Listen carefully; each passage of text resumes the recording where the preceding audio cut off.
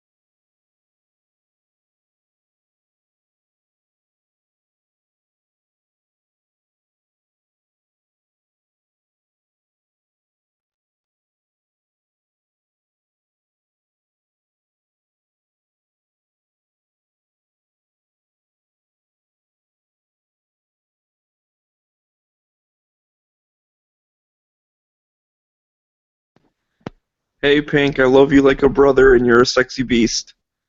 And I'm not gay. Yeah, it's a little late now there, Smegs. I know, man. I was just digging a hole. Yeah, I'll give you a pass.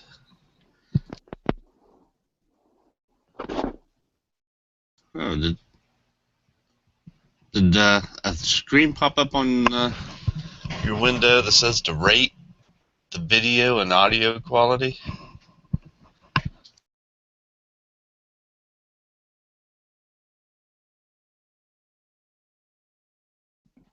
No, I didn't see anything like that. It's the first time I've seen it. It's actually in the chat window.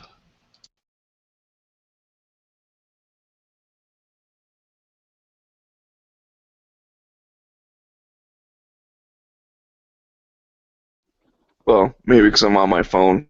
Because, like, the chat doesn't work normal for me. Yeah, true.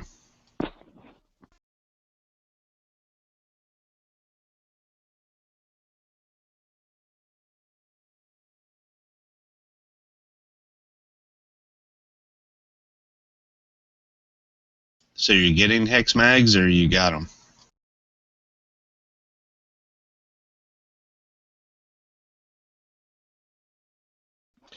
Oh, yeah, they've already been delivered.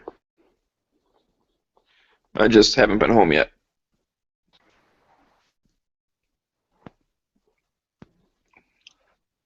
So, I don't know. I'm going to try them out. And, like I said in the chat there, I kind of want to, like, color fill in the little hex part of it. I haven't figured out what I want to do. You know what you want to do. Just search your heart.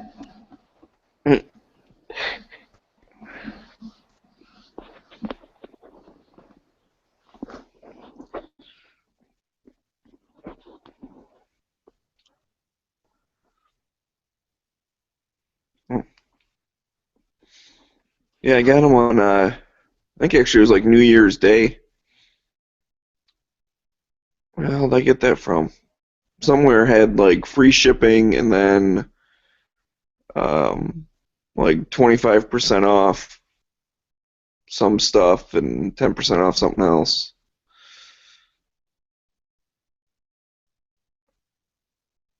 I don't know. Got it from somewhere. Because I got some ammo too.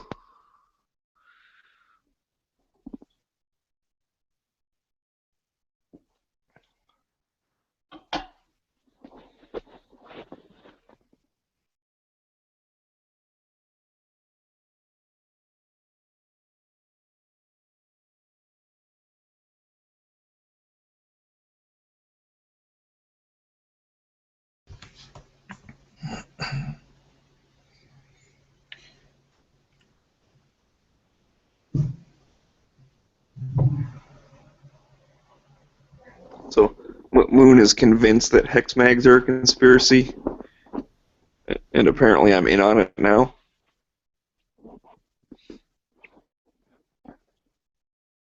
I mean, they might be a conspiracy. I haven't seen them in person yet. Doesn't So I Moon guess have a couple hex mags? well, I don't know. He's the one saying they're a conspiracy. I thought he had a couple hex mags. I may be wrong. I remember seeing a picture where somebody stippled the hexes. Mm. That'd be interesting.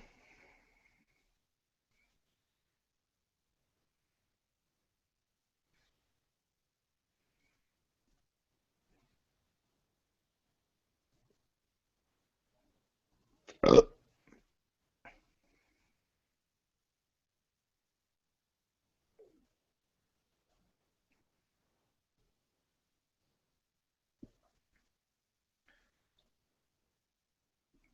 Man, I've really been digging this Last Man Standing show. That's actually quite funny. You know, I stumbled across it a little bit ago because I was flipping channels or whatever, and Like I saw this old guy sitting down with a like AK pistol hanging on the wall behind him, and I'm like, whoa, what kind of show is this? And then it was like the old guy he's partners with. Then Tim Allen walks in, and I'm like, oh, well, I like this guy. So I started watching it, and it's cool because I mean Tim Allen's a pretty good like a hunter, outdoorsman, gun kind of guy like in real life. So to see him running I this, mean, what's isn't that? Tim Allen a felon? So can he not actually be a gun kind of guy? Is he? He went I to know he's jail like for a like Second Amendment fucking supporter. drug abuse or whatever, or drug-related charges. Hmm. He was like super into cocaine. I think he was even a dealer at one point. Dude, you're like shattering my worldview here. Your childhood? But no, that Yeah, show's fucking awesome. I will say that much. yeah. Tim the Toolman Taylor is like my role model. There's an episode of the show that you're going to really like then. But yeah, no, like Last Man Standing's pretty good. I first found out about it when I was hanging out at my local gun store, and on the TV they had Last Man Standing showing. And I'm like, oh, that looks funny. Holy shit, that's actually funny. And then like Yep. from there. And yeah, I saw the episode where they bring the one guy in, if that's what you're talking about. Which one guy? The dude from Home Improvement. Was that what you were talking about? I mean, there is a home Allen. improvement based episode, but they didn't bring in the guy. Well, I guess they brought in like the son at like the end of the episode, but Why are you guys talking about Home Improvement? because the show was good. Weird. No, how old are you? No, I'm saying it's a strange idea for a show. Then again, I'm not much of a fan of, what would you call that? Sitcom, I guess? Those are some Canadian notions you're spitting out there. I don't... Do you want to fight? Did you just accuse me of being Canadian? Well, if the shoe fits. Yeah. No, more like if the boot fits, eh, hoser? God damn it, Spaggy. The Preston is Canadian, right? Hmm? You are Canadian. Who? You. Me? No. I'm not Canadian. I'm American. Okay. Okay. Somebody Gotta be was careful with those Canadians. They think they're Americans because they're part of North America. I mean, I guess technically, but still. You are. Oh, No, you- I live in the United States. That's not so complicated question. You are Canadian or you are not Canadian. You are living at States or you are living at Canada. Yeah, I live in the States. I was born, raised in good old USA. You gotta remember, Mika, they teach that Common Core geography in school now, so. Shut the fuck up. What country do you feel like you're in? I think I'm a little bit transnationalist. I don't know. What country do you sexually identify as? I sexually identify as an attack helicopter.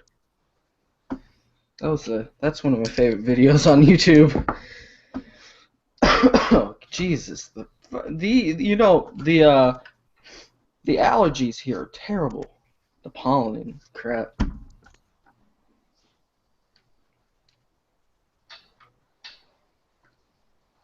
Wait, Tim Allen is a felon? Yeah, he was trafficking cocaine. Seriously? Wow. Yeah, this was a long fucking time ago. This was like before Home Improvement, though. Yeah, he was really young, I can tell. That's still funny Like, as they hell. almost canceled Home Improvement because, like, they realized he was a felon. And then, like, they're like, well, we can't let this keep going. But then, like, the ratings are so good, they were like, eh. Let's see how this goes. Yeah. Well, Smith and Wesson saying that he got his rights back, like he went to court and stuff. Oh, did he? That's what he's saying. I don't know. I believe everything I read on the internet, so it must No, be true. it wouldn't be surprising. I mean, even think about it. He's a celebrity, or at the very least, he is a kind of celebrity nowadays. You mean I mean, kind of celebrity? He's still he's a part not. of a TV I'm show. saying He's done movies. it's You just that don't he is, stop being a celebrity if you do movies. I'm saying he's not as famous as he used to be. Oh Jesus Christ. So I mean, if regular people, because I hear a lot of times regular people who have felonious charges from when they were really young, get them. Not sure what term you would call it. Get them removed or whatever. Well, it's just you getting your rights restored. Yeah. I don't know if celebrity has anything to do with it. I'm pretty sure it's just Because the money celebrities, aspect of it. yeah, celebrities I mean, tend like- to have more power. Danny De Niro, even though he lives in the great state, sarcasm, of New York, he still has a concealed carry. So does Trump, although that more is with money. So does some other curly-haired guy I don't give a crap about. I mean, you can get a concealed carry permit in every state.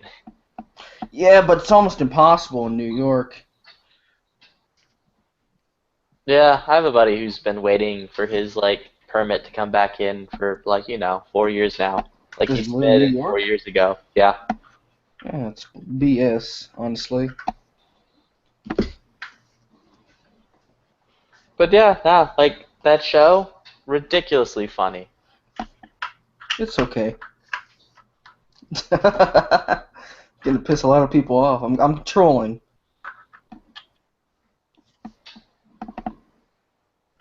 Oh, jeez, Louise. Ew. My AK's gas tube is disgusting. Smith and Wesson from Chad said that after 5 years, any non-violent felon can get their rights back through court. Not sure if that's true, but if so, that makes sense.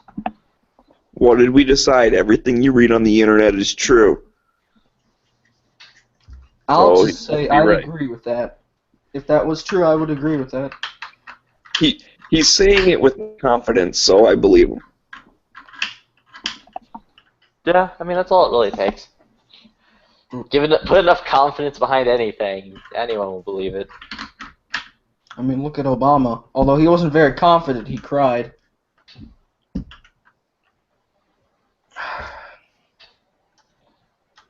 And people believed his crying, so he put enough confidence behind that. He cried literally. I'm not calling him one, but he cried like a sociopath. There are certain ways, like you know how you can tell a person's lying by the way they handle themselves. You can pretty much tell how a person's doing anything by the way they handle themselves. Just Google how to tell a fake crier, and most of the things will be like for sociopaths, but the way sociopaths have to fake them, so the way a sociopath fakes will probably be the same as just an asshole does. Yeah, that's... Well, for one thing, I mean, sociopaths tend to be the ones that are, do well in society anyways, because they can get what they want. Hillary Clinton. Sorry, I saw a thing that was talking, it was like, oh, if it's fake crying, you'll use, your thumb to wipe your tear, and if it's real crying, you'll go from left to right, or all this bullshit, and I don't know. No, although I don't think that those were real tears, I mean, he forced himself to do that. I don't believe in some of that, if anyone, touches the left side of their nose, they're lying, or if you look up to the right, it means you're telling the truth, or, all that shit is bullshit. It's human psychology. I mean, again, a lot of it is bullshit just because stupid people find a meme online. But some of it is actually true. Like I saw this one online, and it was actually a direct quote from a book about sociopaths. That's why I was bringing that up, and I actually found that book, and it was actually a quote. It was like, if a person cries, and again, it's not always 100%. It's one of those things. It's like, it's kind of like a person with a mental illness. I mean, I have a mental illness technically. Are they more likely to do heinous shit, like shoot somebody for no reason? Yeah, sure, but that doesn't necessarily mean they're going to. Like, that's a bad I example. have a I just mental illness. Cleans AK. cleans it. But that actually, I saw a post on Reddit. I sorry for quoting Reddit. It's just that's a site I know how to use. It was like, is the FBI gun thing, whatever you call it, is the gun, I guess, ban? I don't know. Is that unfair to people with mental illnesses? And I really connected with that. They should use the term mentally incompetent or unstable. That's a better term.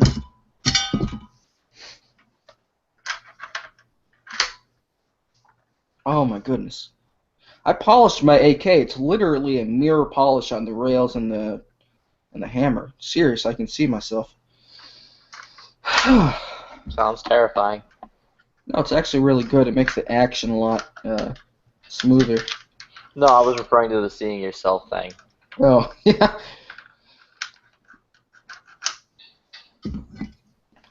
Don't forget to cover it in frog lube. I don't use frog lube. I actually never heard of it before, like a couple months ago. I've never used a thick kind of lubrication. I've ever used really like hops, 9 lubricating, high viscosity, whatever the hell it's called. Oh, didn't you see like the open house thing that Obama did? He bought it from a van in Indiana. From out the back of a van in Indiana. Ooh. I'm referring to chat. They're asking how you got an AK. Yes.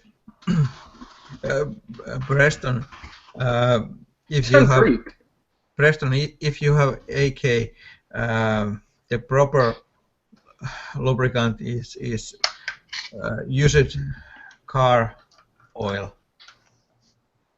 Is what?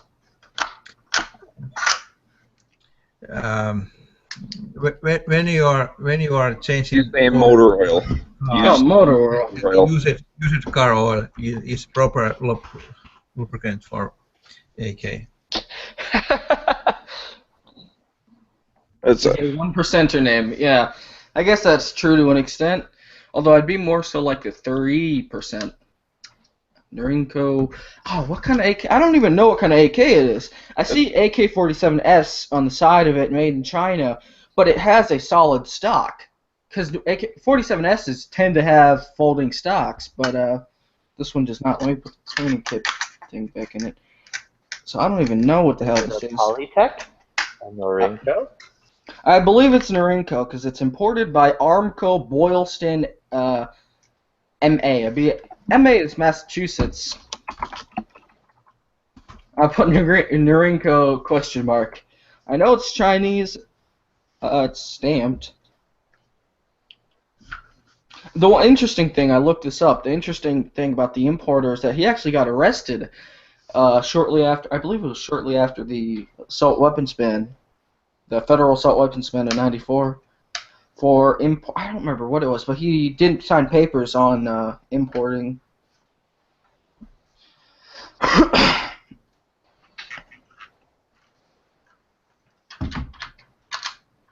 Something interesting, I actually taught myself how to disassemble this thing when I was about 11.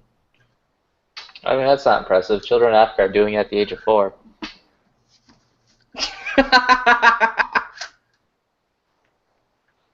Also, I'm going to point out that movie, Beast of Nation or whatever, the Netflix one, that movie's really fucking dark. What's it called? Beast of I can't. Well, I'll just look it up. Of No Nation? No, it's not of No Nation. It's like Beast Nation. It's on Beasts of No Nation on Netflix. Civil War rages in Africa. A fierce warlord. Fucking super dark. I think that's supposed to be dark.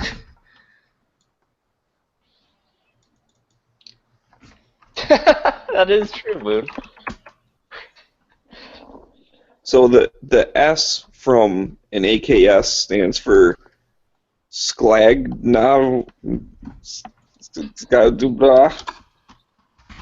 My brain stopped working halfway through that word. It's really not even that hard of a word. Oh, you Skladnoy. okay? Skladnoy. That means folding. So you're right, it'd be weird to have a fixed stock on that. They must have been replaced somewhere. And this was by literally months before the assault weapons ban. I mean, it could also just be as simple as the Chinese, who I'm assuming made that, ran out of receivers and just grabbed one off of a different bin when they were producing it. Yeah. It's actually a fairly nice AK. Wish it had a threaded muzzle though. That's too much to ask for. I mean, you can take it to a place and they'll thread the muzzle. I'd probably have to get another barrel though, because I'm not sure if this barrel is long enough without SBRing it to get it threaded. Because it has a bayonet. The bayonet. If you thread it, it doesn't get shorter. But the barrel, it has one of those to the outside. It has it totally gets shorter when you thread it. It has one of those slanted muzzle devices, whatever you call them. It's built into the muzzle, so. And it's right next to the sight post, so. And again, I'm just assuming. I may be wrong. I'm an idiot. I don't know. Well, no one's arguing with you. What kind of AK you have, and what you are thinking to do about it? You mean like what to do with it? Yes, you are cutting the barrel and. Oh, I'm not thinking of doing anything with it. It's just I just like to think about what I can do with the gun. And I would probably never do anything to this gun because I live in Maryland, which this gun is now illegal to buy. So yeah. Oh crap! Some stupid music. Let me tell.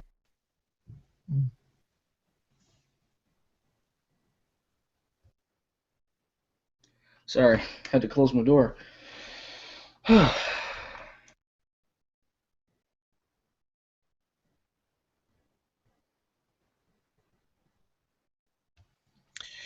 So you have pre-pan Chinese AK. Yeah. Yes. Okay. So don't do anything. Oh no, I'm not going to. This thing is pride and joy of our collection, besides a couple surplus rifles. The only thing I've done on it is just make some minor non-part removing improvements, and that's just like polishing the rails because the slide was really, really rough. Maybe just change some parts and keep the originals, because if you want to someday to sell that gun, then the original parts are very important. So I was flipping channels again, and I found Home Improvement, and it's like got to be like the first season or something. I mean, the kids are like super young. Just wanted to let everyone know. I'm a little sad to say it's on the Hallmark Channel, but what the hell? If it's a good show, it's a good show. And you like children who are very young. You like young children. Wait, what did you say? What? Is this chat fucking getting dark already? Like, Jesus, it's only 7. Yeah. Mika, correct me if I'm wrong, but do you have I'm probably wrong about this, but do you have a Greek accent? Hope not. Ah, dude, he's like Finnish. I said correct me if I'm wrong. Well, You've been corrected, son. Yeah. Goodness gracious.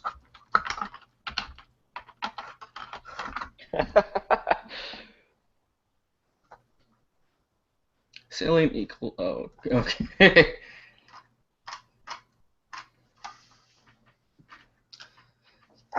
Well, we already have an SKS, interestingly enough, that accepts AK-47 magazines. Don't know who made it, but It's okay.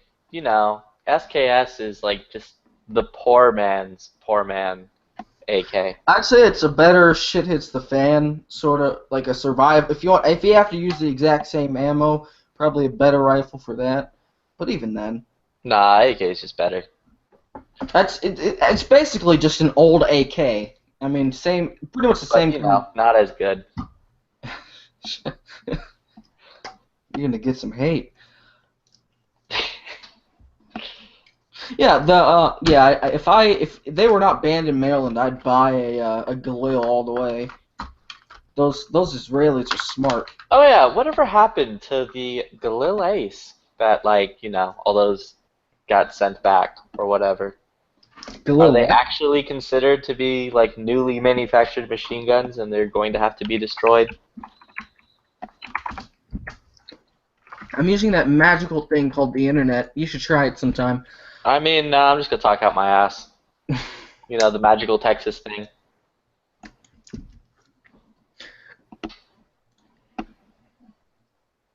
Yeah, he said it was recalled. The person in chat.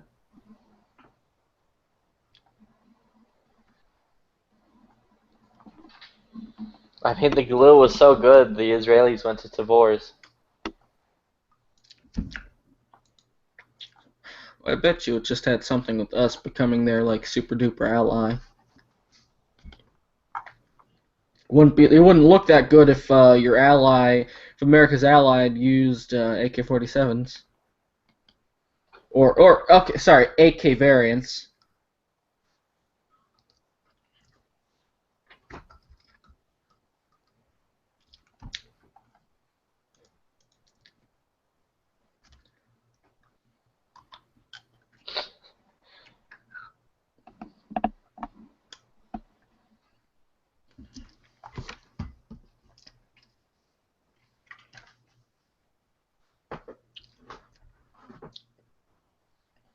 You know, funny, people call me 1%er rich, but literally our only source of income is just a really, really famous pancake house. It's not really, really famous in the area. I mean, you know, you're the heir to Waffle House. Hey, That's like being a Hilton.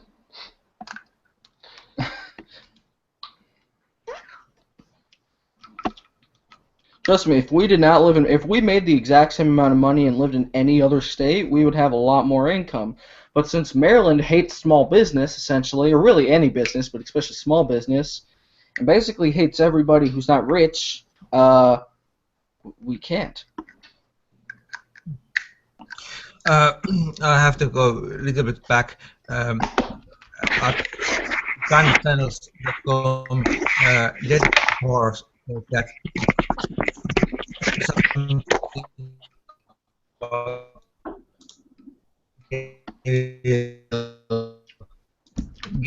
of great Finnish AK, and of course that's a little bit old gun and some good deal from the States, so they could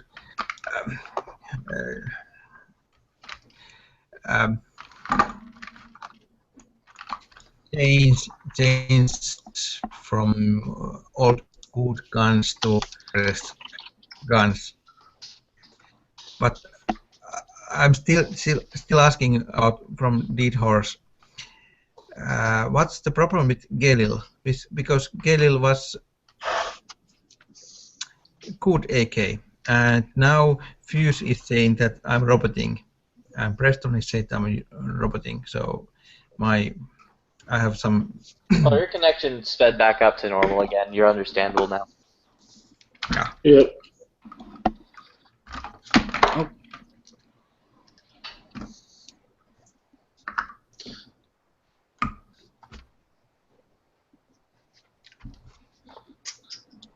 I heard you guys were talking AKs. That's one reason I jumped in.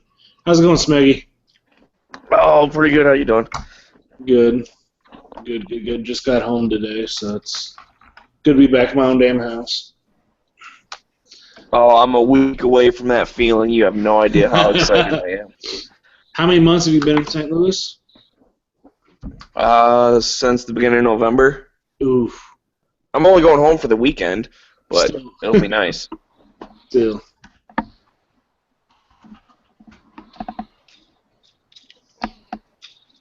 I probably should buy a Galil.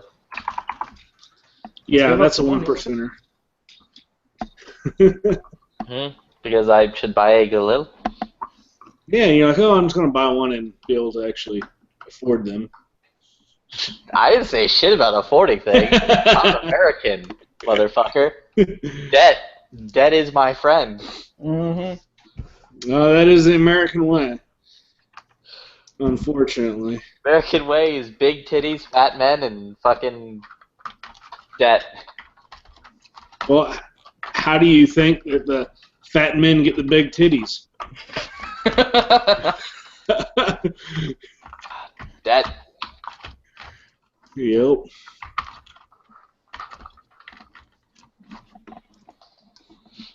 Yeah, I just heard you guys talking about AKs and having your Norinco Sporter that had a slant brake already on it, but you weren't sure if it was, or if it was threaded under it. It probably is. Probably just welded on there. Yeah, I can't. The reason it looks a little bit fatter than the barrel that's behind it. Than the actual barrel. Barrel. It looks a little bit fatter. So, Jesus Christ.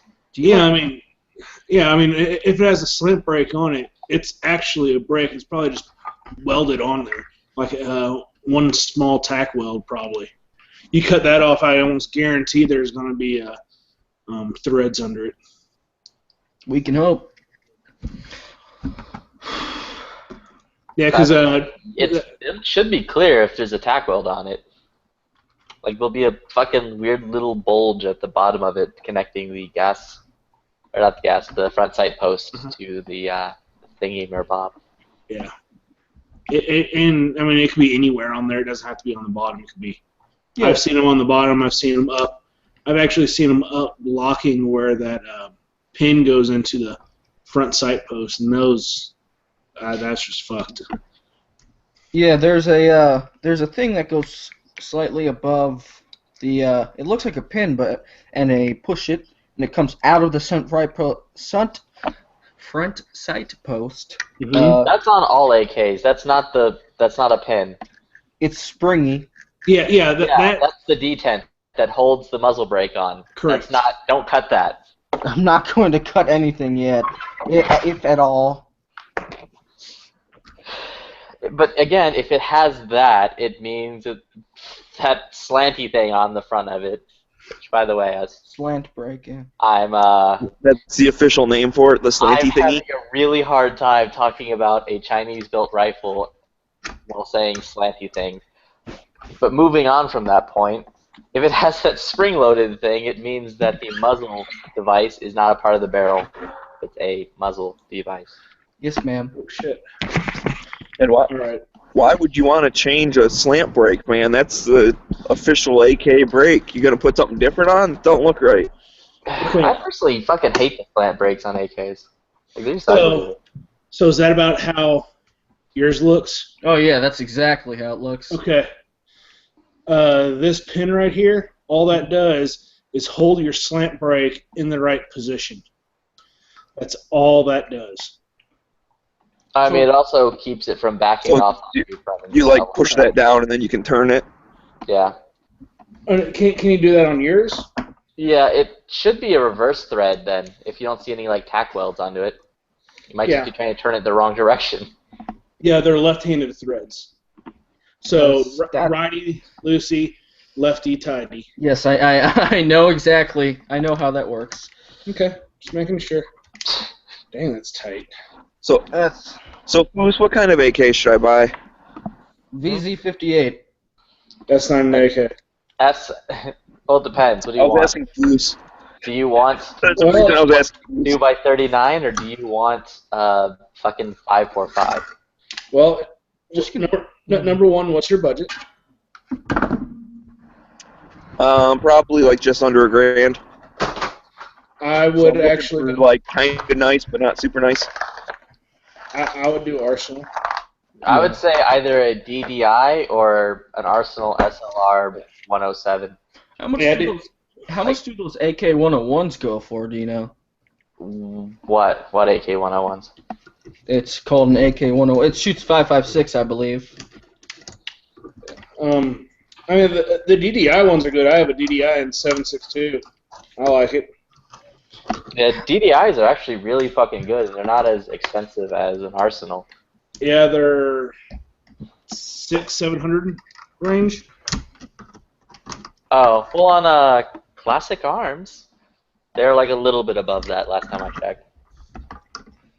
Yeah, depending on what kind of furniture you get, or if it's a 74 or what. Yeah, I want the 47, and I want just like wood furniture. I'm looking for the old school look. Well, Yeah, you probably won't be able to get that from DDI. You'll probably have to go out and get a surplus stock set, which are only like $40. I mean, to be fair, DDI did make a run. They made like 2 runs of the Polish version with the wood furniture. DDIs are all Hungarian. Well, no, they did have a set of the Polish didn't. made. That's what this one is. It's Polish build kit that I built up. But yeah, Yeah, just send me that one. If you can find them, they're not like too bad. Yeah, this is the first one first kit I ever built. So Wait, so did you get that that break off? I'll be right back. Me? Yeah. Yeah. So you're trying to. How the hell are you doing? How did you do that? I push on the pin and then turn it right, and just comes right off.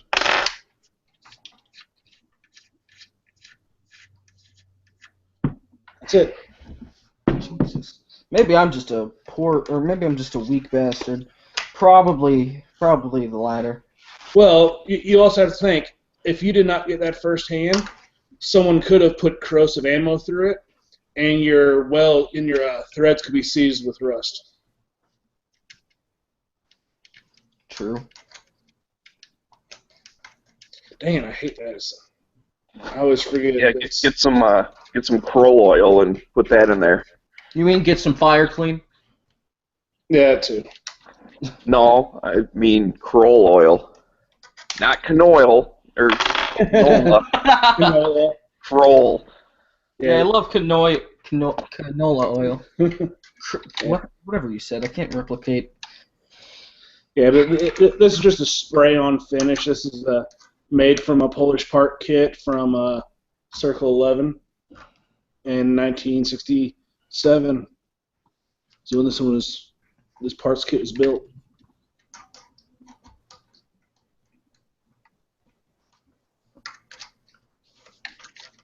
So Let me get some oil. I'm gonna put some oil on that. Maybe that'll help loosen it up.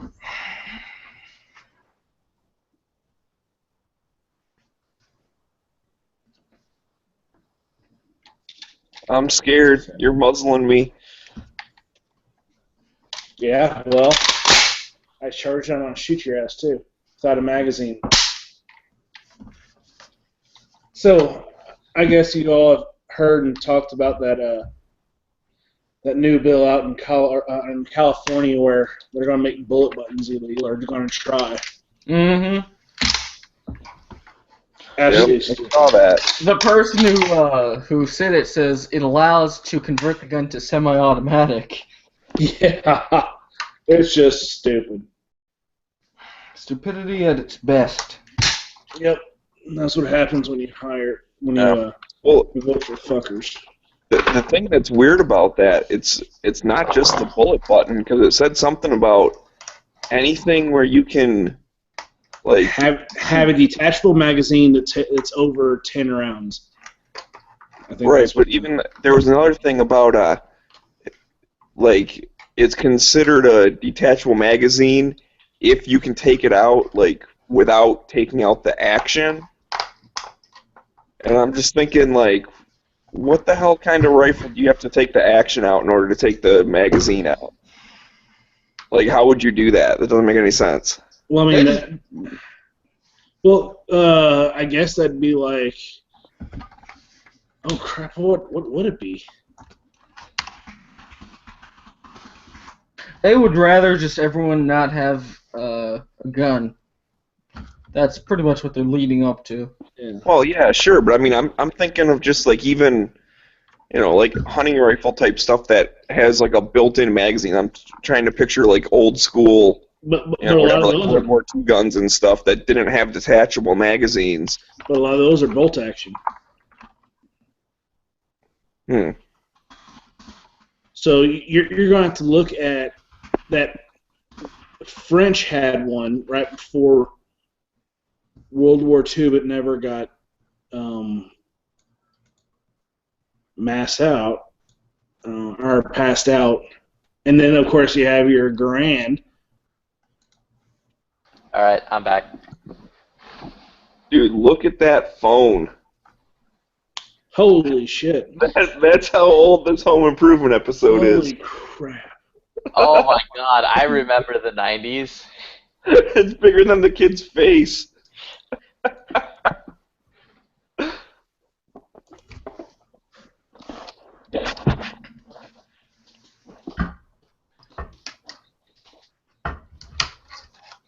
Also, has anyone picked up any of the new, like, Kalashnikov USA made AKs? Like, are they any good, or?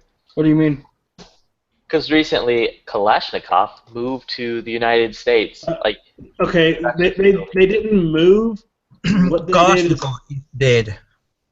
well, Basically, Mr. Kalashnikov is dead. right. Well, what that company did, the Kalashnikov USA, they bought a U.S.-made company that was already producing AKs and basically changed the name. oh, okay. Yeah, so I mean, it's not like they're gonna pick up a factory from Russia and come over here and start making AKs with all the same stuff. No, it's. But do you think they would? Well, that still was bring basically over- the media type stuff that they were putting out. Was that's Well, exactly what they were doing? Was moving a Russian facility here and being like, we're building real AKs here because Obama. Right. I mean, that's basically what. Yeah, that's basically what they were saying. That's not what they did. But did they bring over, like people from Russia that know how to do it? I mean, don't like- think so. I don't think so. Although one thing I will say that's really good about DDI, before DDI was DDI, It was it was Waffenwerks. Yes. So if you find an old Waffenwerks rifle, which chances are it's going to be fucking terrible, you can actually send it into DDI and they will like fix it up to the Yep. standard of their DDI rifles. Now I have a Waffenwerks receiver, AK-74 receiver that I built I built a Bulgarian kit on it, and that thing works flawless. I just need to pop some. I need to pop this rivet off right here on each side because I use swell neck rivets, and I forgot to make the dimples before I riveted them on, so I want to flatten them out and drill them out and make the dimples and put them back on. So I just need time to do that, but that's the only thing I need to do is pull these two rivets off right here and redo them. What kind of charging handle is that? That looks. Oh, it's just as it's sitting in the safe, okay. so as they rub up against each other, little Okay. plastic thing. Yeah. I'm Yeah. seriously having difficulty getting this thing off. I still have that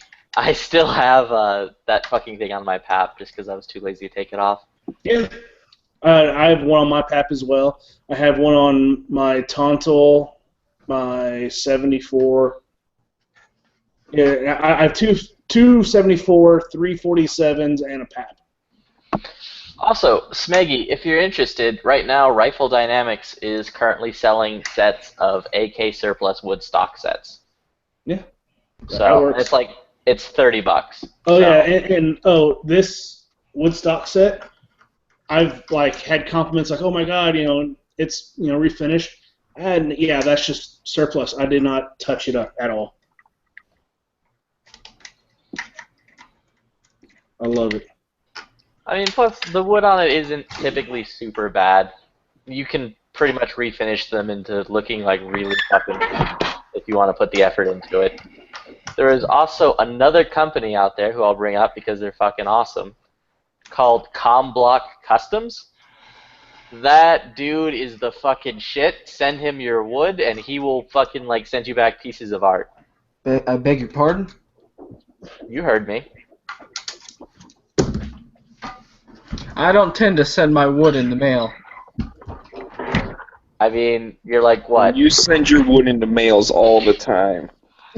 Smeggy, here's my DDI with wood on it. It's a 47, but I have 74 wood on it. But it looks pretty good. There's a Hungarian wood on it right now.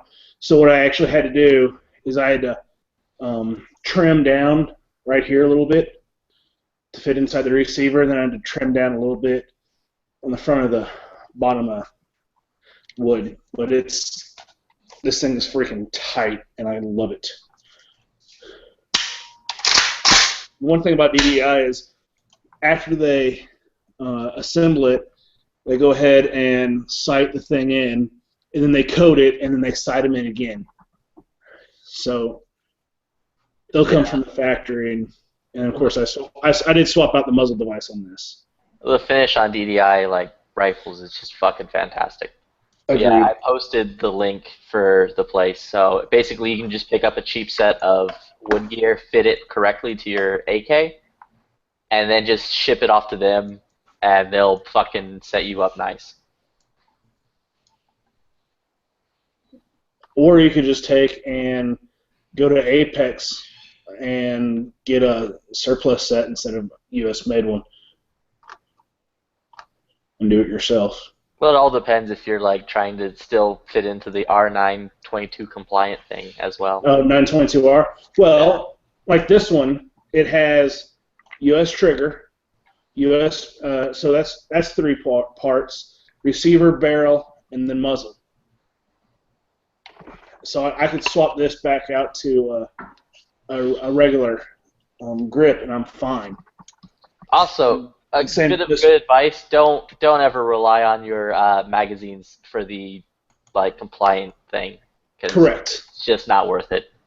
Correct. That's why I usually do trigger, receiver, barrel, muzzle device. Now on my Bulgarian build, I wanted to run the actual Bulgarian muzzle device, so I swapped out the gas piston. So that whole thing is so dumb. Absolutely, but Here's what country the parts come from. That's so, like, oh no, it doesn't have a U.S. gas piston on it, so it's more deadly than the other one. I mean, Well, what the that hell? was just fucking George Bush Sr. being George Bush Sr. What a douche. Well, that just proves that Republicans will go ahead and trample on our rights just like Democrats will. Well, I mean, Reagan, being one of the best presidents ever, fucking got rid of machine guns. Well, he didn't get rid of them, but he limited our ability to No, have them. he pretty much got rid of them. I mean, The thing is with that, as time goes on, there are going to be less and less of those because you're not allowed to make and put into, like, sale anything new. So eventually that is going to result in, like, the end of civilian-owned machine guns. You know, legal civilian-owned machine guns. And goddamn, I hate your fucking bird. sorry. Here, I'll mute my mic when I'm not talking. My mic.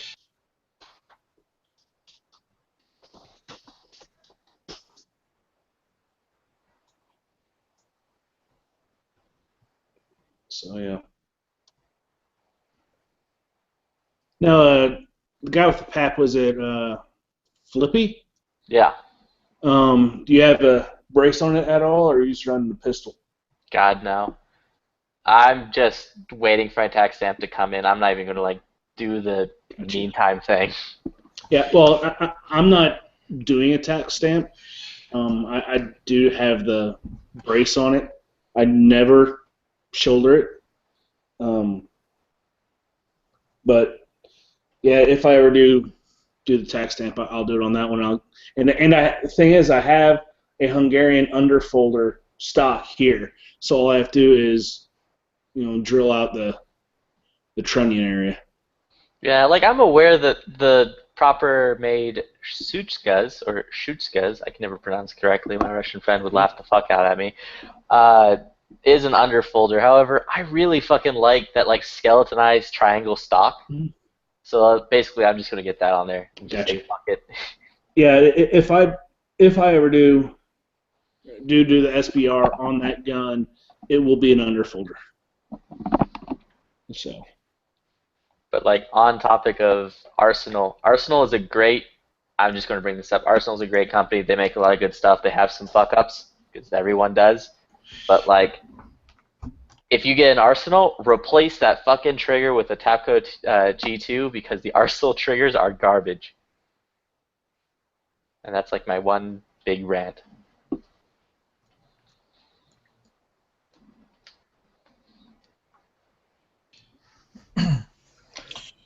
And that wasn't so big rant.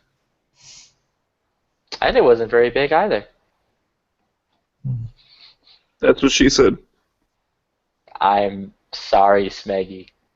Is that why you like boys now? They're less judging? Maybe that's not. I hear a siren. This is not very uncommon here in Maryland. Why do you think I have a gun? Because I don't want to get killed. You know, Maryland's the 8th most dangerous state, according to the FBI's crime statistics. Oh well.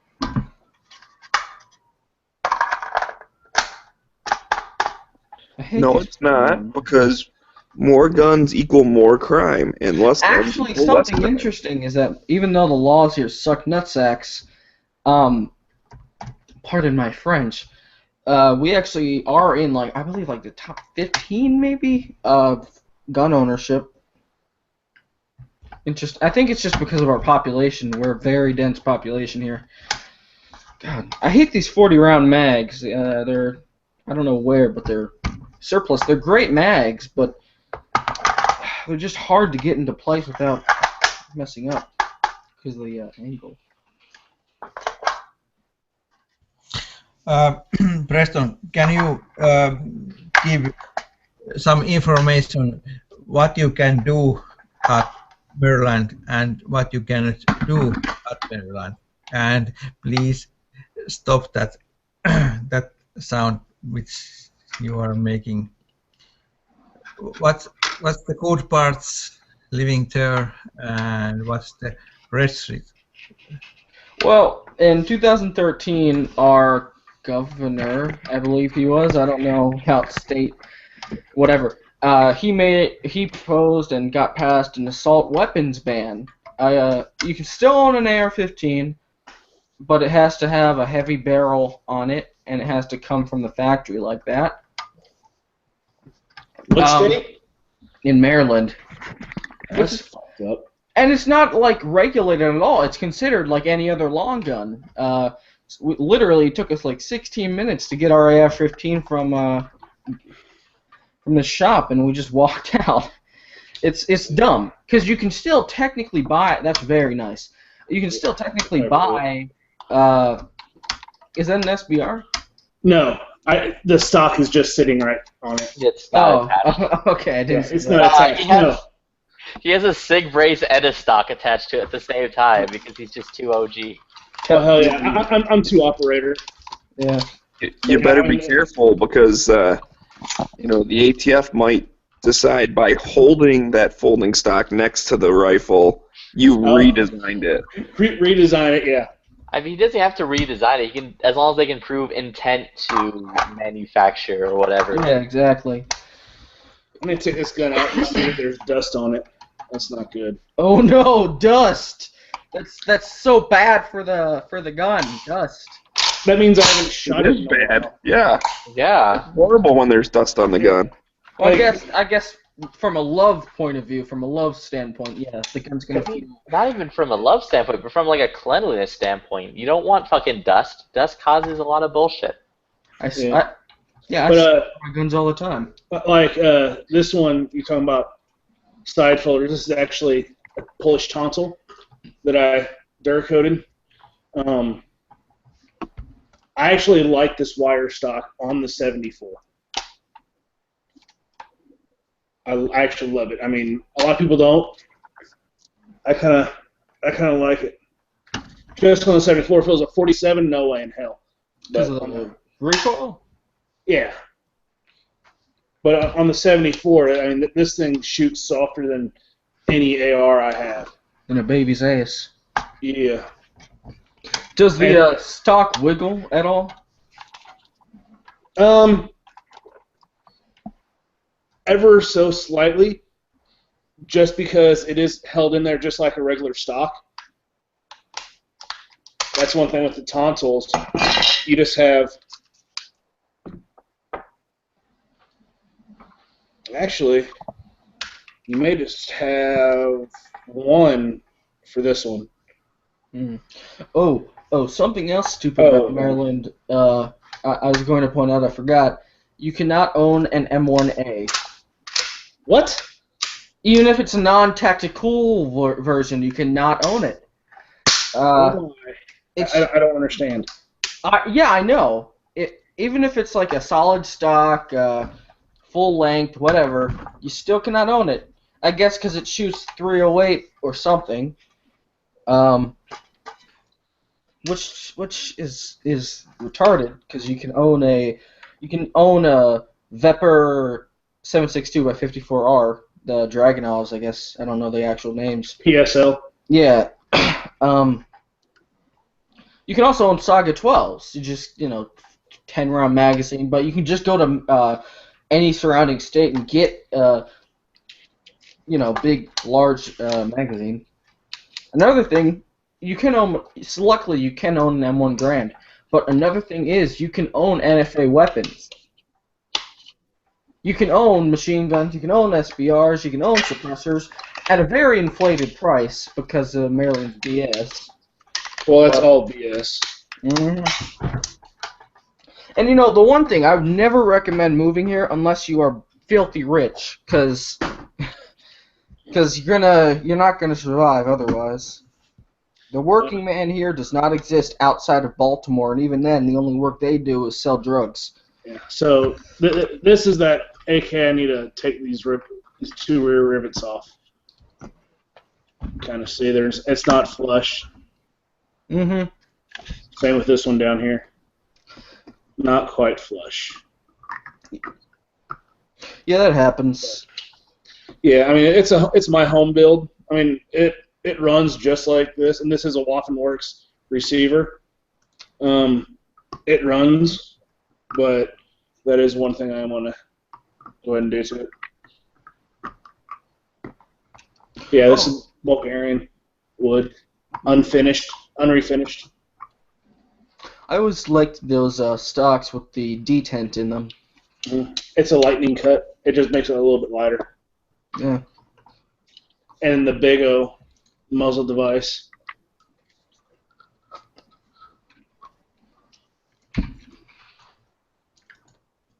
Which throws a gigantic fireball. So What does that shoot? A 5.45? this is a 5.45 gun, yes. This one, and this one's a 5.45. All my other AKs are 7.62.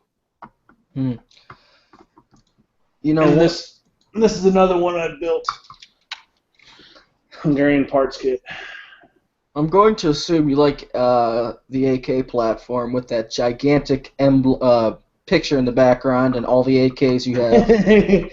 I also have two ARs. Yeah. Dude, I don't hate. I mean, I prefer AKs. I'm not making fun. It's just funny.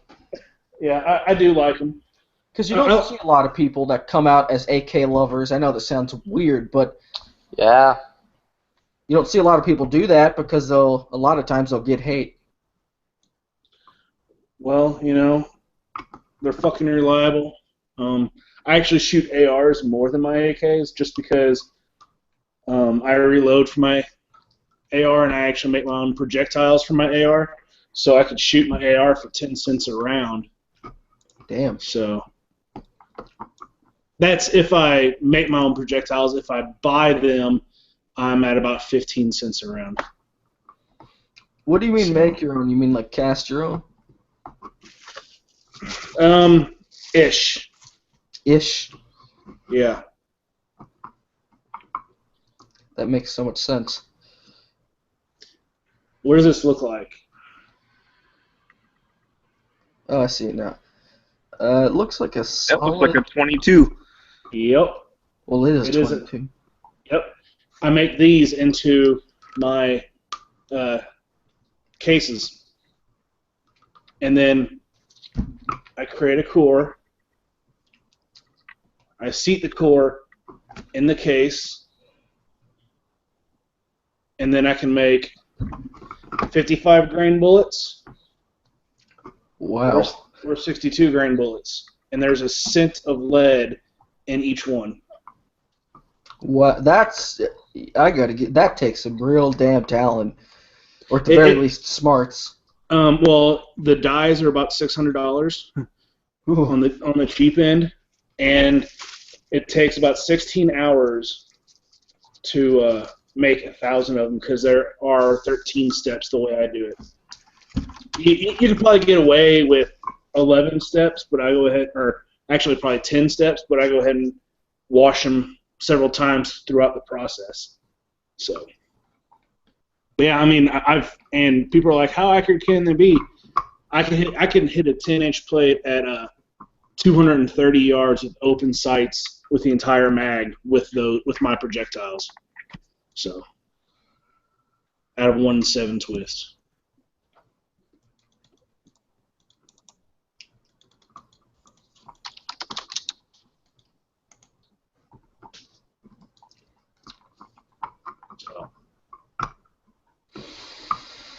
You know, one thing I gotta give to the stupidity of my politicians in my state is that they name guns by name. So we can, I believe, I'm not sure. When did the original Tavors come out? Like to I a don't minute. know. I don't know, but this gun right here is not an AK. This is a oh geez. You don't I even just know. yeah. Sorry, it's a tonsil, so it's not an AK. Fuse, are you showing some? I'm just seeing your avatar. You're testing my what? I'm seeing just your avatar. Those rounds at the table. You have said that you are showing something, but I can't see. Is there? Internet. Yeah, I mean, I'm showing my screen right now. Can you see me moving around? No, no, Sadly. no. I know I'm ugly. Hey, Foos. Join the club. It looks like G-Webs is going to do an AK chat tonight. Yeah. Fun. Just wanted to make sure you saw that. Yeah. Yeah, I'm gonna join it. Like one time, G-Webs and I were talking about building AKs. I think we went on for like 2.5 hours. I haven't built an AK yet. Like, I really want to. I just don't have the fucking machine work to do it. Yeah, it takes. Like I didn't have anything, so I went out and bought everything. I bought a 12-ton press and all the kits and stuff, and it cost me about $500 or $600 just for tools. How much would you say you spent overall just to build like one AK? Well, the parts depends on the parts kit. This Polish one was about $400 for the parts kit, and then a couple of 922R components. So I probably have about $500 into this. So Wow. yeah, and then of course, I already had the parts, the tools. So my next one was this one, and this is on a children's receiver. And so this receiver was quite a bit more. I think this receiver was like $130. So this one I probably have about 6 to 7 in. But it's you don't buy them. I mean, you really don't build AKs now to be able to build them cheaper. And then I do have one more parts kit that I have not built yet. How's it going, Mike? Are you showing some pictures or some live video? No, it's just I'm showing my just my camera. It's webcam. Yes, but still, I'm seeing your avatar, your table with ammo. Oh, then it's froze. Something's froze on your end, because I think everyone can see me, we right? can see you. Yeah. No, I Yeah, can't. I can see you. I can't see you, Smiggy. Yeah. Oh no, not me. I don't want to break the internet. Well, hey, Smeggy, I met you. If it can handle me, it can handle you. So Just don't Oh, even golly load. gee, now I'm blushing. it's just always good to have that sitting right next to you.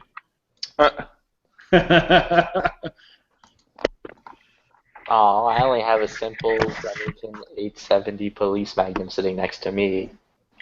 Well, and then I have this one, of course. Oh fuck! I have this bandwidth settings was audio only. Oh, that helps. How stupid! I see someone's hand. There. That's as good as you're getting with Smeggy.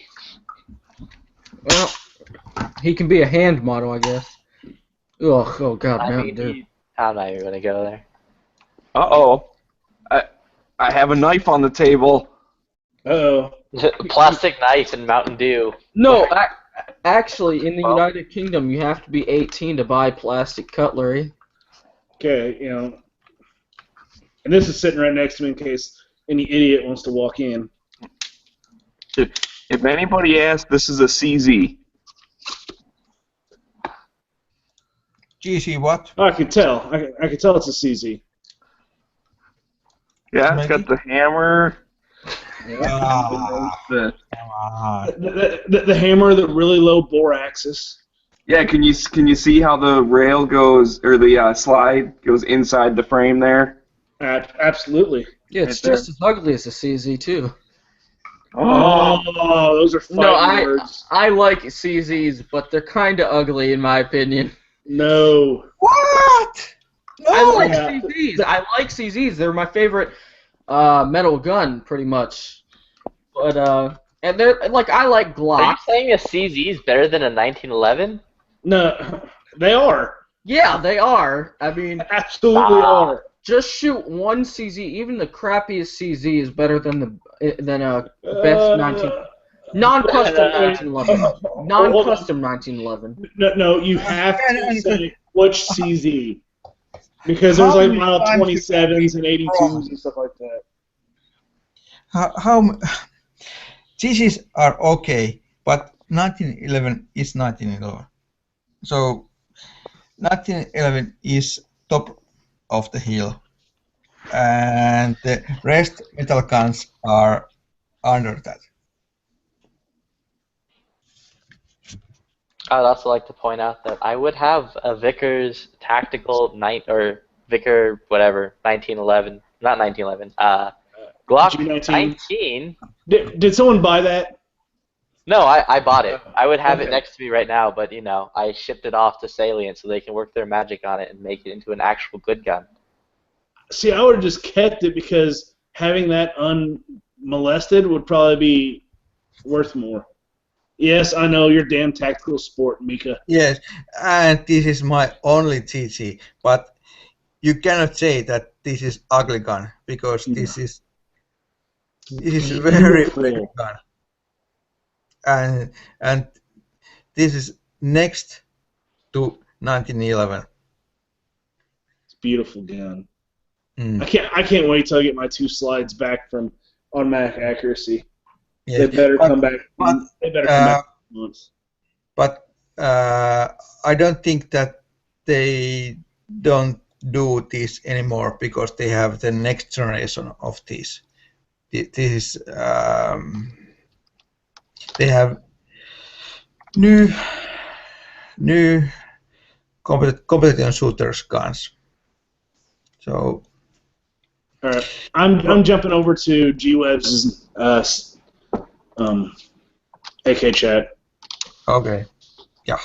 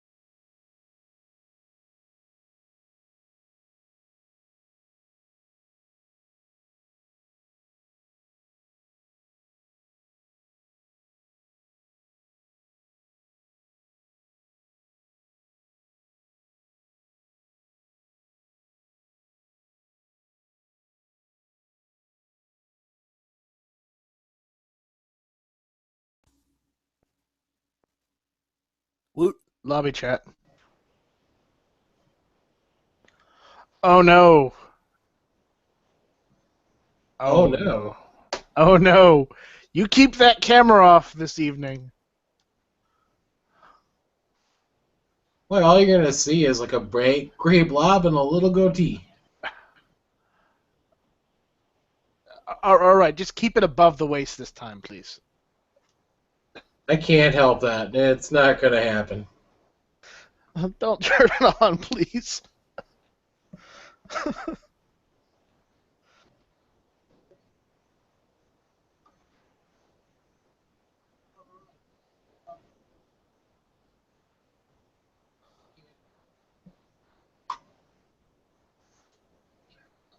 So where you been, Quark? I haven't seen you in a while.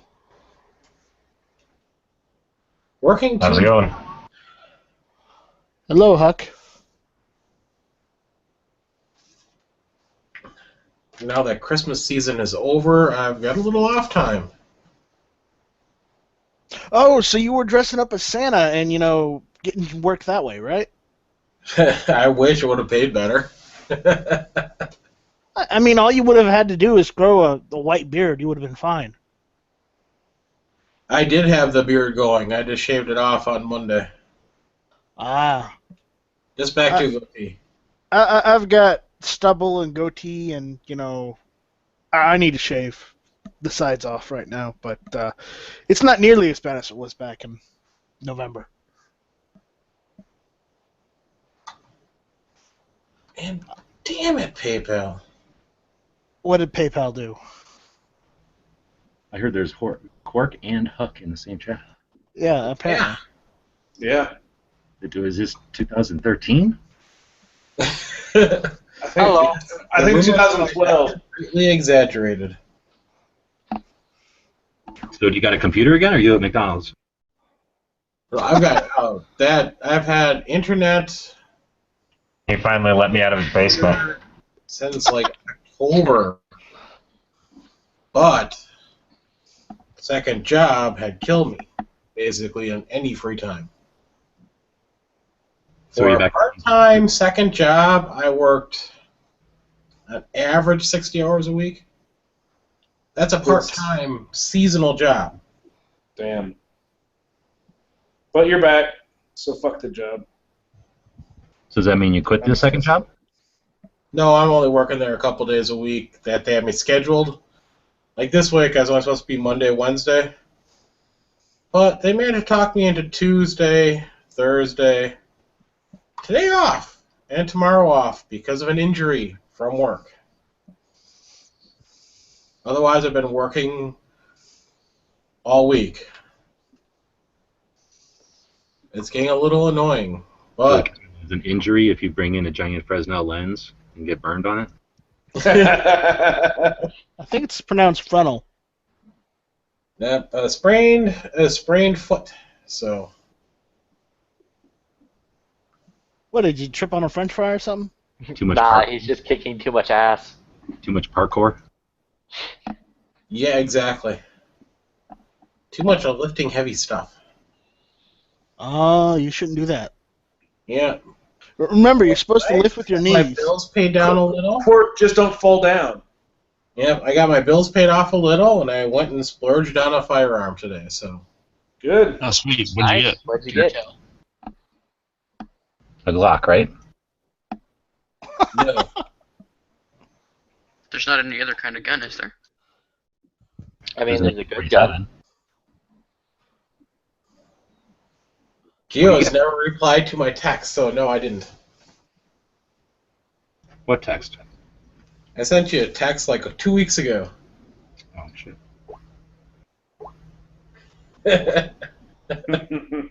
You can see he's checking it now.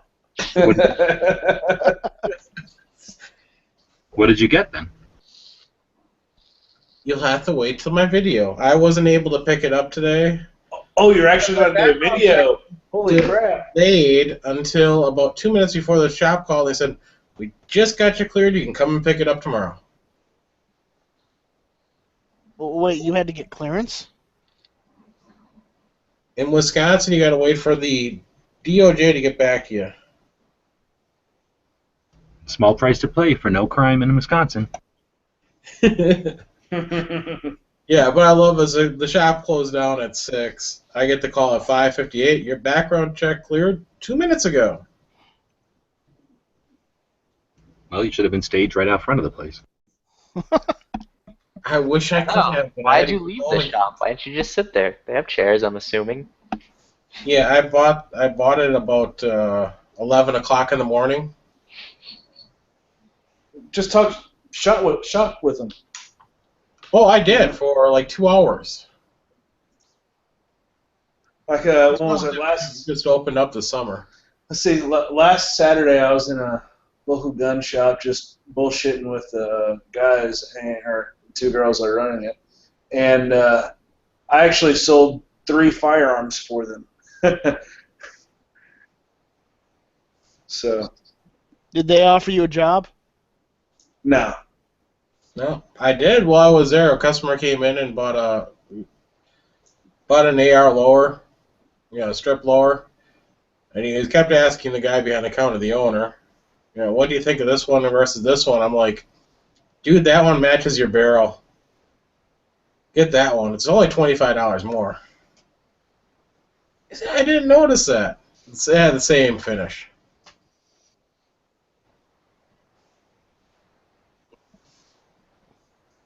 Fun Hell, times. that's a hell of a sales pitch, Quark. Well, the guy didn't even notice it until I pointed it out, and he said, yeah, the other ones don't match it. Quark, when you're retelling these stories, you need to lie a little to make it sound, more grandiose. I don't do that. I'm too honest for that. Oh well. And I cannot get PayPal to confirm my bank. Which means I can't buy this holster until I get the money frickin' in. Oh, Jesus frickin'. What holster are you buying? A Fox holster. Ah. Inside the waistband hybrid. Hmm. Yeah, I bought a new carry gun today, so I then instantly was like, I need to get a holster when chat reminded me that I need to get a holster. But What did you buy? unfortunately, nothing, because I can't find a Gucci holster. All I No. can find Oh, is Louis Vuitton. you said you bought a new carry gun. What did you buy? Oh, I bought a Glock 19, Larry Vickers edition. No. What kind of holster do you say you're getting, Quark? Fox hybrid. I don't believe in making holsters out of animal hide. Yeah, that's my spirit animal. You shouldn't kill You fox. strictly go for the petroleum-based product? It would be so fuzzy that I would think it would be annoying in there. Do you run the tail down your pants leg, like inside the waistband?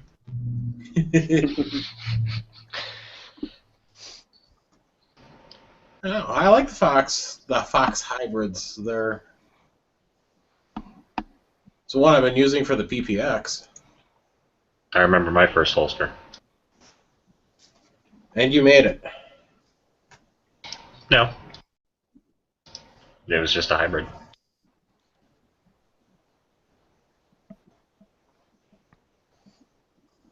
What have you been up to, Huck? What are you working on? Stuff? All kinds of stuff. Knives and things? Knives and things, yeah. Just right now, the one that's like literally in my hands is the gunfight at the OK Corral. I was going to say the OK Corral knife. Was that a contract for somebody? Yeah, it's a reseller. He's been buying like a lot, 10 or 15 at a time, 20 at a time. You think that one's going to Tombstone? I have no idea. It's quite possible. There is a shop in Tombstone that your shit would freaking fly off the shelves, I bet, dude. Yeah, well, there used to be a shop down there that carried it, so. Down on the strip, on the very east side of like the main drag down there that looks like old-timey, like a gift shop that's full of knives, guns and stuff. It's kind of cool. Here, I have a question about metalworking. If you have you ever done case hardening, Huck? Yeah. How difficult would that be to be able to do? Like, would I actually need to go out and build a bloody forge to be able to do it? Just Google it. There's multiple different, depending on what you exactly want out of the process, like what you're looking to get out of it. There's multiple different ways to do it. As far as like if you're going to do it on an old rifle or something, I would have a professional do it. I wouldn't recommend messing with it at home. Because I'm just doing the I want to do the weight accents for the stabilizers on my competition bow to give it a bit of a interesting look. Yeah, I couldn't tell you. I don't know what they're made out of. I don't know the size of them. Stainless steel. I don't know what steel it is. Well, let me look. Hey, G-Webs. You there? See. Have you checked your Indiegogo page lately? No, the new one? Yeah, the new one you just put up. No. Well, apparently you're up to $222. Right on. Right on. That's awesome. Thanks, everybody. I mean, It'll I be pitched higher in too, but that's all I have right now. So. Dude, I am of the ultimate knowledge that it only, I am certain that it only takes, 1,500 people pledging $2. And I've got 137,000 subs, so I'm hoping just a whole shitload of people just do $2. Yeah? Well, you're probably going to need to plug it a couple more times, down the line as well. Yeah, he has 20 days. He doesn't want to.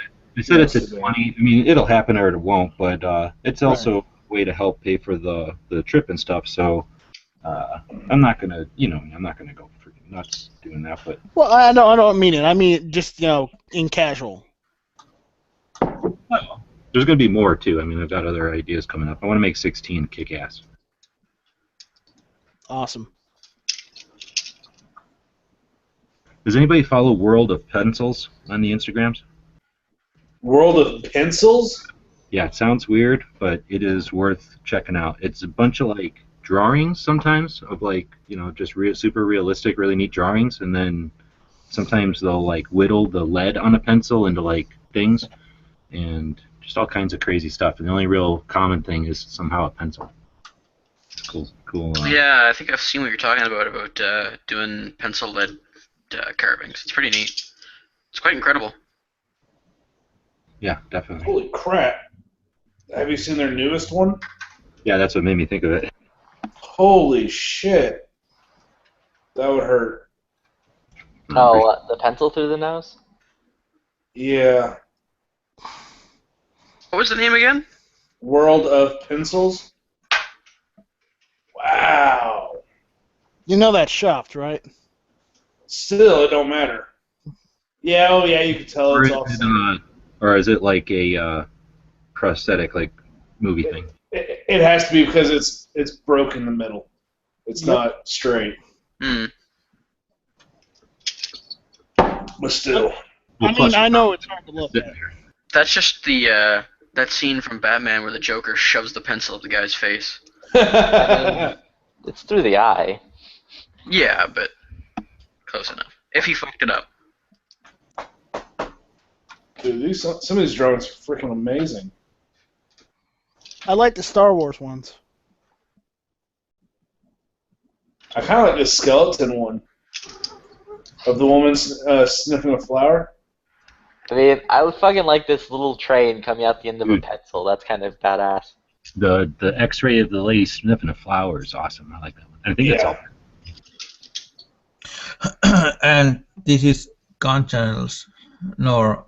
This is gun channels. I started dubbing that one because they often take pictures of guns and do them in pencil, and they're pretty cool. Okay. No, but I would 1 out of 10 or 15 even this gun. I can take a gun and shoot pencil out of my gun because I have. We can pretty much all do that. Hey, G-Webs, you're 42% funded now. Sweet. Funding for... Is Kalashnikov Buyer's Guide. Oh, cool, yeah. I'm just watching it, and it's gone up in the past couple minutes. Where is the link? You have to refresh, or does it happen automatically? You have to refresh the page. Yeah, I would like to see a link to this. All right, I'll link it if it's okay with G-Webs. Yeah, I put it on this this website called the Gun Channel. I put it on this website called the Gun Channel. Oh yeah, just go What to Gun is- Channels. Gun Channel. Oh, that. Yeah. Right. Oh, what I do need to do is start posting it all over the place. Hold on. I'll be back. How does it work if I put in Canadian dollars? Does it just convert, or does it just not let me? Oh, yeah, it'll take. You got to pay 3 or 4 times as much, but that's okay. Just do that. Yeah, smartass. I'm aware, but I'm asking you, does it convert, or does it actually work? Does not work. I don't know. It tells you has to to come be back valid. with your money. Dude, when I did Kickstarter's different, but when I've done Indiegogo's, I've sent to Canada before. But I think I have to go make a list because there's all kinds of countries I've never sent to. I've sent to with the decks, right? I sent to Hong Kong and Bangladesh and Iran and Russia. It's freaking awesome. Wait. You sent stuff to Iran. Were you okay to do that, or? Oh wait, maybe it was something with an I. I don't know. I'll have to go check again. But it was like, I can't believe I'm getting. Maybe it was Iraq. I was sending stuff to countries that I'd never sent to before. I've only ever sent to Finland, Canada, Australia. But wait, you sent some to Russia? Yeah. That's kind of crazy that they don't have something like that already for their own stuff. They kind of do. I did a video on it. Let me grab it. And they're more like real training type of things. Let me grab them. But they do have them. But Okay. like I did. And then, but yeah, it was actually cool. He sent it to me in all that like crazy ass stupid Russian writing, and the thing wouldn't take it, so I had to have him send it back to me in like a regular English or whatever, because I guess the postage stuff can't handle the weird X's and backwards R's and shit. Acrylic. Really. G-Webs. Acrylic? G-Webs, are there any other Finnish guys who are There was ordering? another guy from Finland, not just you. I think there was 2 actually in Finland. You want me to tell you? I'll send you their names if you want. You probably know them. No. That's spirit information, but just that there are somebody other than me. He'll see him the next time he goes to the range. No. This is quite a big country, so. Yeah, there's only like 4 of you in it. Mika, we're just playing with you. Don't worry about it. Yes, I know. I have been in this channel about 3 years, so I know. I'm not that stupid. We're not saying you're stupid. We're just, letting you know we're joking. Yes, you are just playing with me. Yes, they are. Oh, there is a Quark on live.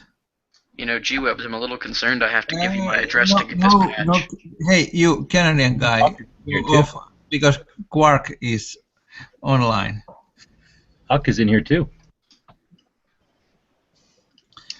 And there's something is moving behind you.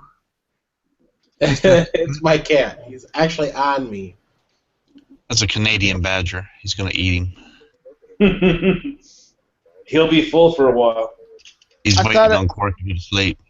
I thought it was a Canadian fox. Cats are so sweet. I could. This is why I have to put up with every night when I go to bed. He actually lays and sleeps on me.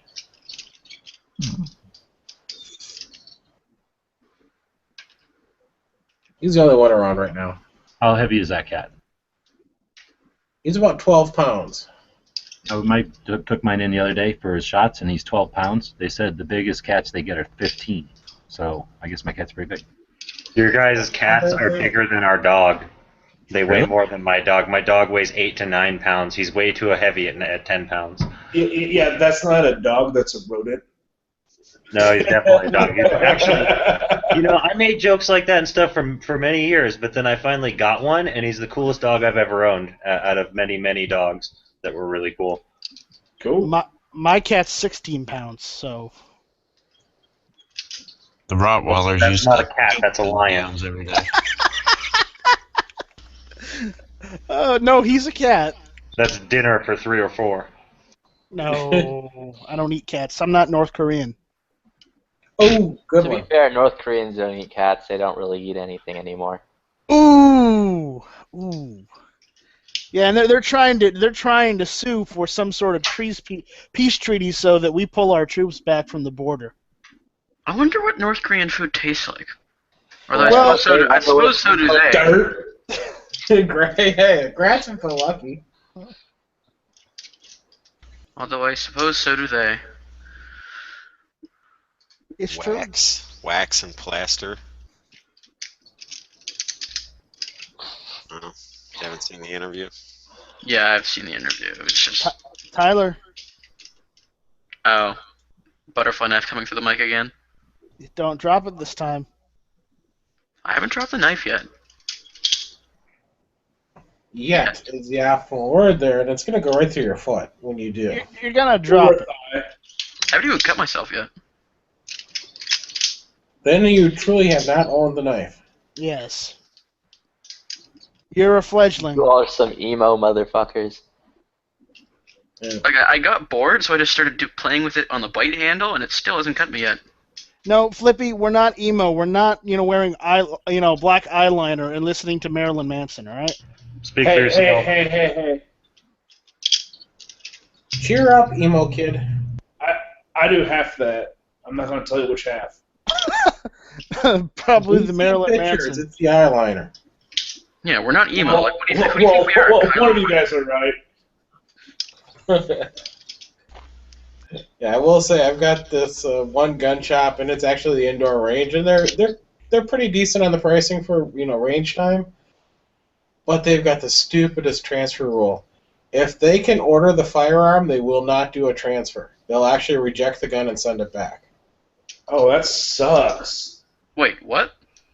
Yes, if they can actually buy the gun that you have transferred there, if they can physically go out and buy it, order from one of the distributors or find it online, they will deny the gun and return it. So what happens? Price match. They don't price match. Well, then don't use them. What if you order one from me or something like that? Or we do a deal and I send it to your FFL. If it's used, it's a different story. Oh, okay. Because I thought you meant like a private citizen selling to another private citizen. So that's kind of fucked and shouldn't be legal. I'm just like. Well, no, I mean it's legal. It's just not ethical. Yeah, I understand. You are Canadian. Wait a minute. So what you're saying is, if they can get a gun to sell in their shop, they won't let you order that gun from someone else. Correct. No. Okay, I wouldn't let you order from one of my competitors either.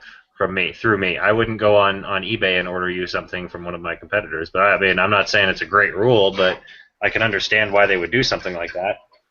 If I can understand why they would do something probably like order it that through if they them. weren't charging such ridiculous prices on some other guns. Like they had a Walther PPX.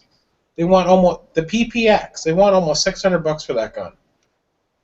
When you can go on CDNN and get it for $279. You just never go back to that gun shop ever again. But then they had others, like what was it? Just don't go back. A gun that they had like the Ruger SR9C, which I'd never ever buy. They had a price the same as you could buy it online, which was like $419. Okay. Just don't I go was back. actually looking at the, I think it was the 40, the SR40C. It actually looks pretty good in the compact. Looks better than the full size in my opinion. It looks okay if you don't mind having warnings all plastered all over it. Well, Quark, have you seen the new Ruger American? No, I have not.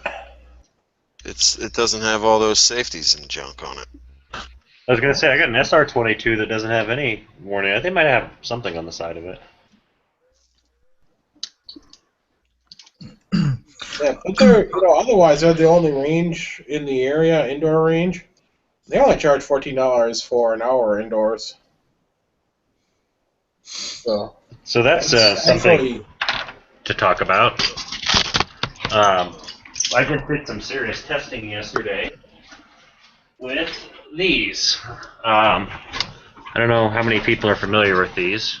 The Aguila 60 grain 22 long rifle. Those are the subsonic ones. Yes, it's basically like a short shell with a big old long piece of lead. Yeah. I think that I have those because I'm European and those are European. The reason I'm so excited about them is because they ran all of my semi-autos perfect. Really? The extra back pressure from the extra weight of the bullet and the I don't know, just the dynamics, the pressure going on inside the chamber slams the slide back faster than a mini mag, and it makes them cycle like a dream. I went through I don't know, I had like 250 rounds or something like that. I don't remember the exact number of rounds we had, but I went through most of them and just saved enough to load the mags. They ran great, like absolutely fantastic in the autos. We tested in a Ruger SR22 pistol and a Smith & Wesson M&P Compact 22, and they ran great. That's cool. Were I they actually saw 22 on the shelf today. I couldn't believe it. Were they good for no hearing protection? No, I wouldn't fire any of the pistols without hearing protection. It's still pretty ridiculous. But I imagine in the I didn't actually try them in the 1022 takedown, but I imagine they'd be a lot quieter in that. Word. Also, I just want to thank G-Webs in telling me about World of Pencils because he's now killed all productivity for the rest of the week of me doing anything that's productive. No worries. I can tell you about some other ones that are wasting even more time.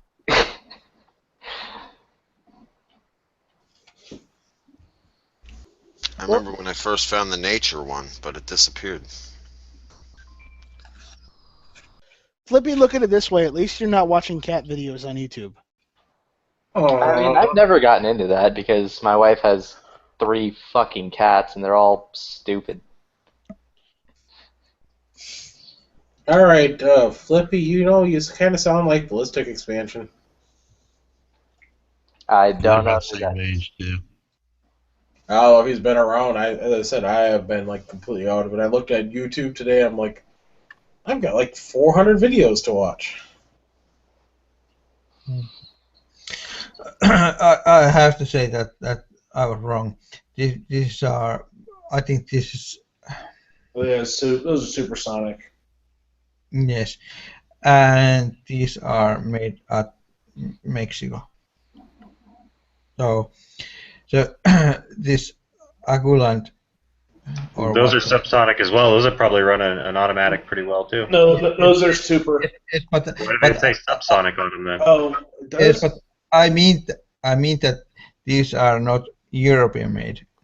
These are Mexican made. Huh. My bad. They're fantastic rounds, though. I run those too. That is the most accurate round out of the little mini revolvers, the NAA mini revolvers. Those are really accurate out of mine, at least.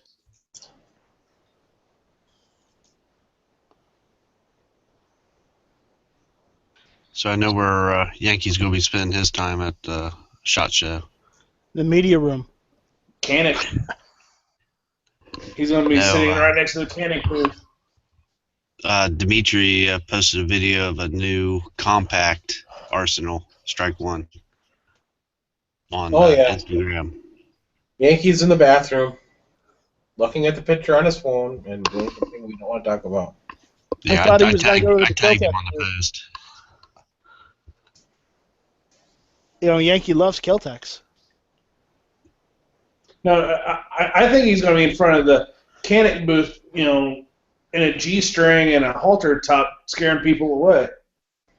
Did you see the 45 ACP with the 38 Super double 1911 Dimitri posted? So No, I it's didn't see that. like that double 1911 except with 2 calibers. Yeah. Really? Crazy. That's awesome. It's halfway legal in Mexico. I wonder why they even did that, because then it's going to shoot funny, right? Because they're not... Like you'd think like one would have a different cyclic rate or whatever. I tried asking him whenever it first came out. Was that 2 years ago now? And I went over there, and I think I filmed. I don't even know if I posted it though, because there was this hot chick standing there, and she couldn't speak any English at all. And then there was some dudes kind of leaning on a table behind her that were answering the questions when people would ask them, and everybody just was standing there looking at them. So I was trying to get them to, do a video or whatever. So I was like, asking them questions that they would have to answer me, kind of thing. But I asked them if there was. I asked them the caliber. They go 45 and 338 Super and something else, and I was like, in the same gun? He's like, no. And so I was like, oh, well. I don't know. Maybe he did say yes, and I was like, well, no, you must be misunderstanding me. I'm wondering if they didn't do that right from the get-go, or if they just added it now. They took your idea and added it. No, I was explaining that wrong. But when I asked him, I'm pretty sure he told me that it was 2 calibers, and then I walked away going, no, I must have heard it wrong, because who the hell would make it in 2 calibers? It's stupid as shit. And the magazines are connected, right? So that means there's 2 different calibers, magazines connected together, even. Just seemed to.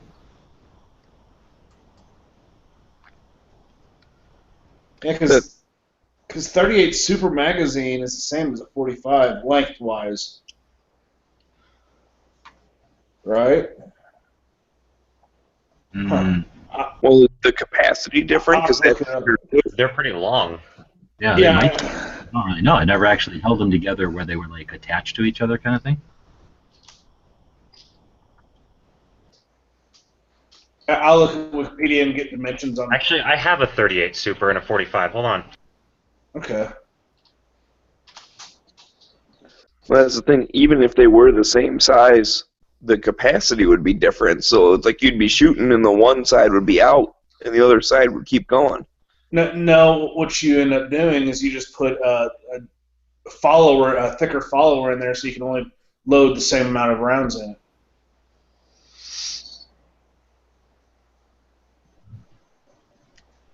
Overall length, 1.28. About those stupid Mexican rounds, which I thought they were Italian made. So I don't have a 38. Sorry. This is the one round, and how I should put this.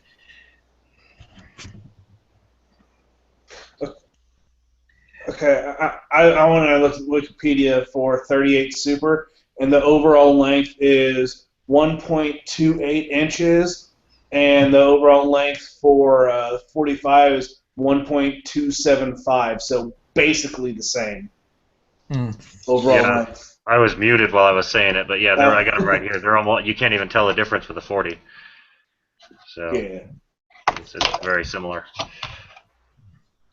How the fuck this is so hard? I'm trying to make some point here. This is if you can see the bullet part. Bullet part is very long. Those like 60 grain ones, if I'm not mistaken, there's basically no powder, it's just primer in there, right? Does it say that on the box or something? Yes, and this won't recycle. If you have automatic pistol or automatic rifle, this doesn't work because there is no bunch. Huck was saying his did. And it could be because, the light slide, and it may just say that, so you wouldn't go out and buy and say, hey, this doesn't cycle my gun. It just may not cycle all guns. Hey, G-Wubs. I'm sorry. Oh, sorry. I was asking real quick if you saw my message on gun channels to you. Oh no, I've been wasting my time over on Facebook. All right. Well, I sent you something a little bit ago. And sorry, Huck. Go ahead. Oh, you're good. I was just going to say the concept was brought up. I was reading a female self-defense instructor, a CCW instructor or something, and she was saying the most consistent, like, reliable ammunition she's ever seen in 22 automatic pistols, semi-automatic pistols, was the subsonic ammos that they had tried, and she mentioned specifically this one and a few other brands of subsonic, and I had never even thought about it, but it makes sense. I mean, there's more back pressure. The bullet's not getting pushed out of the barrel as fast, so you get more pressure on the slide, more time for the slide to drive back at full speed. And as I tested, like I said, I tested yesterday, and we shot a lot of rounds, and they worked pretty good. It also is pretty clean. They're very clean, so they might not have a whole lot of powder in them because there was no unburnt powder in the barrel and very little grime in the action. Do they say powderless? No, all they say is Ely Prime. Ely Prime is all these are marked. Oh, because sometimes they'll say powderless if they literally are. No, it's just very, very little. I don't know. It doesn't say how much is in it. Well, these are subsonics you're talking about? Sorry, I'm going back and forth. Yeah, they're called 22 SSS, Sniper Subsonic. Sometimes the big-ass pieces of lead that they cram in there are too much for no powder. So yeah, sometimes I'll just put like a little bit to get it out of there, but not enough to make it go fast, you know. Yeah, and the drop at 100 yards is insane. I mean, they were dropping like crazy, but for a little self-defense pistol or something like that, it just, I don't know, they worked really good. Yeah, shit is what I'm looking at. It can be how the camera is this is SS Sniper Subsonic. Yep, that's the same one I got here. I got a few. I don't have a whole bunch of them, but the guy that got them from will order them for me. Yes, but this doesn't fuse. Help me, please. Doesn't cycle in your Yes. What kind of gun is it?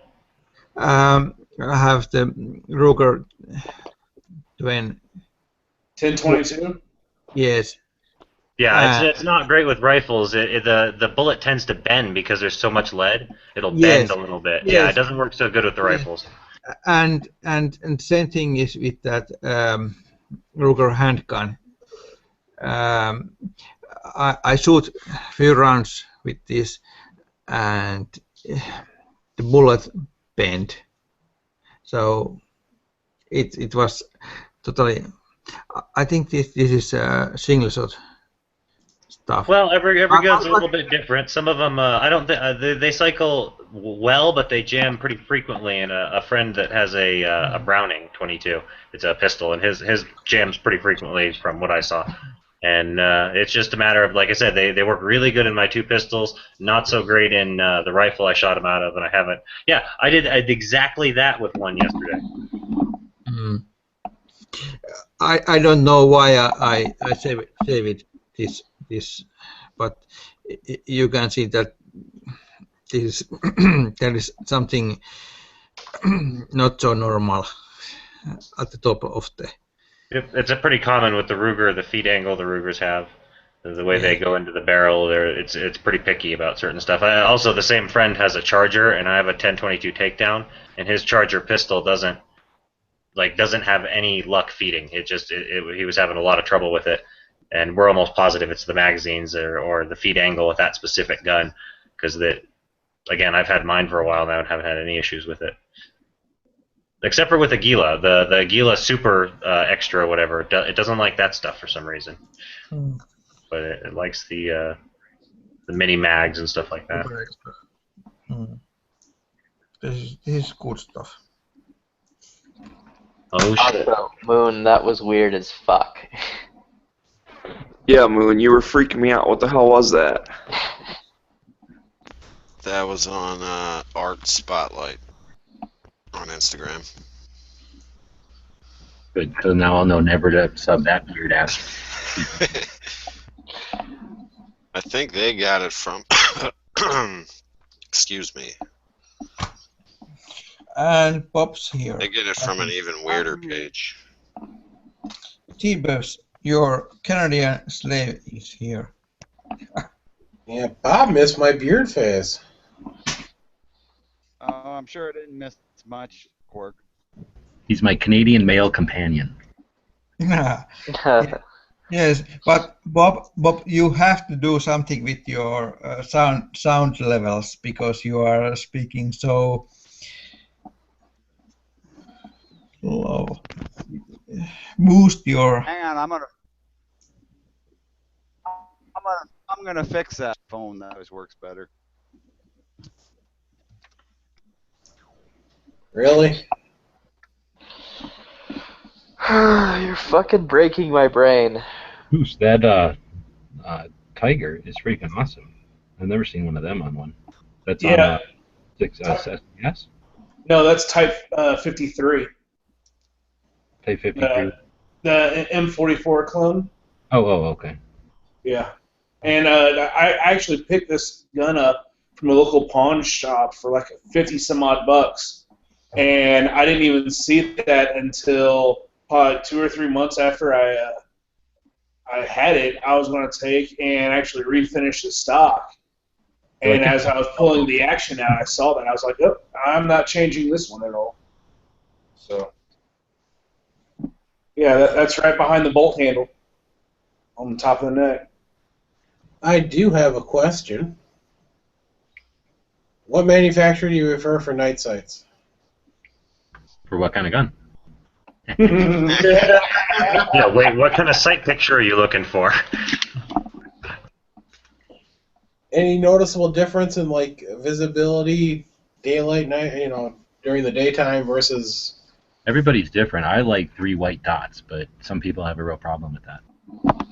Yeah, I'm right there with G-Webs. I like the Glock factory night sights.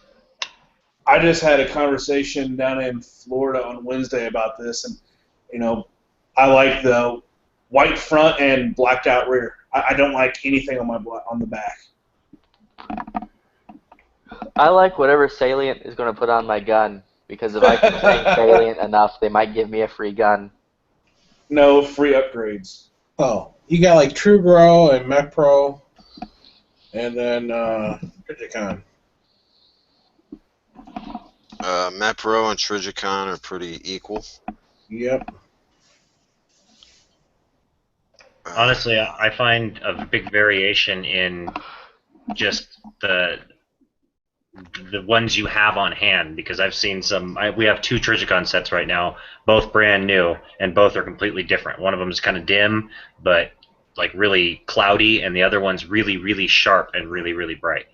So it's what I've seen with the just Glock specifically. The Glock sights I have, they're really random.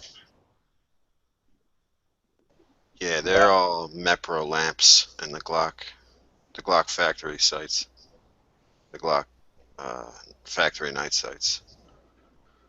And Ameriglow, I think they're using Trigicon lamps. So you can have a bunch of different brands, and they're basically both either using Mepro lamps or Trigicon lamps.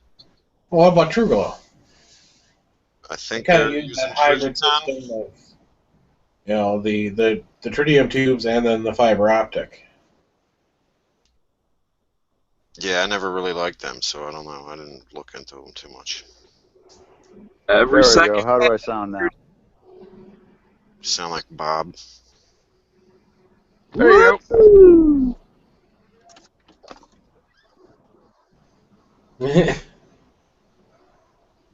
Yeah, but I got to make people watch a video I'm buying. I haven't released a video in quite a while. Yeah, I haven't seen one. Yeah, I've been extremely busy, Bob. You're retired. I'm working 2 jobs. That must suck, man. Bob works I 0. just mean having to work. Bob works 0 jobs, so it evens out. Yep. Yeah. Other than being G-Web's slave, right? Yeah, I love this. It's supposed to be the slow time of year for retail, yet somehow I'm still managed to get 40 hours a week.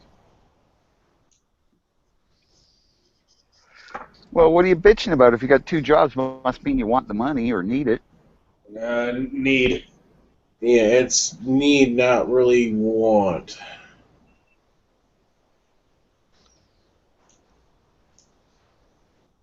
Yeah, that's gotta suck. Yeah. So did I tell you how much my heart attack cost me? Nothing? Yeah. Don't they tax the shit out of you up in Canada instead?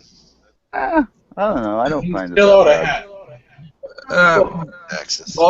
Bob, there are Yeah. some topics which you are not supposed to speak. Bring up. No. Yeah, I know I shouldn't. You And actually, don't.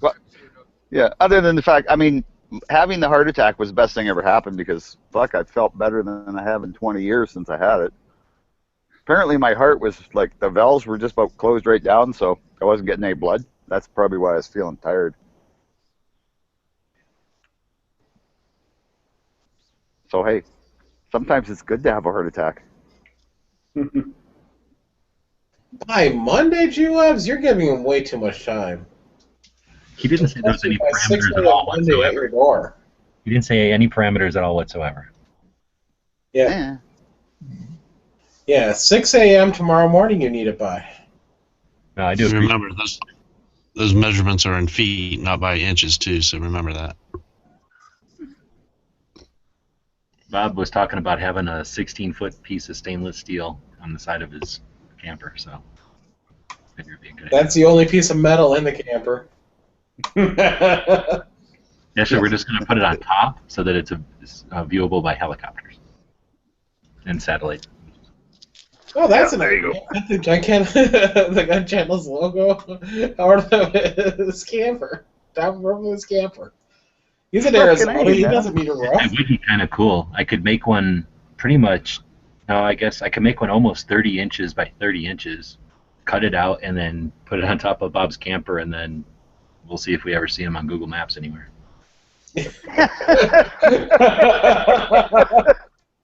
I'll bet you he's stayed in Tucson long enough now, because, well, you were gone when we went to Prescott. Otherwise, that camper's been sitting there, so there's a chance that an image that's being used. I don't know. So Mine did is. you go see a guy with a gun? How cool would that be? No, good guy with a gun's hiding. He's I don't know. He's playing low key. He was on here a few nights ago, last week. Maybe. Really? And I missed him? Fuck. Yeah. It's good to know he's still alive. I've been so old, but I don't know who is still alive or not. I'm like, I thought Bob was dead until I saw videos popped up on YouTube tonight that were from Bob. You know he's in Arizona, right? I did not know that. I've got like 400 videos I have not watched. Oh, fuck, man. I'm in Arizona and I got a dog here. Basically been either working or sleeping. In the amount of time you've been working and sleeping, Bob has got his ass down to Arizona, can open carry, stole some dog off of somebody, and now is going to SHOT Show. And then he's probably going to drive around the whole country. Bob, how much that vet? How costly that was to take that dog to the vet? Oh, to get the dog out of the pound? It was about $100 altogether. Okay, it's similar like there. If you take your pet to the vet doctors, it's always. Oh yeah. You forgot in Canada, $100 plus. Yeah, no, it was $100 just to get the dog out of the pound. The vet was free the first visit, so yeah, that didn't cost nothing. And he's healthy. He better be because he's only 3 years Don't you old. take him back to the pound for the vet, or are you going to a real vet? Oh no, they pay for you to go to a real vet. Like they pay for your first vet appointment. But then, are you going subsequent visits to a regular vet? No. Okay, No, because he's there's a dog. clinic that you can go to that's way cheaper than a real vet. That does the immunizations? Yeah, they do the shots and stuff. Yeah. I grew up on a farm. I've castrated dogs. It's just not that hard. Cats. I was just gonna say, I'll sew up your dog for free. Yeah. I've sewed up horses, man. And you want to sew up a 1,000-pound horse. Same thing. The rabies, you can't, at least in Arizona, they don't let us just buy rabies stuff, so we have to take it into a place to get a rabies shot, and for the Yeah, it costs like $10 for the rabies, and it's like $7 extra for the other one they do. So I just you can go to a vet, what do they call them, like a horse store, whatever they call horse feed store, and buy the other stuff. You just can't buy the rabies one.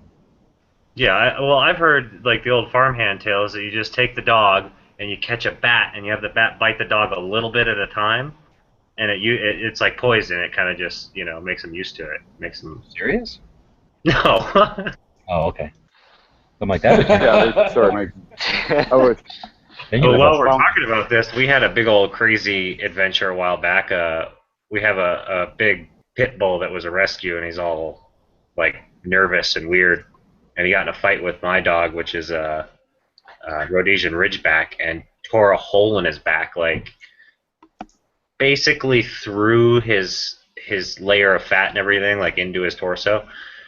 And we had to sew that up at home. We didn't have any money for a vet, and it took about 4 hours to pull all the hair and crap out of it and get it shaved and stuff before I could even start stitching it and getting him cleaned up. So that was fun. Right on. Yeah, well, it's not that hard to do. No, it's like sewing a dress or something. You just sew it. It's just a matter of getting it clean and making sure it's not getting infected, or debriding it if it's something other than a bite, like a simple. Yeah, I mean, especially if it's an animal. If it's a human, they get all worried about what it's going to look like, but animals don't care. Yeah, the biggest thing we were worried about was hair, and of course it's a puncture, so you always worry about puncture wounds. But we got kind of lucky in the fact that it tore when he did the shake thing, and the tear gave a channel to clean it out easily. Yeah. Yeah, but yeah, if you've grown on a farm, if you grew up on a farm or out in the country, you kind of know how to do all that shit because you've had to. Yeah, and a lot of times you don't even end up doing it. They just heal up. Yep. It's just you got to learn to deal with the sight of it. It's grotesque on some of them, but yeah, we've had a horse that got his nose ripped by a dog, and by the time we found it, it was too late to stitch it, and yeah, it was the horse always had a real weird looking nose after that. Well, all this talk about stitching, I want some tacos. So I'm going to toot it and boot it and be back on later after some tacos. Okay. Bye-bye. Out here, if you are going to the vet, it's at least 120. Even I always go to the vet. They're way cheaper than 120, and then extra for that. Yeah. Well, that's basically same in Canada. If you take your animal to the vet, whether it's a cat or a snake or a fucking goldfish. Although I don't know anyone who would take a goldfish. Maybe not. Maybe not goldfish. I don't know. We had one of the people who boards horses at my sister's horse ranch. She found one of the kittens that one of the dogs had savaged, and she took it to the vet. Was trying to get the vet to save it, and it cost her like $1,000, and it died anyway. At least she didn't try to get the money from my sister, because my sister would have said, "You should have just threw it back to the dog." I mean, it was pretty much done anyway. It's a barn cat. That's kind of what you do with them. Mm-hmm. Seems cruel, but if you've got hundreds of them, it's You can always count on Bob for a nice, happy story. What? Hey, they've only got one cat in that barn now, because the dogs killed all the rest. In 1,000 months. No, it didn't take them that long. I mean, they pretty much have got it down to every time the mother cat has a litter. No matter where she hides them, they eventually find the kittens and take care of them. It seems terribly cruel, but at the same time, it's, you can't get a hold of this mother cat. She's completely feral, so you can't catch her to neuter or anything. And for some reason, the dogs don't bother her. I think the fact that it's a feral cat is the reason why the dogs don't bother her. Yeah. I've seen her the odd time, but yeah, like even I can't get close to her, and cats generally like me. Man, you could live trap that cat, no problem. I don't know. She's pretty wary. She's You know what probably I'm about 9 years old. You know what I'm talking about though, Bob, the live trap, how it's, like a Yeah, long you cage bait it. box or whatever. Yeah. Well, Yeah. the thing is that you either put I like a just want to towel, say this. a blanket, or foliage over it, and it's usually pretty effective. But if you don't need to, I mean, this is obviously a past tense situation, right? Oh well, yeah, and the mother cat, she's still around, but she takes care of the mice, so they kind of want to keep her around. I just want to say this to Bob. The only reason why cats like you because they know you're seconds away from death, and then they can eat you. Yeah, I thought about getting a cat, but just realized a cat when you're traveling around the country, not the best idea, because if it gets out of the camper, it's going to have no fucking idea where it is. At least the dog's smart enough to go, I'm sticking around here. Yeah, most cats don't like to be in moving things. It's a rare exception. You get one that likes to ride in a car or even in a camper. Yeah. What the hell? What you are doing? What do you mean? Yeah, I'm traveling around the U.S. for shits and giggles. No. I mean that you are moving your left feet. He's wiggling his Is my toe. camera? Is my camera on? Yeah. Yeah. That's like that's the Canadian video version of stomping your foot in the bathroom. Tapping. Yeah, it's just I'm wiggling my foot. It's just a habit. I'll turn that off. Everything in your place. Yes, thank you, Bob. Oh, I got it. I see it. I can't see it on my phone, right? But I've got it on. I've got the computer on, so I just realized. Oh yeah, that's what's moving on the camera. I didn't even or on the screen. I didn't even realize it was my foot. Yes, we understand. You, Eland, you have a guide. At here there is two guys from Hawaii's. Are you that one who is talking with this English guys? I don't think so. Okay, then it's the other one. What the fuck kind of answer is that? Well, I had to try and think if I've been talking to any English people lately. I mean, I know I met a couple at work the other day, but I doubt that that's what you're referring to. Your voice, I can hear your voice, and the voice is different. So it's another Hawaiian guy who is here, and he is talking with the English guys. There you go. Yeah, it's the other Hawaiian guy. So I have a question for any Glock guys out there. I know G-Webs has a little bit of experience with Glocks. I'm getting ready to send one back to Glock to get a Gen 4 frame put on it. And I was wondering if anyone's ever done anything like that. I've never sent a gun to the factory ever before, so Why? I'm all nervous about it. You mean from a 3? Yeah. Can they do that? Yeah, supposedly. That's what the forums tell me. Whoops, sorry. I've never done it.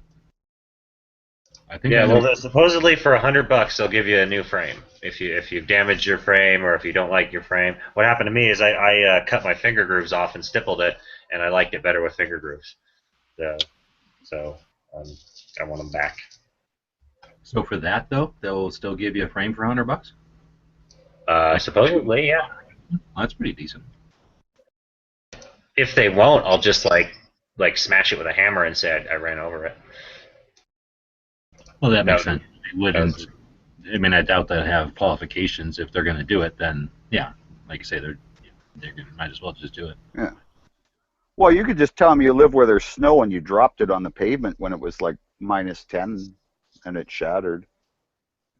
Yeah, but they'll know that's bullshit. How the hell are you gonna shatter it? Liquid nitrogen. That's Right. beyond 10. Well, Apparently, Bob thinks he yeah. walks with a Terminator. We have to make liquid Yeah. nitrogen down here. It's not like you just put nitrogen in the air like in Canada and it turns into liquid. It costs money down here. No, you have to buy it, you mean? Yeah, we can't just make it by freezing nitrogen like you can. Oh, well. Yeah, so I know Bob saw it on Facebook. We got 22 inches up here in northern Arizona. Yeah? Yep. I know. Wait, how many? Holy shit. 22? Holy shit, we gotta drive through that. Is it all the way over to the west? No, well, it's mid. I don't know how far it's spread. It's probably just up there on the rim. It's not a lot left now. It's mostly melted out, but. Oh, okay, good. I don't want to drive through 22 inches in a 2-lane road. No, this was last week. I'd rather deal with snow. I'd rather deal with snow than tornado. Hey, Huck, on your question about the frame, I believe you might even, because the serial number's on the slide, right? It's on the frame as well. Okay, but I guess what I was thinking is I thought Yankee had changed Gary's frame. So you might actually not have to send it to Glock. You might be able to just order the frame itself and get that sent to you. No, that's the serialized part. You can get everything but the frame. I mean, they don't just sell frames to people, because then they would, I guess, just make guns out of them. So I think you have to send it to them. What about of course. the Timberwolf frames that they sell? Well, Huck's trying to get it on like a warranty type of thing.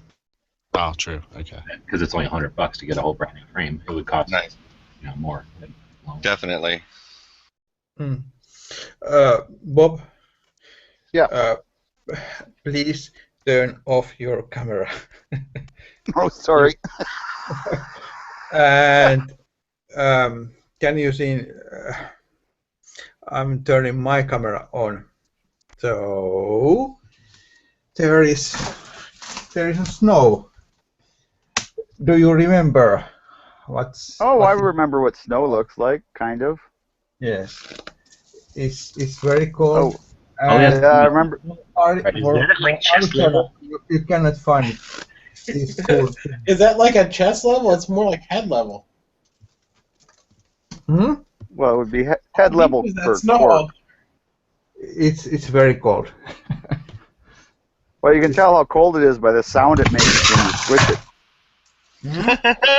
Whoops.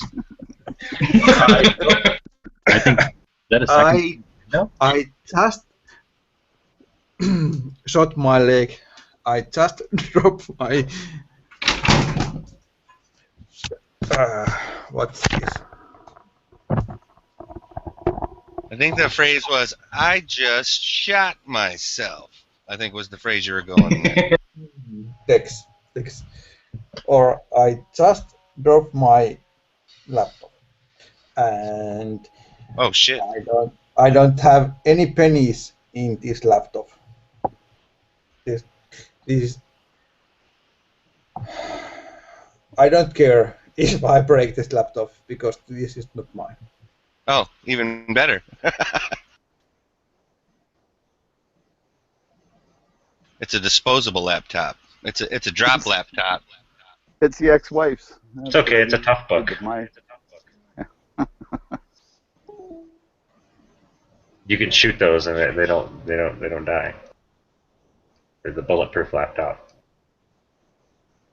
That's why you should get a laptop from Taurus, lifetime warranty. Bulletproof or bullet resistant, Huck? Bullet catching is what I think is the more proper term. Yeah, that would be accurate. Was that Zog was up with you? Is that the same snow or is that different snow? Yeah. I think he was testing 357 ammos. Yep. Yeah, it was a day or two ago. Yeah, because I think I saw you post on Facebook, I think, and then I think Zog ended up coming out with a video either yesterday or today. I'm like, that looks like the same snow. Yep, and the place we shoot, someone had been flipping donuts, so to walk from the spot you stand to the targets was about between 50 and 100 yards, depending on which target you're walking to, and it's about 3 inches of thick mud. That's not so Nice. much fun.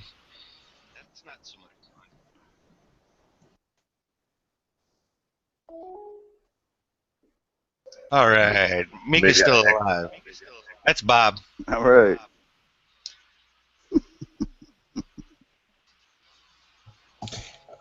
Don't know what happened when I dropped this laptop, but anyway, this is my previous job laptop.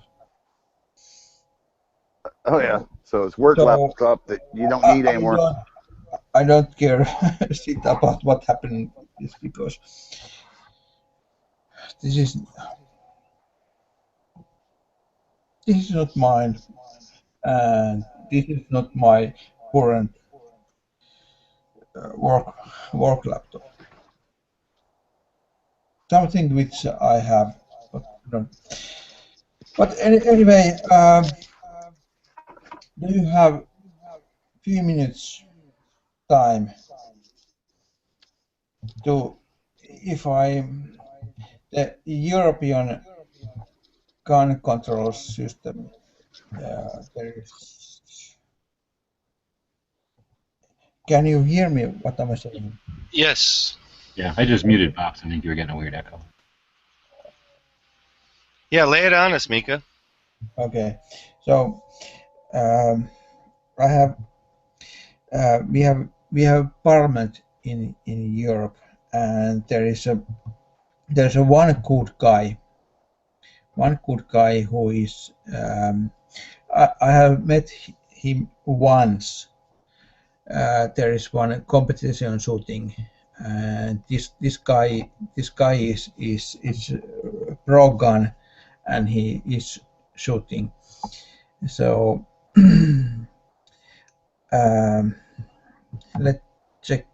Okay, so now if I take And I will put this screen share and say if there's any problems with audio or video. This in the Europe there are thinking about they are banning semi-automatic guns and all the guns which are like the military guns and full automatic guns, etc. It's same shit what you have over there, and there is this guy who is okay. He's telling what he thinks, and please tell me if this doesn't. next member on the list is Mr. Ahala, please. Thank you very much, Chair. I believe and hope we all agree on the principle that any new restrictions on the rights of our citizens must be proportionate and coherent, and that they should target real problems. Terrorist attacks should not be used as an excuse for measures that have nothing to do with the problem. There are elements in the Commission proposal that raise concern. I will mention some of them. The Commission proposes to ban semi-automatic firearms which resemble automatic firearms. In practice, this would mean certain semi-automatic sporting rifles that are widely used in practical shooting and some other disciplines.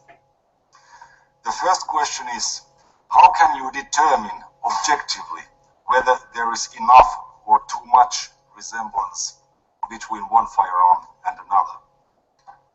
Secondly, even if you can define a firearm which resembles an automatic firearm, what is the point of a ban? These kinds of weapons are very seldom used in any type of crime, and to my knowledge, they have never been used for terrorist purposes in Europe. Also, as you should understand in the Commission, the firepower of a firearm does not depend on what it looks like. The only time a legally possessed semi-automatic rifle has been used by a terrorist in Europe was in Norway in 2011. Mr. Anders Breivik used a Ruger Mini 14 rifle. Ironically, this is one of the very few semi-automatic sporting rifles that do not resemble an assault rifle at all. Thus, it would not be affected by the proposed ban, while almost all other comparable rifles would be. In your proposal, you refer to the high ammunition capacity of these weapons. As you should understand, but obviously don't, high ammunition capacity is a property of a magazine, not of a firearm. If you want to ban high capacity, you should want to ban high capacity magazines. This, however, would be impractical and pointless because magazines are not registered and they could not be confiscated. The Commission has on many occasions referred to the easy convertibility of semi-automatic firearms into automatic action. Can you name one actual instance where a legally owned semi-automatic sporting rifle has been converted to a machine gun? I don't think you can. The weapons we are talking about are specifically designed so as not to be convertible. Mr. Chair, gun crime in general is rare in EU member states, including those countries with high rates of gun ownership, such as my own country, Finland. 2/3 of the gun crimes are committed with illegal weapons. Of the rest, almost all involve hunting weapons such as shotguns, which would not be affected by this ban. Dear Commission, this part of the proposal is a political and ideological crusade. It is not based on facts. It will not contribute to more security and it will not prevent the next terrorist attack. Terrorists simply do not use these weapons. The Commission also proposes a total ban on fully automatic firearms. These, as a rule, are already prohibited by the existing directive and by national laws. There is a very small number of them in private licensed collections. They have not been used by criminals either. Again, you are barking at the wrong tree. Terrorists and criminals in Europe use illegal military firearms, usually smuggled from former Yugoslavia. This is where your focus should be. The Commission also suggests that all firearm licenses should only be valid for a maximum of 5 years. What is the point? This would increase costs and bureaucracy, but it would bring no added value. Even now, the authorities can and do revoke the license if they have a reason to do so, and this is as it should be. There is much that can be done to make life more difficult for criminals and terrorists, and there is much in the Commission proposal as a whole that we can support. Please, do not ruin the proposal and your own credibility with ideas that are disproportionate, incoherent and pointless, and which only affect tens of thousands of law-abiding citizens and businesses. Thank you very much. This guy is awesome, Mika. Yeah, I'll give him applause. That dude is awesome. Yes, and there's now a little bit echo, so I should. Yes, he is, and I have met him once at the range. There was a shooting competition, and I was shooting against him, and our team was fourth. I don't remember. I think that his team was third. So but anyway, he's a gun guy, and I hope that he can save the Europe. Yeah, because what exactly what he's talking about, how they ban guns because of their appearances. That's exactly what they did in Canada.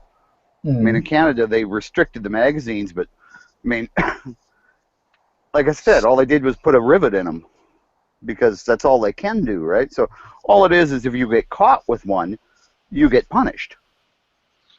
Well, I thought that dude had a very well thought out, fact filled, I don't want to say argument because he wasn't arguing. He was, stating the facts, really.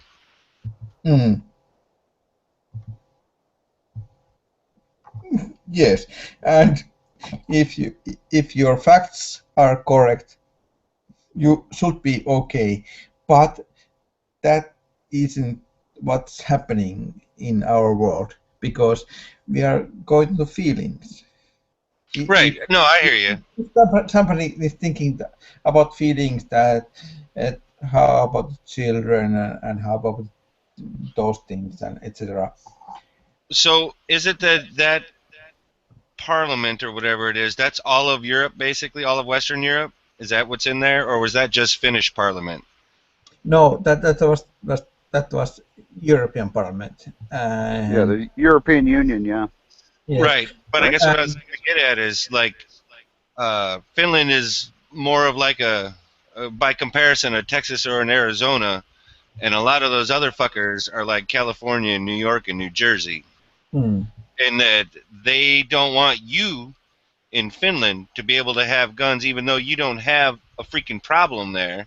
They want you to follow their rules that they came up with that are bullshit in their area, like, say, France or something like that. Yes, that's that's that's the problem. Then it sounds like that's the problem. And most of the politics here, they are following the rules of European Union because they need when they it's about money. When the local politics, the guys who are in the politics, they are making, let's say, 20,000 euros per month.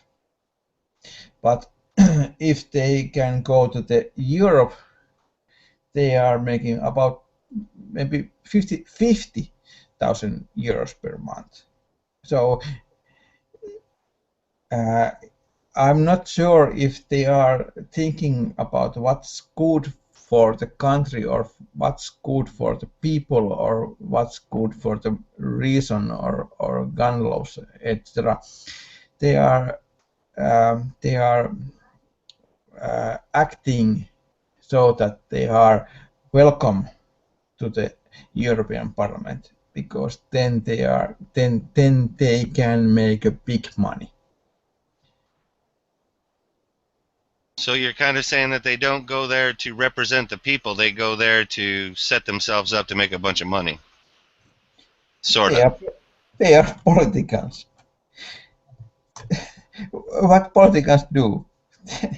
They go for the money. But that guy in that video,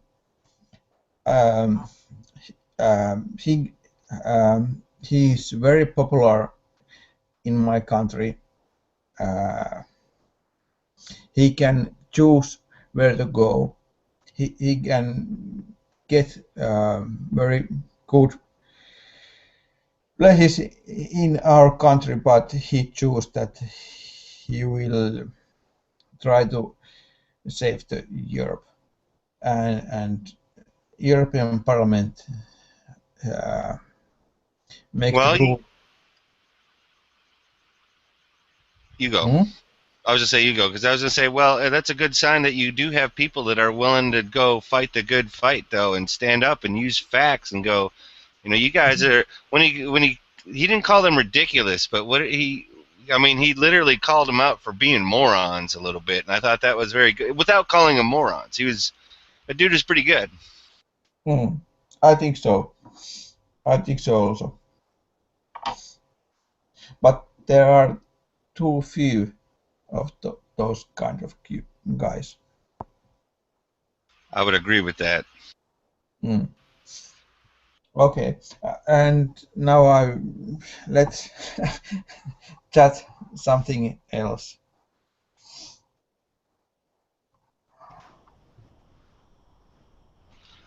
Well, guns. Anybody?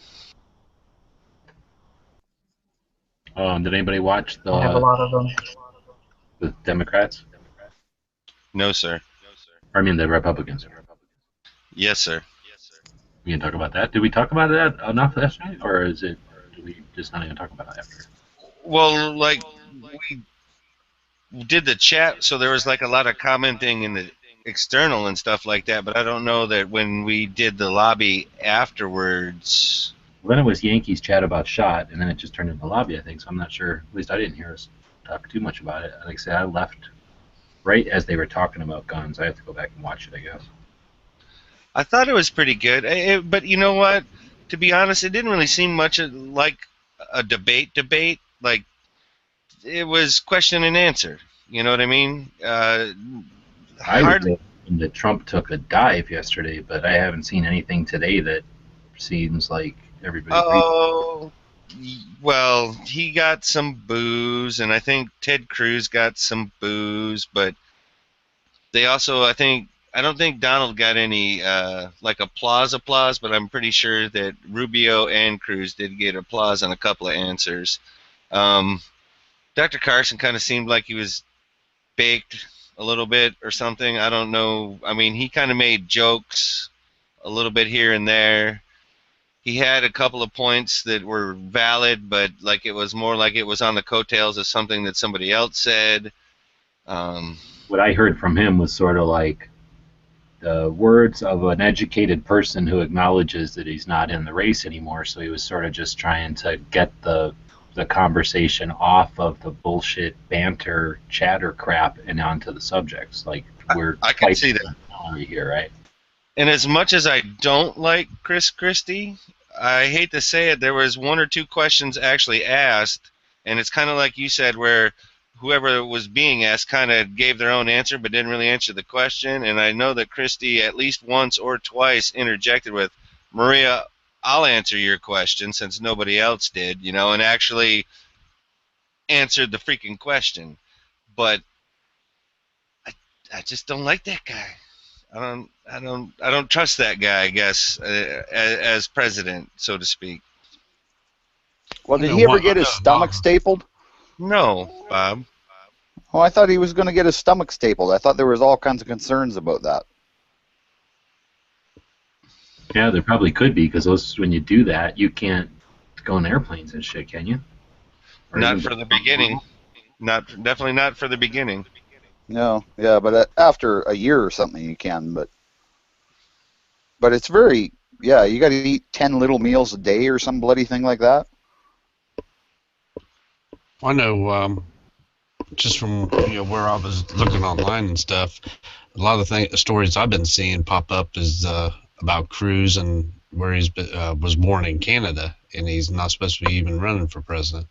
Yeah, that birther thing is really, I don't want to say it's taken off, but Donald even addressed it in the thing, and he's like, well, Ted, why don't you just get a summary freaking judgment, and that will be the freaking end of all this, of all the birther stuff? Because I definitely think Cruz, I thought as far as the debate went, if there was a winner, I definitely thought it was him. I think Kasich, is he from Ohio? Is that your guy? I mean, I don't mean your guy, Pink, but that's your guy? Yeah, it's our governor. That dude. I mean, to me, he's the Ross Perot guy in this election. He's the meh guy. No, I don't. I like have lots of friends in Ohio, but that guy seems like a Simpsons character to me. I could definitely see that. Now, I mean, sure, he may have valid points, and you guys in the Senate or whatever, or Congress, you do this, you do that. I've done it. I've done it in Ohio. I've done this and I've done that. And sometimes he was just piping in to pipe in and stuff like that. But I don't know, man. I don't know that he's presidential material. I guess I should just say it like that.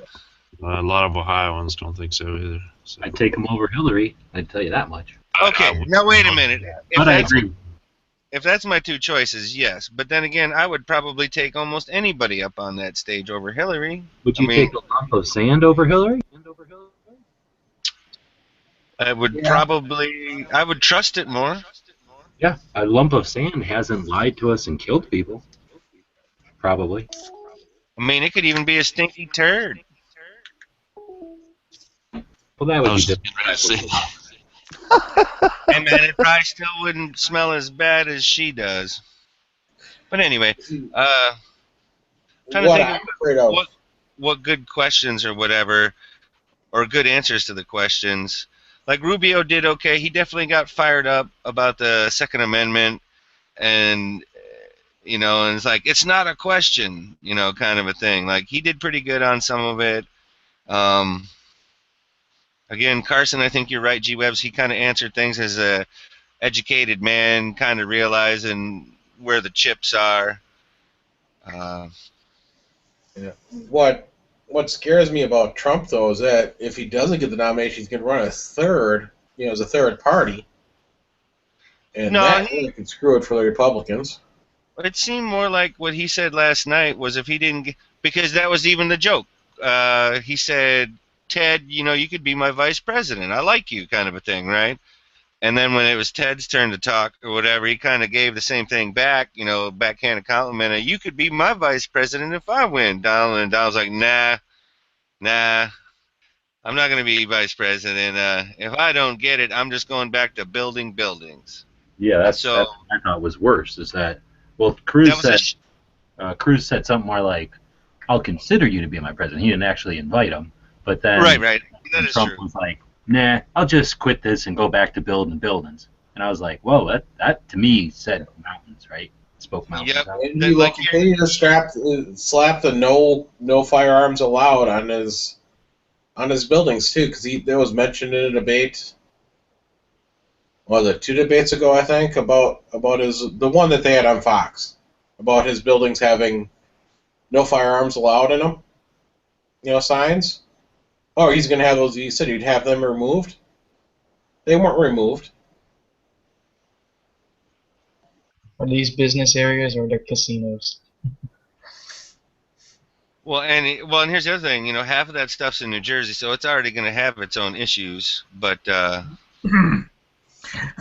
New Jersey. Still, the signs were not removed. Oh, I hear you, Cork. Not one, at least from what I read, not one sign was removed. And to be honest, I kind of wouldn't expect them to be yet either.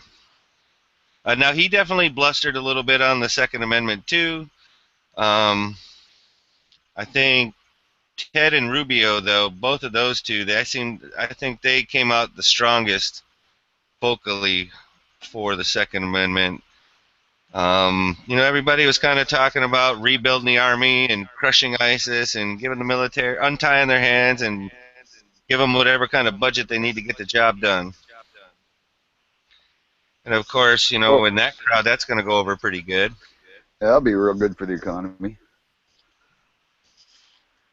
Well, if the economy's already shite.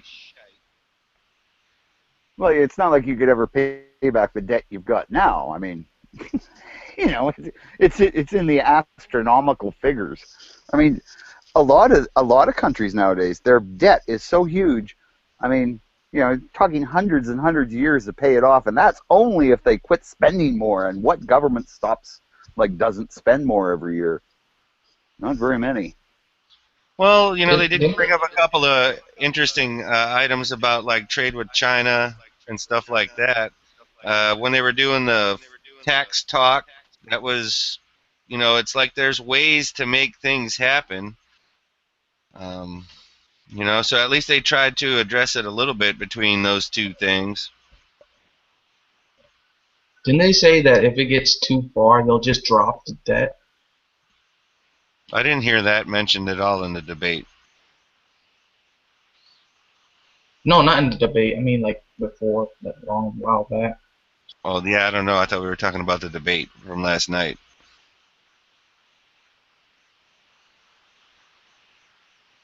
So what got me was when, well, what the hell was it? I guess when they started talking about the birth certificate for Cruz, Trump just started to look like a fucking jerk. Like, I have never been like 100% anti-Trump. I can understand or his appeal to people, and I can understand the appeal of a non-political, kind of rogue politician jumping in. And I'm not 100% scared of that, but watching him just be an ass to that chick, whatever her name was, which I'm also being an ass to her, but when he was mean to her, talking about ugly women or whatever he was doing in that two debates ago, and then his behavior yesterday, after that whole like back and forth, like the man does not know how to have an actual argument in front of people. He can't. He was saying he reacts. No, he's used to being like the top dog, and you're going to do what I tell you to do, or air quotes, you're fired. And I definitely would agree with you that he kind of looked bad a couple of times in the debate, but mostly with Ted Cruz. I thought he also blasted either the New Jersey guy or Rubio, and I'm trying to remember what he said, but now Ted did get a little blast from Trump about what was it, New York attitude or New York something. New York, yeah, it was something like how New York people are. Which, do we have any New York people in here right now? Well, I'm gonna they're go quite with. rude. Well, I was just gonna say, so nobody in here right now is from New York City. DB out in the chat might get offended here, but I doubt it. Sometimes people from New York City, they carry themselves in a certain manner, and I think that's kind of what Ted was talking about, but he wasn't trying to say they were assholes. But they are. Well, I don't. Yeah, but that's what he meant. I mean, Well, we have basically. PB as proof that they're assholes. That's true. That is very true. Stereotype. DB, I never said you were an asshole, just so you know, all right, buddy? Yes, it was me. It's a No, stereotype. I agreed, though. DB is not here. I don't want Quark to get all the credit. But and then it's something about how many conservatives have come out of Park West or whatever. Well, I just want to say this. What scares me about Trump is his attitude, like being in the boss. I could just see him just starting World War III, with Russia, because, Come Putin and him are very much alike in that way. Yeah, Putin and him? Oh, yeah, that's oil and water. No. I'm from Europe and I cannot vote over there, and I don't know Mr. Trump except those TV shows, but I think that's Trump. I think if you look George Washington, no, George Washington, this previous W guy, Bush,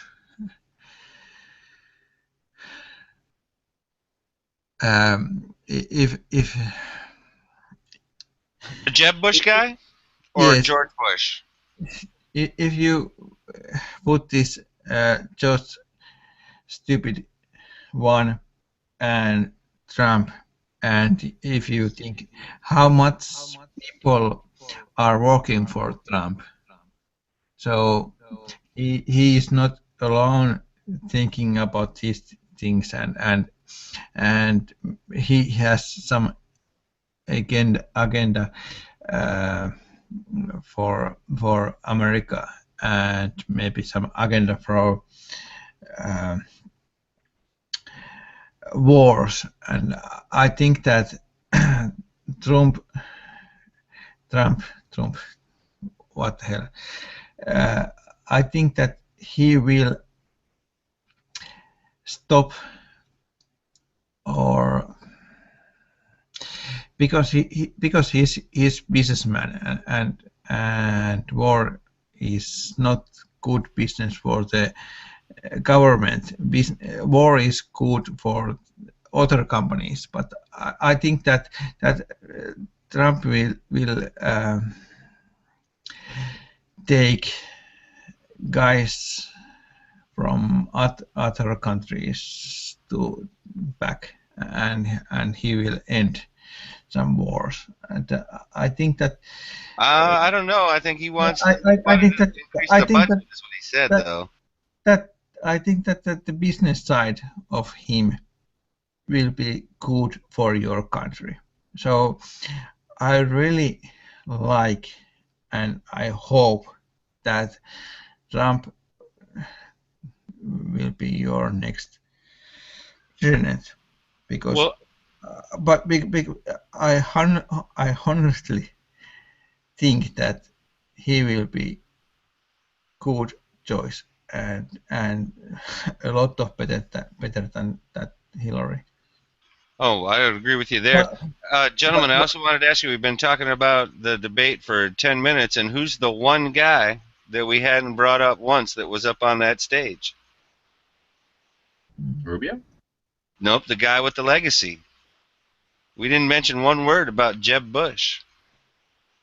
Now, does that Yeah, mean well, does that mean he's slipping out of the, is he slipping out of the conversation, or what? I don't want him to be president. I don't like him, and I don't. But he did do better yesterday than he did. He grew a pair of balls for sure. Yeah. and you have to think about it's only 4 years. If Trump is president, it's only 4 years, and your your country is 200 plus years old. So what's 4 year? Well, we just went through what's 4 years twice with somebody that Okay. doubled the debt. But I hear what you're saying, Mika. I definitely hear what you're saying, and I would agree with what you're saying as well. Mm. And I have said this a few times before. I would like when Mr. Trump is making that putting his hand in the Bible, and he's saying that I'm next president of the United States, and then he turns to the Obama and says, "You are fired." Right? Ha ha ha! I tricked you all. Well, now, Mika, if that happens, there is also a good chance that when he tries to put his hand on the Bible, he could burst into flames. I mean, if he were to do that, I think that if he were to try that, I think there's a possibility that God may strike him where he stands. Yeah, that's true.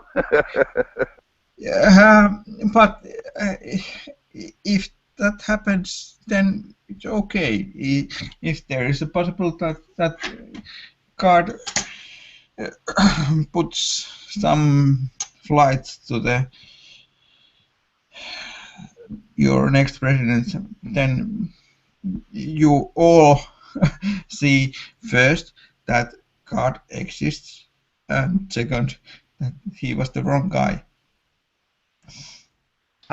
That's kind of harsh, but who am I to go against God, right?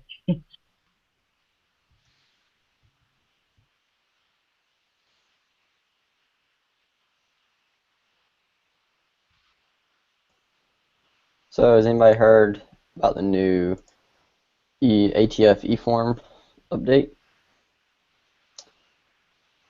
Did they do something at 1 p.m. today? Yeah, they sent an email out today. Oh shit! What? It sounds like it's pretty positive actually. They're using a new, it's called the FEAM, Firearms and Explosive Application Module, and it says that when they get it up and running, the functionalities will include auto assignment. So all applications will be immediately upon submission assigned to an examiner for processing. There will be auto approval, so some forms like ATF forms 2 and 3, if they meet certain predetermined criteria, will be automatically approved by the FEAM system upon submission. Internal controls and performance measurement reporting, so now they can audit. I don't like anything about that. We register the firearms. We have a registry of the firearms, not a cross-reference database of owners. And anything they do to facilitate the procedure is going to archive the owners of NFA items, and that's to our detriment, in my opinion. Yeah, I guess it would be in that sense. I didn't think of it at first. I thought it was going to be cool, but yeah, I Yeah, think you're right. it'd be like oh, sweet. Anything they do, they don't have our best interests at heart, and they don't have our individual freedom at heart. So I'm skeptical of anything they do, and I'm skeptical of anything he puts out there as an initiative. And he's earned that lack of respect after 8 years of fucking with us. They were supposed to present it at SHOT Show, but it's not going to happen because they didn't have it ready. And they don't like the backlash of being asked relevant questions immediately after their announcements, because they don't prepare for that, and that's a task that they should be aware of and ready to deal with when they're going to put something out. Where the hell do they get the balls to put something out that's a law that they can't back up with explanation and complete transparency on the interpretation, regulation, and enforcement? Fuck them. They're our employees. They don't get to tell us what to do. Fuck them. And fuck Obama. There we go. And I think you're right. You're absolutely right. They're not going to do anything to help us. And if anything, they'll make it seem like that so that they can get the influx. Oh, you can get it faster. You can get it easier. Oh, but now we are going to have, you at the touch of a button, basically. But I appreciate you letting us know, because I kind of figured they were going to do something. That's their mode of operation, right? To drop shit days before the industry trade show. Done it for 2 years now. Yep. Or more. I guess I've been paying attention for 2 years now. Shame on us.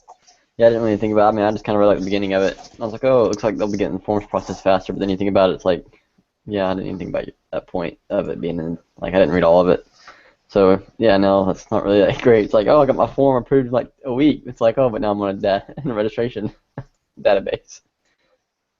So, can see why. No bueno.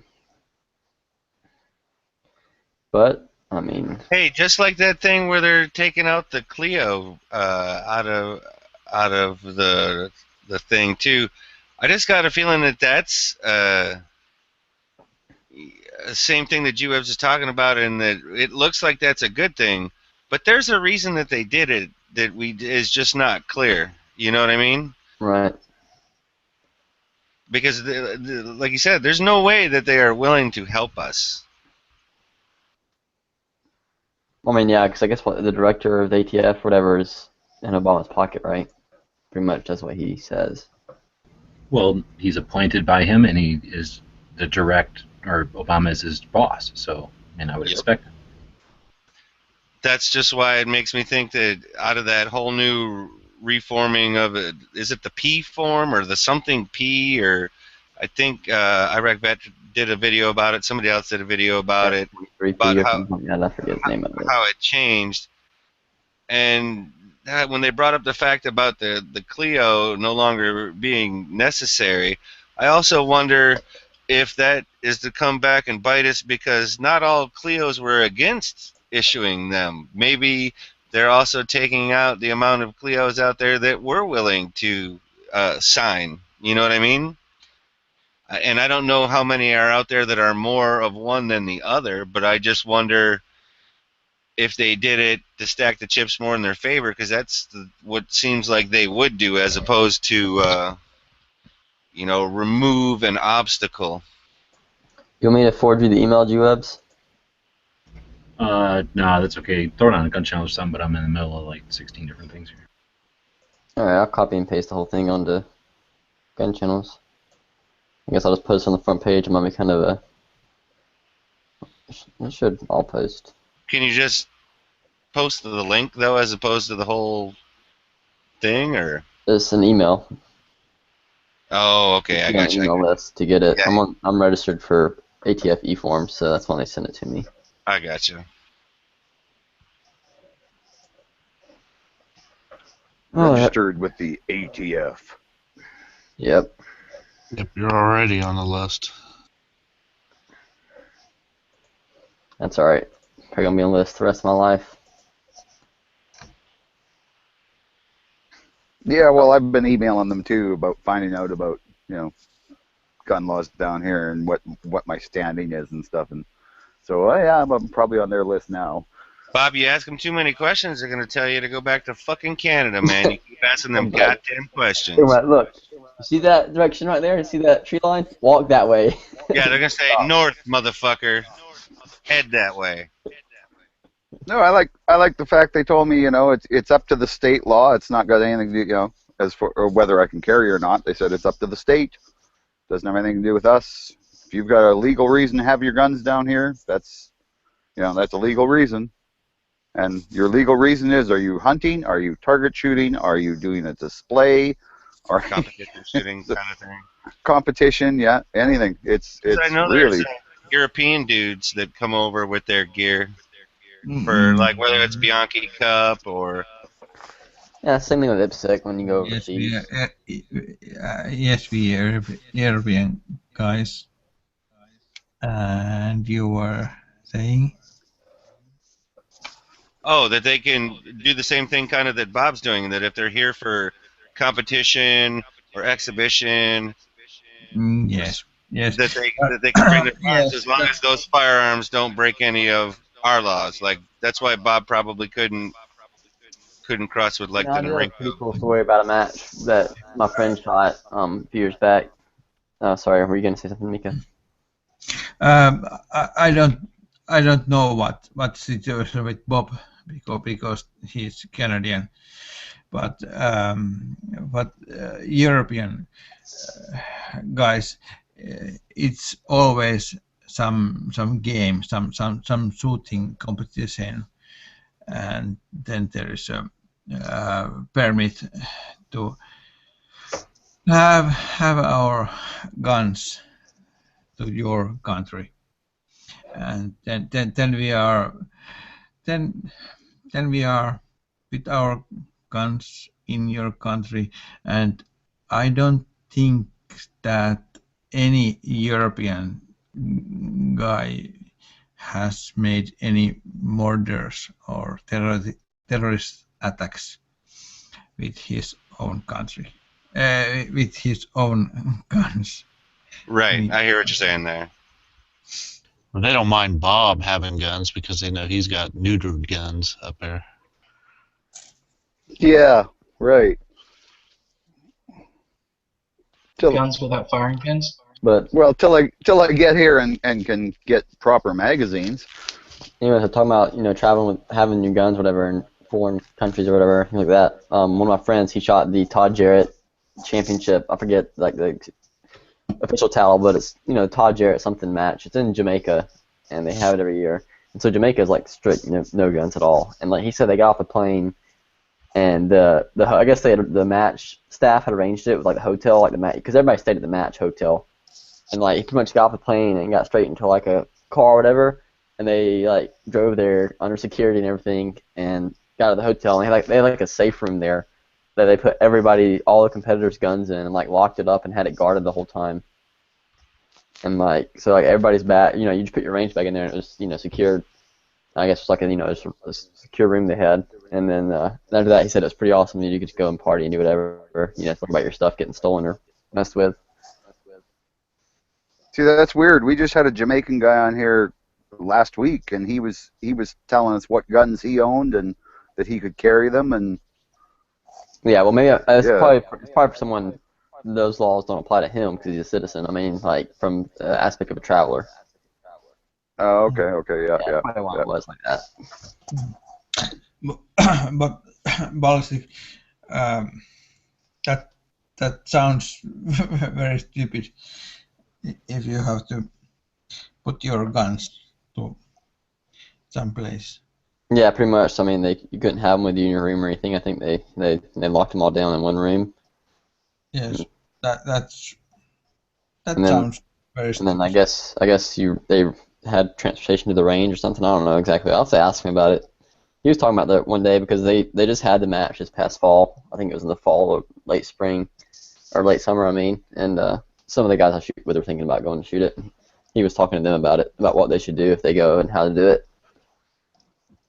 I just think it's not worth the trouble, I mean, I don't know.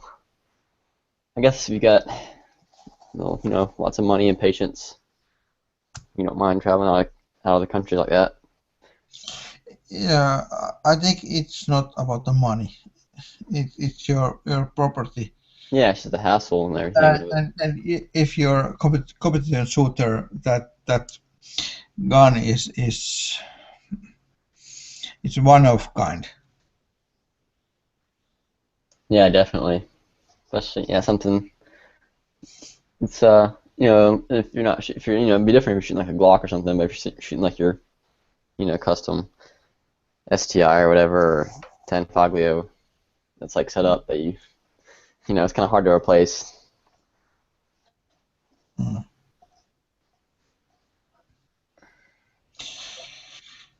But maybe back to the basics, if there is something,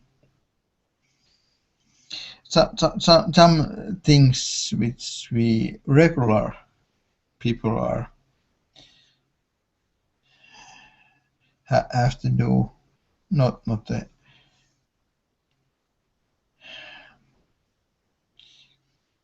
competition shooters. For example, GPS, you made that podcast a few hours ago, and I thought that it will be very nice thing that the guys who were in that chat, that podcast, should have some time to talk about their or our AKs. Don't know why you didn't choose that way. To do what now?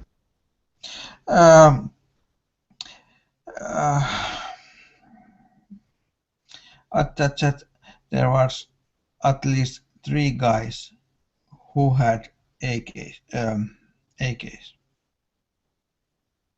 And I wrote to the chat that maybe before this chat will end, maybe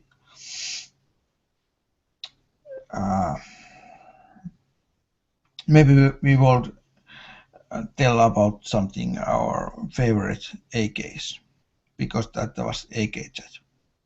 And at the moment, I wasn't as drunk as I am right now. So I I took my favorite AK and put my clean shirt and took my favorite magazine, and I think that I would told something about this AK which I'm handling, and I know that Fuse has a lot of AKs and Mule has some AKs. So I wrote to chat that before this chat ends, let's talk about our favorite AKs, because that would be nice to that chat. Yeah. So you just want to show off your cool AK.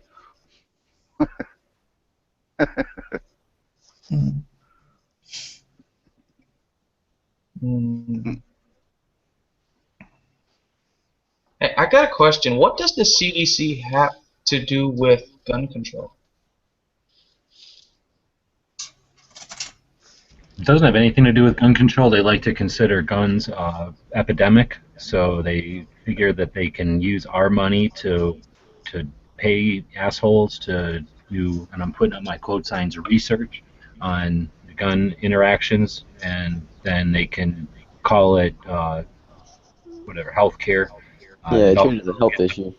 It also exactly turns it into a health issue, so that as they expand their overreach to our lives with healthcare demands, they're going to merge them together, obviously in the foreseeable future, and say a certain number of guns is where we draw the line between a healthy interest and an unhealthy obsession, and it's necessary to set the stage for that shit now in small steps. So it's critical that they consider firearms a health issue. And that's what it has to do with control diseases? That's fucking scary shit.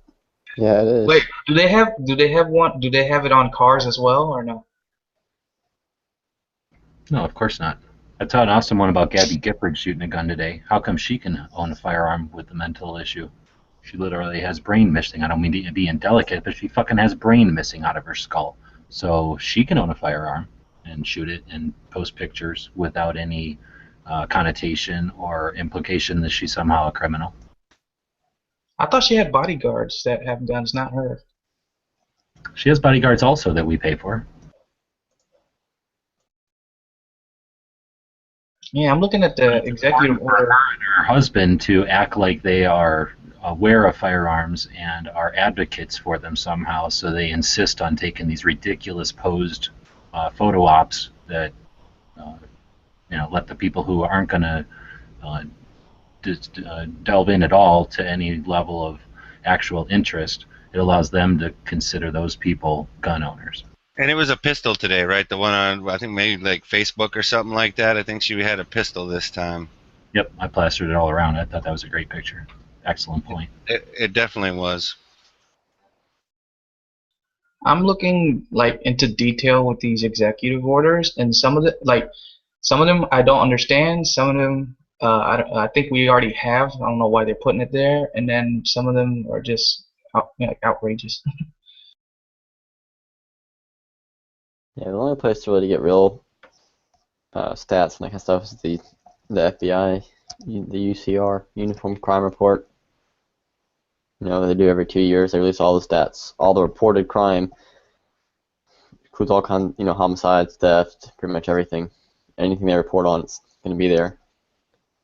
Like 95% of the law enforcement agencies in the U.S. use it, so that's the best source for crime data. And it's not biased either. It's what actually gets reported. Actual factual statistics. They just take it, compile it, and post it. And that's it. I guess they probably do it more for their own benefit than they do everybody else's. I was watching when Obama was doing the executive orders, and he said something about like if we can unlock our phone with the fingerprint, can we do with our guns? Now the gun indirectly, I don't think so, but like a safe or something. Now if they did that, wouldn't that cost a lot of money? I mean, A shit ton of money. those safes are And you're betting your life on the fact that the technology won't fuck you and you die. Have you tried unlocking your phone with your fingerprint? Like 50-50 if you're lucky that it works the first time. Mud, blood, water, paint. Elmer's glue, anything could fuck that up and not have it be effective. Potentially even blood, sweat. snot, all the things that you're going to have oozing out of every part of your body, because that's how our bodies are designed to react to, stress. stress. Yeah. So all the things that we create are going to inhibit that bullshit device. But it saves the children. It saves the children. If this, No, it won't. But I mean, if it saves just one life, let the military and police use it first. So if it's so reliable and rugged and awesome and bulletproof, then let the police use it, and let's let the people. Well, not that I want to make police get hurt, but you know what I'm saying. Let them put the money where their mouth is before they make us the guinea pigs. Yeah, I like that. If it just says one life line, because if it just says one life, but they never finish it, but it cost 100 people theirs. so what? So we're all responsible gun owners here. We have gun safes. Now, if this technology was to come out with a fingerprint scanner thing, how much? Like, can we? Do you think you could afford something like that? Well, they have it for gun safes now. They have like a gun safe. I think Yankee has one next to his bed. You know, where he puts his hand on the safe and it springs open and you reach in, grab your gun. I mean, it's there. How good it is, I don't know. I mean, I've considered it because in Canada it's required, but. So are they trying to say we should mass produce it? I've got one in my truck that has the 4 buttons that you've got to punch in a code. Well, last week I had to take it out of my truck because the batteries were dying on it. And when I put new batteries in it, it wouldn't accept any code or anything that I had put in it. So for 2 days, I had it sitting in here trying to reprogram this thing. And if that would have happened in a situation where I needed my gun, there's no way I've been able to get to it. And that's not even a fingerprint scan. That's just 4 digital buttons that I had to push. Yeah, you would have been hooped. Was it a Ford? Huh? I said, was it a Ford? I'm talking about the Ford, it would have worked. Yeah. Team Chevy. If it was a Ford, it wouldn't have worked. Oh, better be the Chevy for sure. You know, my safe also has No, the you're all wrong. If that should be Japanese car manufacturer, like Toyota safe for your gun. Then it works. Or Honda. I can ask Bob a question. Honda safe for your gun. Then it will work. Not Chevy, not right. I mean, that's why my safe has a key. German. Yeah, my safe has a key and it's around my neck. So I mean. Let's say, Bob, how did you fit your gun safe in your camper? It doesn't seem very secure. That way, a ninja would not only be able to kill you, but also open your safe in one swipe. It fits in the closet. It only takes up half the closet space, and I'm a dude, so I only need like a quarter of it anyway. Well, let's review. What, that safe just fall right through that floor? No, you're mistaken. I don't spend that kind of money on a safe. So, you're mistaken. I see that. so if we already have the technology, then what the heck is he talking about? He's saying to apply it. Did you ever see that movie, Shooter? No, but we already have it. It's just we need to buy it. Is he trying to say make it cheaper? No, he's saying apply that technology to guns directly, to where you'd have to unlock your gun by putting your fingerprint on it, and then like the slide would then function, or it would release the like hammer or whatever, so it'll like unlock the gun itself. I thought he meant like safe technology. No, he meant like the gun directly. Because he said after he said that, he mentioned like, oh, kids are getting into our guns and shooting themselves. That's why I thought he was talking about gun safes. Because I'm like, okay, we already have it. Why are you mentioning it? You know? But guns indirectly, that's going to cost even more money. They try to do that. Yeah. Well, in 20 years ago, they had a thing where a gun would only function if you were wearing the ring, and it was like a special ring you wore.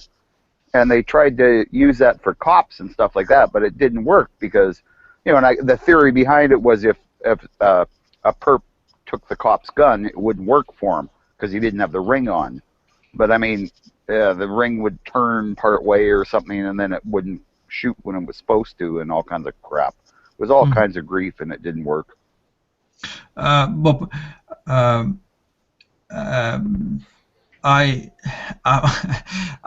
I leave my guns in my home, and I will go to work, and my children are here, and they know that there are guns in everywhere in my home.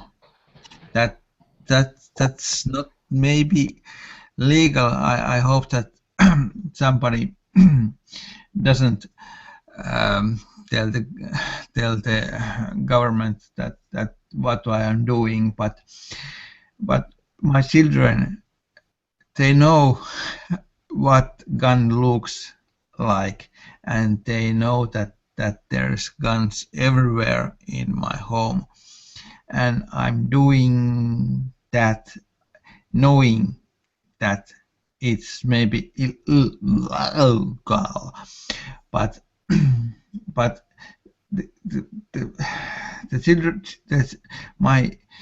my daughter and my son knows that those are guns, and they are there. Maybe they are now. They are in the kitchen, and maybe they are in the living room, and maybe they are somewhere else, and they know those are guns. Okay, there is a gun, there is a rifle, there is a shotgun, there is a handgun, and any of those guns are not attacking my children. They are just laying there, and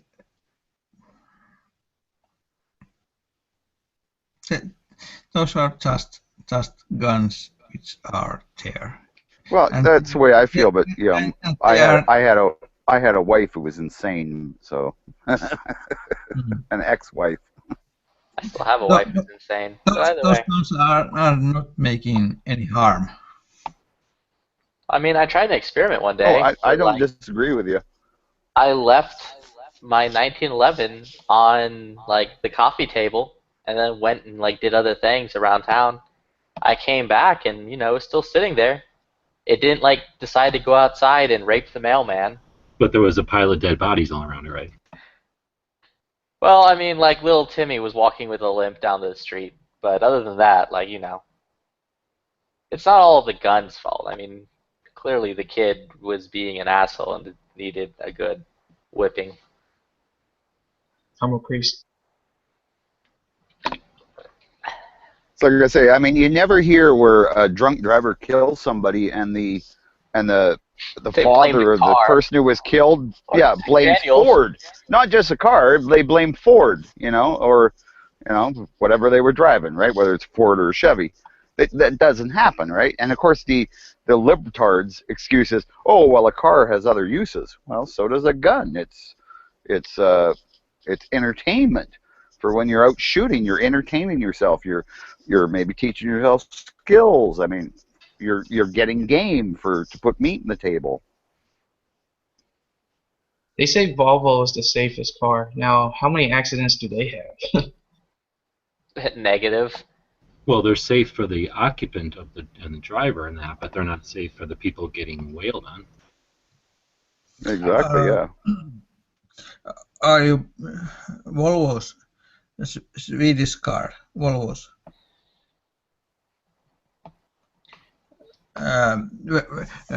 Sorry, I was doing something else, but you were talking about Volvo cars. No? Yes? Maybe? I don't know.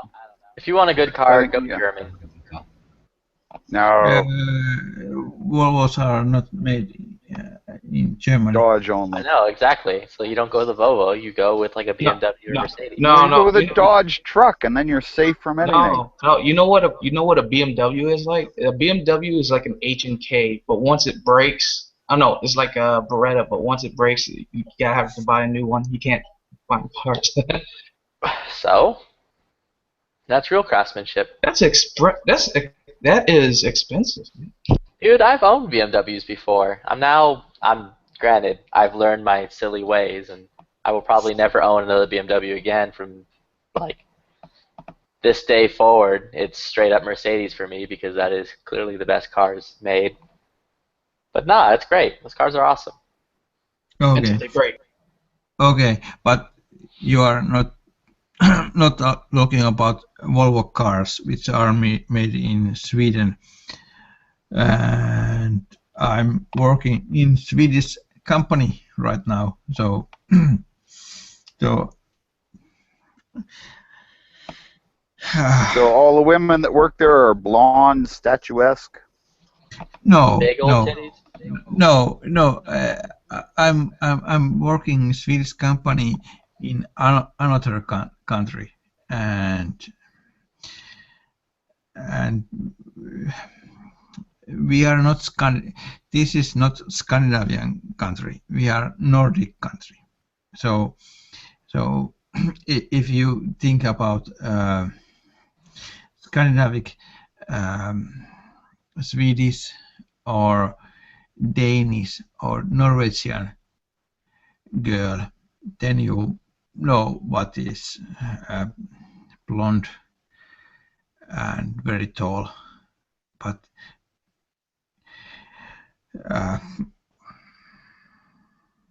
I like tall women because when you dance with them, they're just at the right level when you're my height. I think. But leave it, Bob. My country is wrong side of the sea. We are a little bit east from those Scandinavian countries, so we are not so tall and not so blonde. We are swarthy. Mm. Dark hair, darker skin. Yes. That's why Bob has a couple milk crates. He's got to use those to climb up on those girls. Hell no, you ought to see me slow dancing with a tall girl, man. I'm just in my glory. Especially if she's endowed.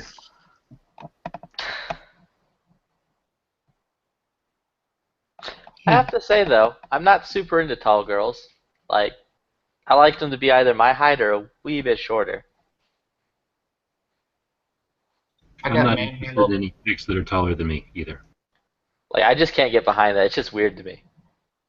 Yeah, I can't imagine any chicks being taller than you, G-Webs. Wait, are tall girls nicer than short girls? Nope. Bob, can be. Bob, don't get any information. Depends on how drunk they are. Because I got manhandled by a short woman today. So it happens to me all the time. I wouldn't publicize that information. Just let you know. Oh no, she was just taking my fingerprints. Wait, what? I wasn't listening. You got hit by a short girl? And then she fingerprinted him so we could figure out what he was doing, right? Oh, okay. Oh, I was getting my CCW today. Sounds like someone was getting the dirty birdie. I felt like resisting, like I was resisting her, but she just like manhandling me. I was like, okay, just do it. It's for my CCW. Might as well it's for my CCW, so just let her do it. Yeah, you pretty much do whatever for your CCW, eh?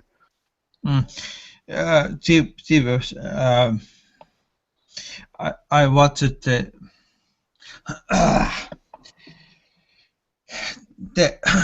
first time when you talked about with Mike Detty. That was about 1 year ago. I watched that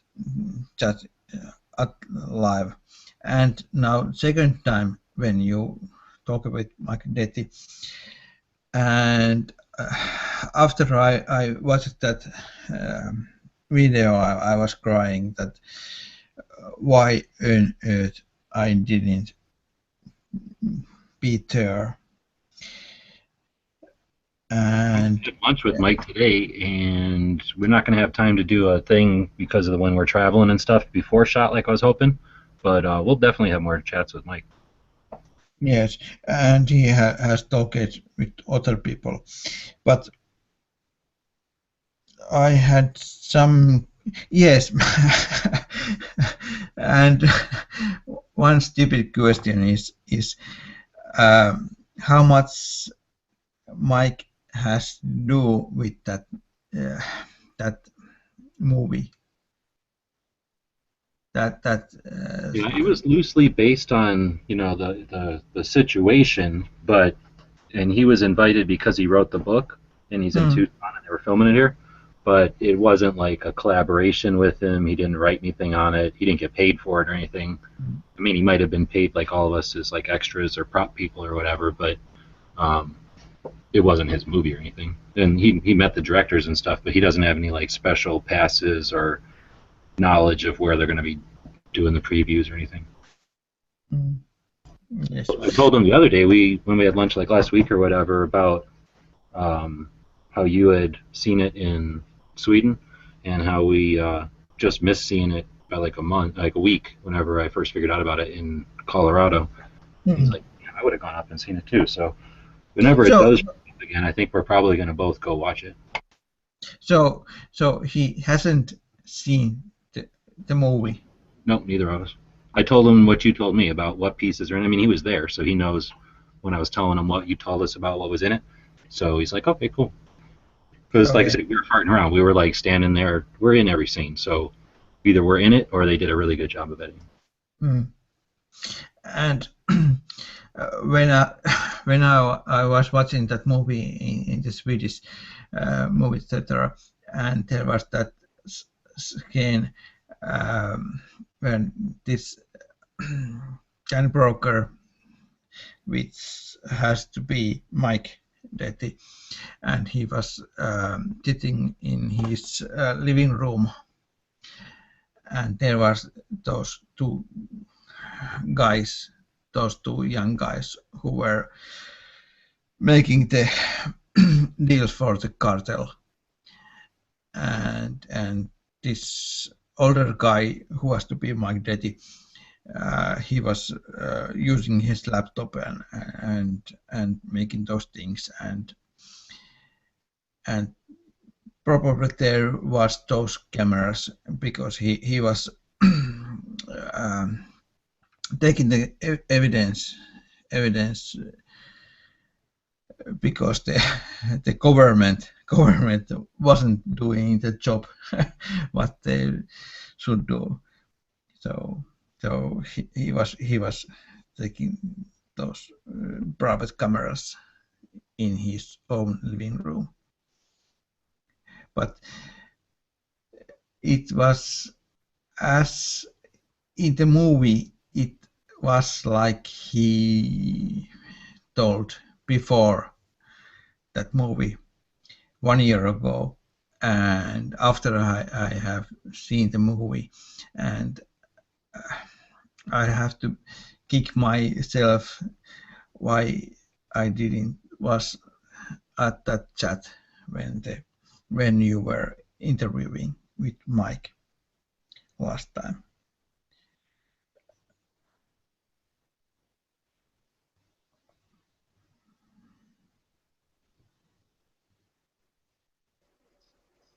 Yeah, it was cool. I actually got to meet him, so it was kind of neat. You met him? Yeah, one of the gun shows that we were at here. Knows everybody. Yeah, I pretty much know everybody now. He just has to go meet Gadsden up at the spot. Yeah, we done. Well, and Ted. I mean, I haven't met Ted. Wait, who's Ted? The Nuge. Who? I got to meet the Nuge, man. Ted Nugent.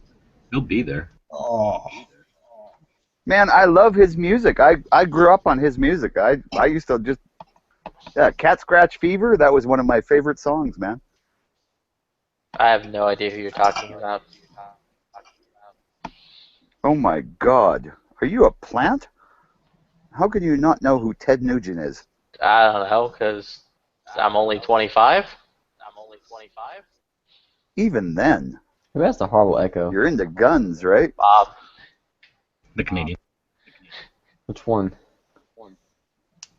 Wait. Is this Canadian echo? Yeah. I'm the original Canadian. The other ones just came after me. You know, they're kind of just following along, trying to be in my footsteps, but they haven't got the beard for it. They or the fell off of capacity Bob's for beer. beard and grew.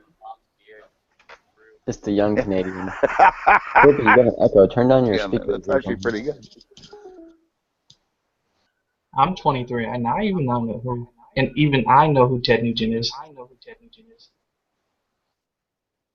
Maybe it's just me. I heard the echo too when he talked. Do you got your radio or your computer on also, Bob? No, I got nothing on right now. Oh, okay. Must just be the phone. It's a Walmart phone. Well, I only hear the echo. I don't hear the echo when you talk, Bob, but I hear when everyone else talks, including myself. Yeah, because Bob is echoing somehow. I don't know how I got my earbuds in and I'm just talking in my phone. I gotta go walk the dog right away anyway, so I'm gonna bail here. Okay.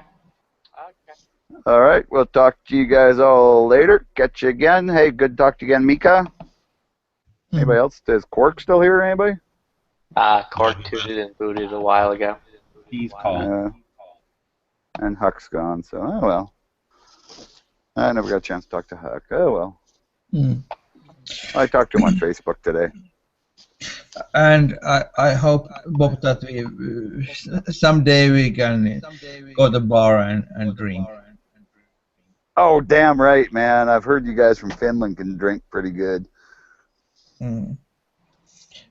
Maybe Canadians can drink more on the weekend, but maybe someday you can. Oh, for sure, man. Well, you know, if you plan on coming down to the States, I plan on coming here every winter for the next, I don't know, till I'm too old to get across the border. Yes. This is great down here. That sounds like a plan. Yeah, man. Bob, you spend too much time here. They might not let you back.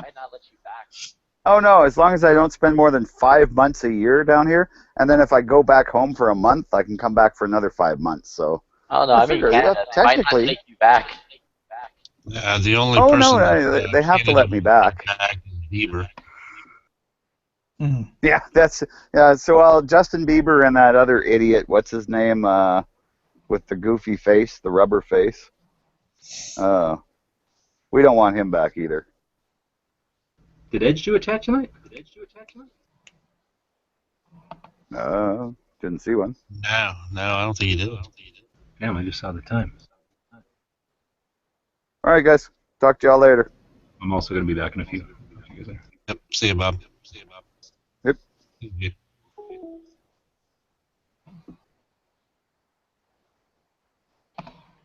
Would you trade sex for a gun?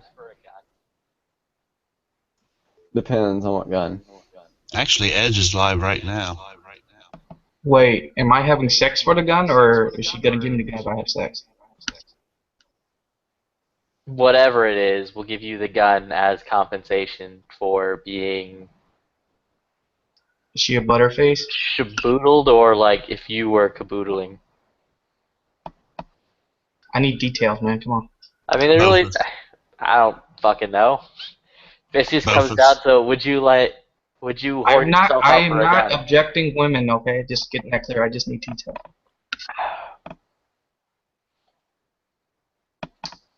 I believe John in chat shouted out yes to that.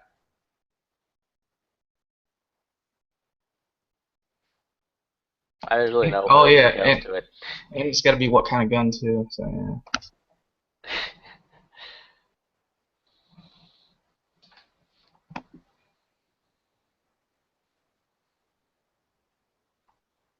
You know what? I'll do it for a minigun because then I can sell that and buy a whole bunch of other guns. And I don't think you can legally sell a minigun. Unless you're referring to like a You said any Mini-14. gun. I'm not saying like it's legal, but I'm just saying like I don't think you can sell legally a minigun. Or I could be crazy. You probably drive that into California and like gun traffic.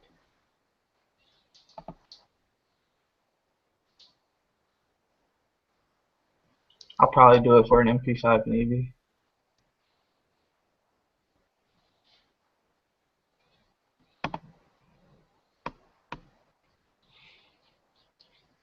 Yeah, it's a shame. My local gun store has a G36 and an MP5, both for sale. Both pre-ban or What? An MP5 and a what? G36 and an MP5, and both of which are legally registered machine guns that were before the whole like ban thingy. Wait, what state are you in? Texas. Okay. You lucky bastard! You just got your open carry. I'm still fighting for mine. Yeah, I got it. I then went and found the only place in all of fucking town that I've ever seen that actually has a sign saying you can't open carry here. Wait, you need a license still to even Yeah, we don't open have carry? constitutional carry. You have to still have a license. But like, nah, fucking, they had like my bank has a 30-07 sign, which is basically like legal. You can't go in there with a gun on your hip that is showing, or else like you get your license taken away, and you pay a pretty hefty fee. And it's my bank, and I was just like, well, that's fucking awesome. I haven't seen any other buildings that do this, so. Well, one at a time, I guess.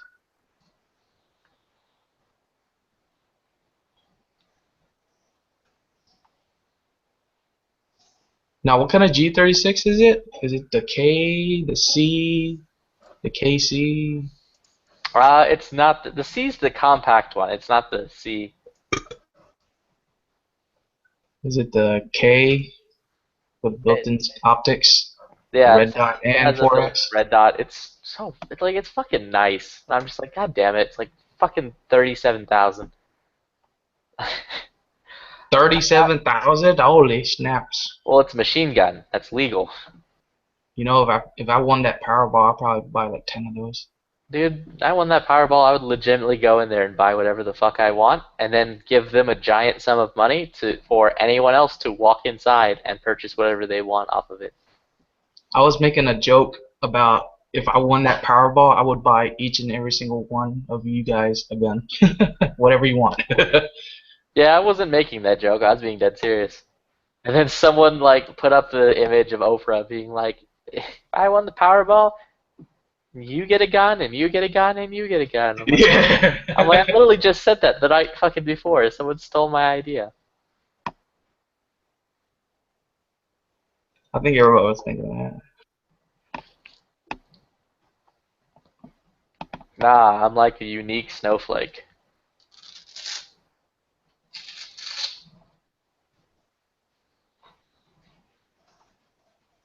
Okay, gun question. Should I buy the Yes. CZ Evo or should I save up and buy the Sig Sauer MPX? Which one will Salient take and make better? Evo. Oh, Moodle goes for it. It's cheaper. It's cheaper, but will it hold up to standards? Oh, I'm sure it'll work fine, but like I think MPX just is awesome because it's like AR compatible type, same manual arms, controls, whatever, and also has like the rail and everything on it. And No, Evo go has that too. Evo, because the Sig is just stupid. But then again, the MP7 is almost exactly AR compatible. Yeah. But that's even more expensive, so I don't want that. If I really like didn't care, if I was looking for like a submachine gun type platform, whatever, and I didn't really care about cost as much, I would. I mean, even this would be kind of cost effective. Is I would get the Zenith Firearms MP5 clone and then SBR it. I mean, just They have like Evo is basically like a better like MP5 clone. I think one of them is steel, and the wait, isn't one of them steel and the CZ is like what, plastic, polymer? The CZ I think is mostly polymer. Either way, it's fucking good though. Doesn't really matter. It's He like has a one on pretty here. good gun. It shoots very smooth and doesn't fling nearly as much gas in your face as the fucking like MPX.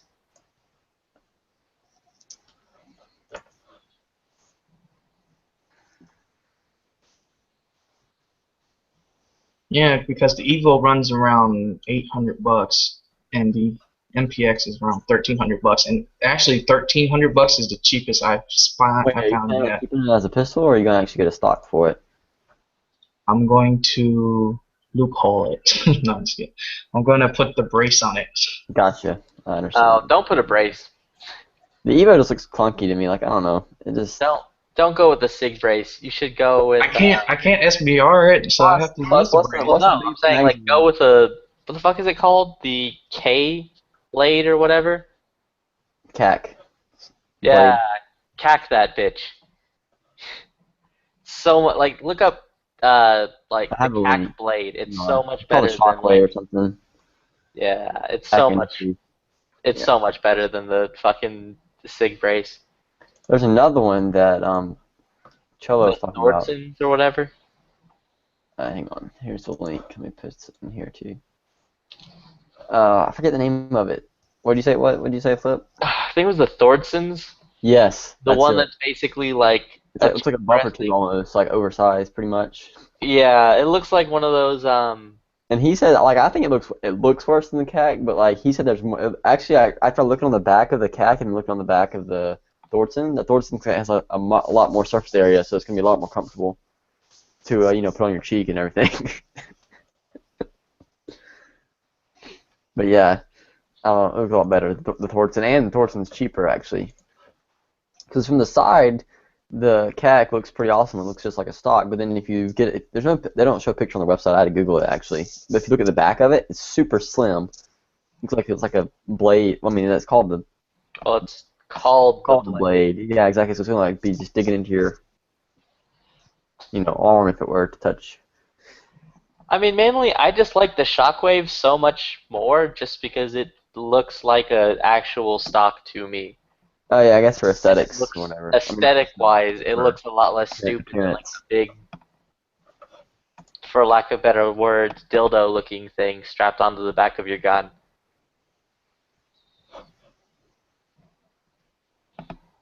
Mm-hmm.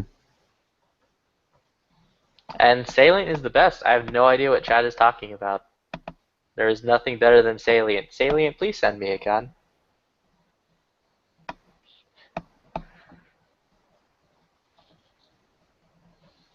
Yeah, they'll send you a gun, but we're not saying it's gonna work. I don't care. That is fine. That is totally fine with me. I will fix that for you. I'd rather have a broken Salient gun than a not Salient gun. Does Salient doesn't make guns. They just do work on them, right? Well, they make ARs. Really? That doesn't sound good. That should tell you something. That since no one's ever heard of them. Like I never heard of them until now. That should tell you something. That should. Only time I've ever heard of Salient is. They do a lot of. It's mostly a custom shop, but they do make ARs. Nah, yeah. I don't know. If you want like a 70, which is neat looking, but I probably would never actually do that. top of the top whatever AR, you can get like a JP Enterprises. It's like you're starting to get into the actual like out of mil spec, more like into the high end stuff. It's like TB, they do make ARs.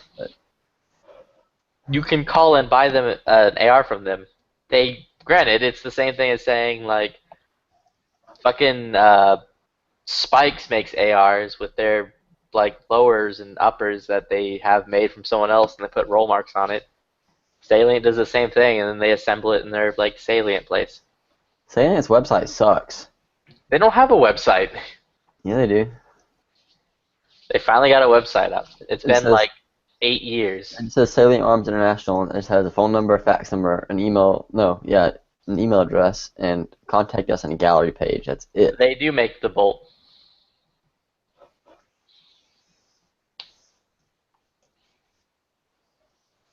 It really makes me wonder how much money people spend on their like $500 Glock just to make it, look different. What, a Salient Glock? It's like 1,500 Yeah, I know. That's what I'm plus saying. the 500 it No, costs I know it's a lot. less But I'm luck in the saying, first place.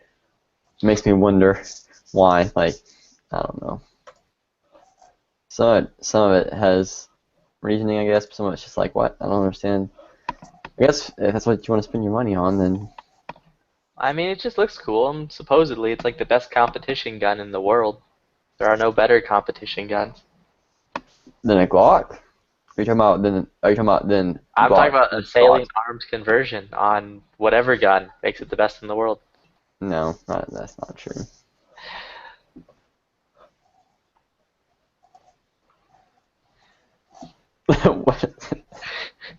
What is Moon talking about? A war sport? What is that?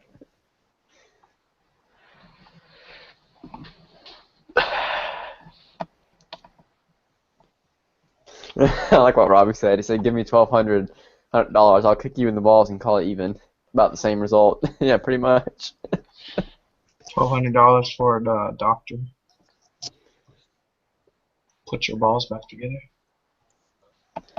I mean, I talked to them today. the They're only people explaining to me who that like they'll do very good work with my Larry Vickers Glock 19. put it this way, the only like fancied up Glocks that you see that are being shot are like Zev, and even those have history, have a notorious reputation of failing at critical moments. That's why KC Eusebio no longer shoots one. And that's why he kept his Limcat whenever even though he was on Team Glock and all he was shooting was Glock, he still had his old competition gun, and that's what he shoots now. And he's not on Team Glock anymore. Well, I mean, Glocks are just bad. They're unreliable, they don't work, and they're too expensive. I'm talking about Zev Tech. These ones that people take their stock ones and they screw them up. No, stock ones work fine. What are you talking about? Oh, War Sport. Okay, that's like extremely expensive. I still don't know what War Sport is, so. It's the high-end AR. It's like most of them. You don't really hear of them because they don't sell a lot of guns because they're so expensive, but they have a niche market. I mean, War Sport can't be better than a Salient Arms AR-15. Salient Arms doesn't make one. Stop trolling. Just stop. What?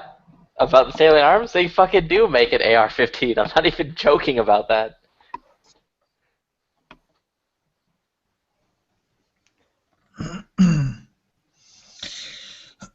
Caleb, you are not probably not thinking about sponsorships from the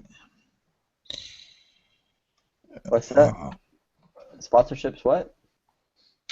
from the Austrian company Glock. No, I'm not looking for sponsorships from Glock. anyone right now. I mean, Yes, but I don't even shoot. Like I'm not even. Yeah, that's not yes, even my but primary. yes, but that sponsorship. I'm not hating on Glock. I love Glock. Would be Glock's good. fine. They're perfect from the factory. The way they, I mean, change a few preferential things here and there, but that's it. I'm talking about people taking Glocks and like just freaking gutting them and doing all kinds of crazy stuff and shooting like turning them into open guns, especially. That's not a good idea. I've seen those fail a couple times personally. And yeah, they're just not made for that kind of stuff. But Those guys are shooting 40. Actually, let me rephrase that. I don't like Glocks unless they have a lower aluminum frame or steel frame. why don't you buy a BCM rifle? That's what I have. They're nice.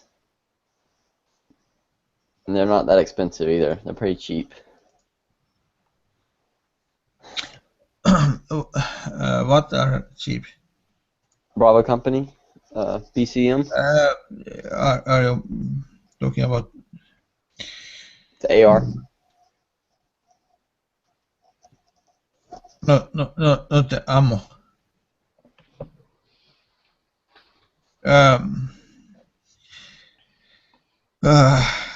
At here, the 40 costs same as as the Rifle? rifle to Really? Wow. yes. That's wow. 9 millimeter is about 19 euro cents. For 50 rounds? No, I mean 1 round of 9 millimeter is 19 cents. Oh, 19 cents. That's still really high. Holy crap, that's like twice what is here. Yeah, it's like 2 times the cost. Wait, how much is 9mm over there? 19 cents a round, which normally it's like 10 cents here. 10 or 11, I guess. That's how much I reload it for. 9mm here is more than 10 cents a round. If you buy a steel case, it's probably like 11 cents or 12 cents. It shouldn't be over 15 or something like that. I know that. I reload it for like 10 cents. That's why I'm thinking like that. Because everything I reload, so I don't buy ammo. But Yes, but I'm not reloading. And the cheapest round for AR is 34 cents per round. I mean, right now the cheapest round on SGA ammo is like 20 cents a round. For 9 millimeter. Yeah, 9mm. Yes, and we have 19. But of course there is that difference between euros and USD dollars, but that's not so big. But anyway, cheapest round for AR is 34 cents. That's really and it's same price as. That's not bad. Is that frangible rounds or regular bullets? Is it frangible? It's regular ammo. Yeah, he's talking about regular ammo. Yeah. That's bulk price. That's bulk price. Yeah, bulk. About ball ammo. Yeah, but it's exactly the same price, which is cheapest 40 caliber. So if you are competitive shooter and you are shooting 40 calibers, that's one round is same as if you are shooting rifle. Yes. Yeah. Do y'all have a lot of people who reload over there, Mika? I think that all the for 40 caliber or major competitive shooters, they are making their own. Yeah, caliber. people who shoot a lot do. Making their own rounds. I'm not because this is kind of hobby for me. It's time to keep fun with other guys. Right, it's just for fun. Go hang out, shoot. Yes. I'm not. I do not think that I will never be the world's best shooter. Who will? You said who won't be the best shooter?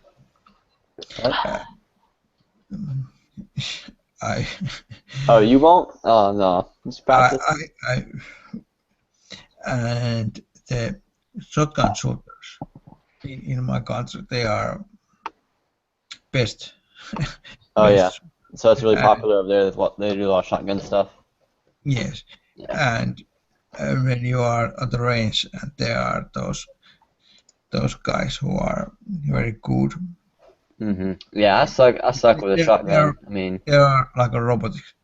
they are they are loading so fucking fast and that they are shooting. It's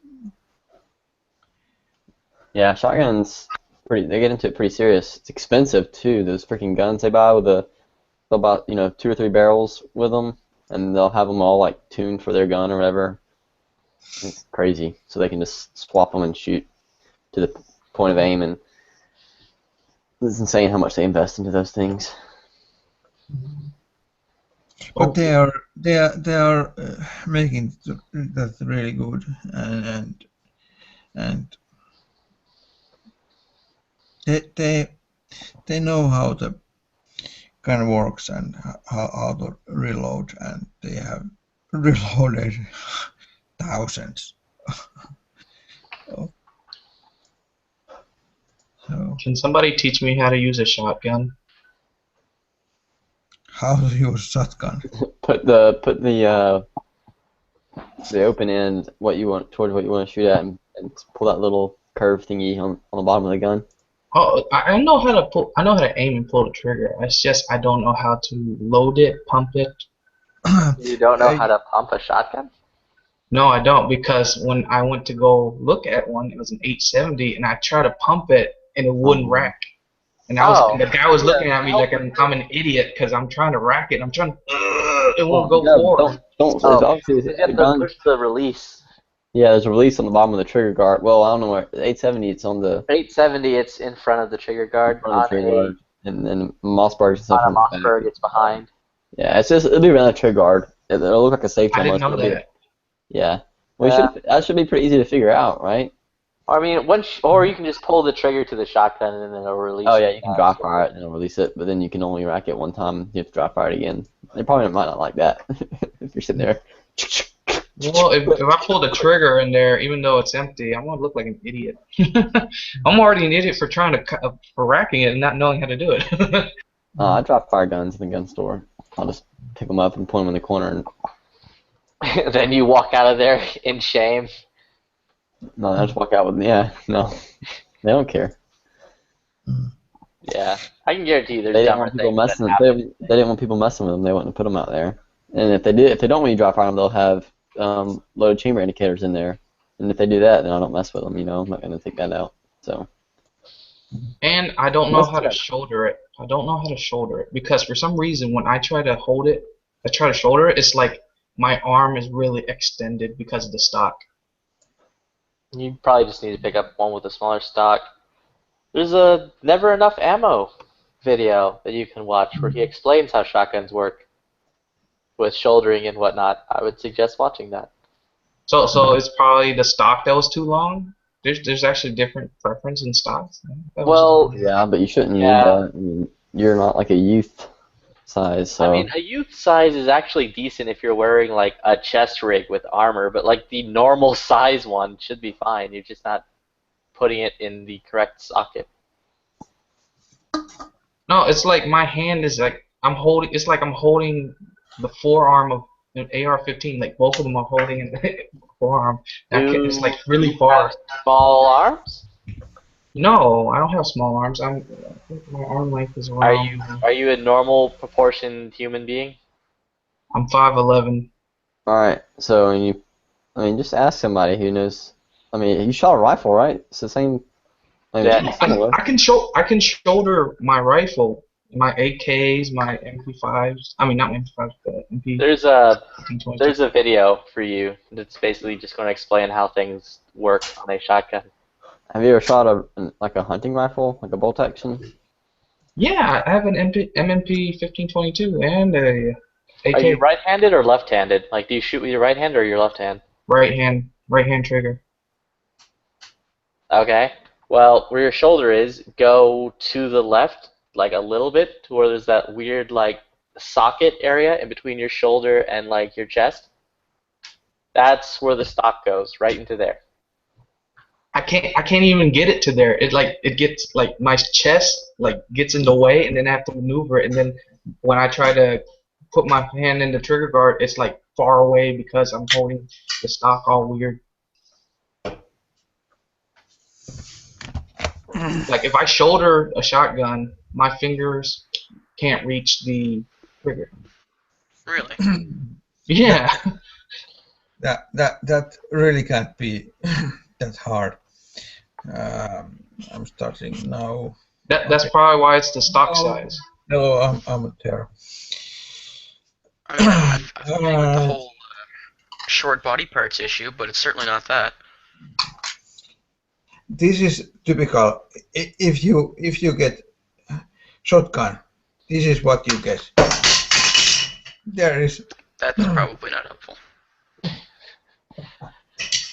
Don't know why it dropped, but there is that bayonet.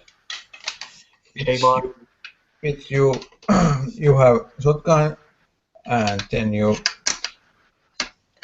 put that bayonet in your barrel, and that's typical shotgun has this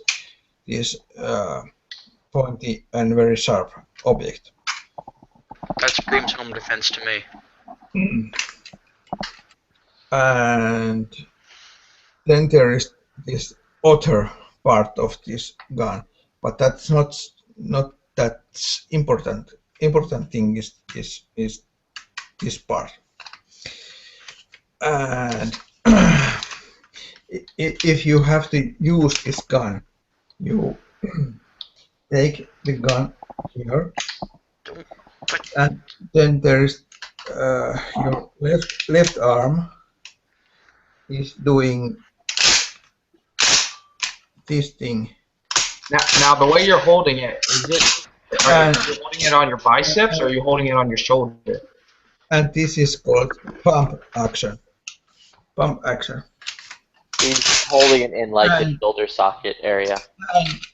And if you have to shoot something out of this gun, then you turn this gun upside down, and you you have some kind of ammo, and you are putting these there. There is a slot for this, and you are putting those, and then you are turning, and you are shooting, and when there is no bang, then you turn this upside down and put something more. And if you have a big hand, you can take two rounds and put those 2 rounds that tube. And Now, does that one have a button you can press without pulling the trigger to rack the shotgun? Yeah, all shotguns do. On that one, that's a Mossberg 590. Yeah, it looks like a Mossberg. One because it has the bayonet lug. Yes. It's behind the trigger. And if you don't, that shotgun takes maybe 7 rounds. But if you need more rounds, it's better that you get Remington. Remington That's with a semi-auto, right? No. This is also pump. But there is that extension tube. Is that a 7 or an 8? Was it 887 or whatever? The new like nitride one. This is normal 870, but with this tube you can put 10 rounds. So if you have some situation 9 plus 1. So on the base version of that, it's 5 plus 1. The extension tube adds an extra 5 shots that he has on. You have a 28-inch barrel, right? I think so. I think this is 20. But anyway, it's same thing. there is that loading gate, and you put stuff inside that tube, which you can. Is that loaded? You can. No, it's just the magazine follower on that is bright red. I like, saw wait a bright red minute. and he cocked the But- shotgun and pulled the trigger. I but- nearly had a heart attack. Yes, but I think that this Remington 870 is not as good as this. I like the tactical 870 with the pistol grip and. Nah. There Mike, is, I can tell you right now that my Remington 870 is better than your Mossberg 590. there's two reasons why this gun sucks. First is that there is that Loading gauge. there is this stupid thing. If you need this gun at the winter time, if you are gloves, you have gloves. So Well, even with gloves, it's not. There's a dent inside the loading gate that you just put the shell on and push forward, and it like slides right in. Or just side feed. You let's you can think only that- side feed one round. let's think that this is my glove. So there is a very Just big get really good gap at side feeding, and then you need to worry about magazine capacity laws. going somewhere over there. And the second problem is that this button with release, I can't pump. I have to. Yeah, that's what's happening to me when I'm trying to rack it. Yeah, 'cause you have to push the slide release or the pump release, or whatever it's called, and then it like. So it's in this wrong place, but this gun which has nice looking bayonets. This is a perfect pump action shotgun because Nah, the 870 there police is Magnum is the best pump shotgun. that stupid thing there. You just put it down and then you put the patrols. That's why. Whatever you want to put there. That's why I'm tactical and I have fingerless gloves. And that stupid button, it's not stupid. It's there. It's not here. It's there. It's so much easier if you have to. Do you have to rack it every time you shoot it, or is it just one rack, one A push? shotgun? Every time you rack you have to rack it for each shot. Now this one, which is the one that I want to get, Do you have to push the button to rack it each time? No. No, that basically that button is there so that if I forget what it does. It disengages the trigger from the pump. So when you rack it and it's cocked, it'll lock. But when you shoot and it's not cocked anymore, the slide moves freely until it's cocked again, and that button disengages it so that it acts as though it's not cocked. I don't really know how to describe it properly. That's pretty much what it is. Now this one, if you're going to look in the chat, I'm going to post another link, is for every time you pump it, you get 2 shots. The hell? What kind of gun is that? That's weird. Also, there, go buy that gun. That gun's really good, and it's a super good price too. Yeah, but I heard it's that gun's but I fucking heard dumb. it's scratchy. I heard it looks used, but it's not. Even You don't like the DP12 there, Flippy? Nah, not at all. That gun's dumb. I'm buying one. I'm going to convince my father to buy me one. I mean, I'm saying it's dumb, and I kind of want a Keltec KSG, but which is actually also dumb. Heathen. Only At least the $270. DP12 works consistently. Only $270 for Mossberg 590. It sounds I really know good. it's a fucking good price, and it has like ghost ring sights and everything. Well, But what I find funny is it's cheaper for me to go out and buy 2 pump action shotguns and a roll of duct tape than it is for me to buy a DP12. Yeah, but it's cheaper to buy 2 KSGs and duct Oh my god, the DP12, that looks ridiculous. but I still want one. That's one that shoots as two. Hey, it's Sean. Uh-oh. Ridiculous. What's up, Sean? Howdy. How's So, it get done? Ballistic, now that you're back, you can answer my dumb question. I If never left. Okay. If conceivably you were at a shooting range and you could set up some kind of hopper mechanism that every time the bolt opens up on a semi-automatic rifle, that it would drop another round, like sort of like single feeding in the side of a shotgun. Is that circumventing magazine capacity laws, or would you still get arrested for that? I'm really confused by how you're trying to explain how it's loading. Stupid Canadian, stupid question.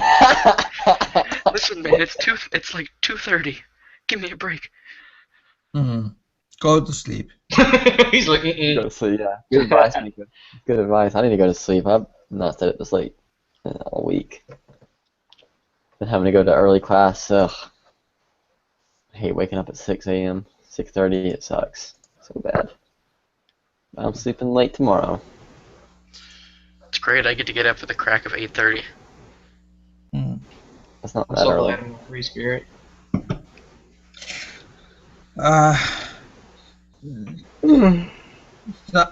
Son, you who are living at Florida and you are not doing those lawful things.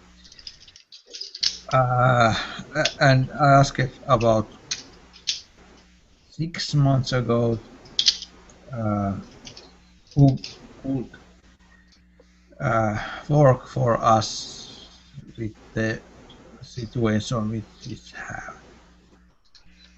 And you gave the name of one guy, and we are still thinking about what to do. But that was I'm happy that I could ask from you. Yeah, no problem, man. Well, he's an excellent attorney, and I've got a couple others that handle some estate type stuff. But yeah, really great guys. So when you need them, hit them up. And my that the problem was, but that my mother's father died over there, and then there is something, and my mother is thinking what to do, and she has two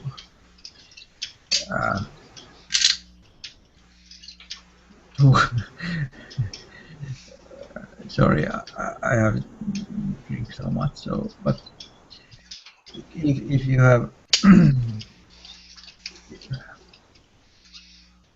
not the children but siblings, I think siblings.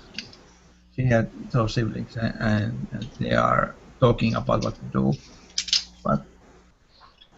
but it's good that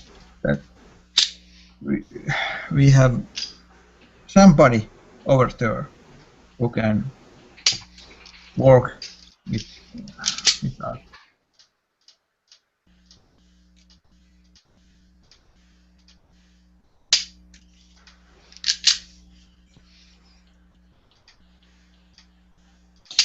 And Jana, I think that is that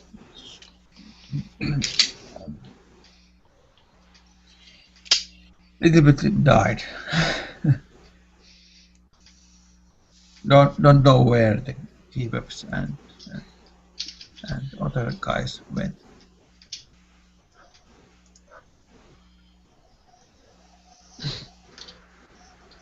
So Sean, have you did you see the update from the ATF about their FEAM? I forget what it stands for. Some kind of like electronic processing. You're talking about the replacement for the current e-file system that they spent a bunch of money on, figured out that it didn't work, and that they're redoing it. They're leaving the current e-file system in place. Exactly. Yeah, a bunch of government waste. They spent millions of dollars on software. It didn't freaking work, so then now they're trying to refactor it and completely redo it. But they might bring back doing electronic Form 3s. Forget Form 4s. Forget Wow, that's crazy. Yeah, that was that was a bunch of government bureaucracy in action being horrible. Yeah, it doesn't sound too complicated if they're just building software for it. I wouldn't think it'd be that difficult. I could build that software in a day and have it service anything they would possibly ever need. I build interfaces and that kind of integrated software for a living. Yeah. One thing we talked about earlier. It would take. Okay, I say in a day. It would take me a few weeks. Right. Yeah. Really Compared to the time they spent. This thing, and it would do everything the ATF would ever require, and it would be scalable. It would handle all the traffic you could throw at it. But it's government waste, fraud, and abuse, man. Yeah, another thing GWIP's talking about too is like it's pretty bad. They having like the like a online registration. It's kind of like almost like a registration. It could be used as like a database, whatever. Because it saying like if you have certain information in the system, you get like auto approved, whatever. But it's like they're saving that information pretty much. Yeah. I mean, there's already commercial off-the-shelf products that does 90% of what they do, or of what they need to do. They just need to take those products, use them, customize them for their exact method of operation, and they can put something out that's very good for dealing with essentially e-forms, and being able to bring them into whatever system they want to for doing their processing. It's not that hard a thing, but they're they're sucking at it, and Yep. that's what government does when you tell them that they make more money when they fuck it up and have to go back to the drawing board to make more money again. Yeah, so they're not processing any I mean you said they're only bringing back Form 3s to online to e-form. So see, the thing is, standard government procurement is we're going to come up with a bunch of software requirements without talking to anybody about what they are. Then we're going to go to some company and say, hey, build us a brand new piece of software using no off-the-shelf technologies that does what we want. So that's going to cost a whole shitload of money. Then we come back and find out that, we spec'd it wrong because our software specifications didn't account for everything that we actually need, so now we need to do it again. And then they bring in some companies, the companies bid on it, and it's going to cost all this money. Where what they could do is take commercial off-the-shelf technologies that are already out there, software that's already developed, and say, okay, we're going to take these and we're going to modify these to fit our workflow, and we're going to have something in a couple of months rather than something in 4 fucking years that they've been trying to make e-file work. right. So that's what they're trying to build. They're trying to reinvent the wheel. We put men on the moon in 10 years. In less than 10 years. They can't build a website in 4? Yeah. I mean, it's a lot harder to rig up a camera and like a set stage than it is to put together a website. I'm going to come choke your sad panda. Sounds sexual. Do it. That's kind of weird. He learns to love abuse. You got late night chat, late group. Sean. Yeah, if you're joining us now, this is chat after hours. But we're still alive. I've been around for a few of those, probably to my detriment. But we're still alive, so yeah. Yeah, it's because it's after hours. Eventually, some bored legislator is going to find one of these old late night chaps and say, "Oh my God, this is the guy that I'm dealing with for." I hope it's bill." not the homeless rant that I made. But yeah, all I'll say is that the things that I say here are not sanctioned by Florida Carry. the fucking Are my backpedaling, own I love it. opinions and represent the opinion of no organization that I've ever smelled. Hey Sean, guess what? I just got my carry today. Congratulations. Now I just gotta wait for 6 to 8 weeks, I think it was, For what? for them to send it. What? Yeah, 'cause you gotta do the paperwork, all that. I already did all the paperwork within 1 day, and now I'm just waiting for them to send it. Wait, what state? Florida. Florida sends it in like you'll get it in like 4 to 5 days. Really? Oh yeah, once they approve it, you'll have it in less than a week. Oh, I thought it was backed up really bad. No. The backup is the processing, not the mailing. The mailing's a little bit too backed up, but you'll have it in less than a week. Yay! I'm so happy. I still got a few more months.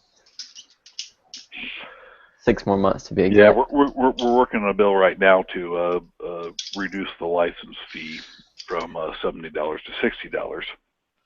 I'm trying to make it free, but you know we got another $10 knocked off of it. Well, we should come out to Texas and do that. It's $140 friggin' dollars here. A lot of people in Texas just get a Florida concealed carry license instead, because even as a Texas resident, you can carry in Texas with a Florida license. But can I come to Florida and get a license? How much is it?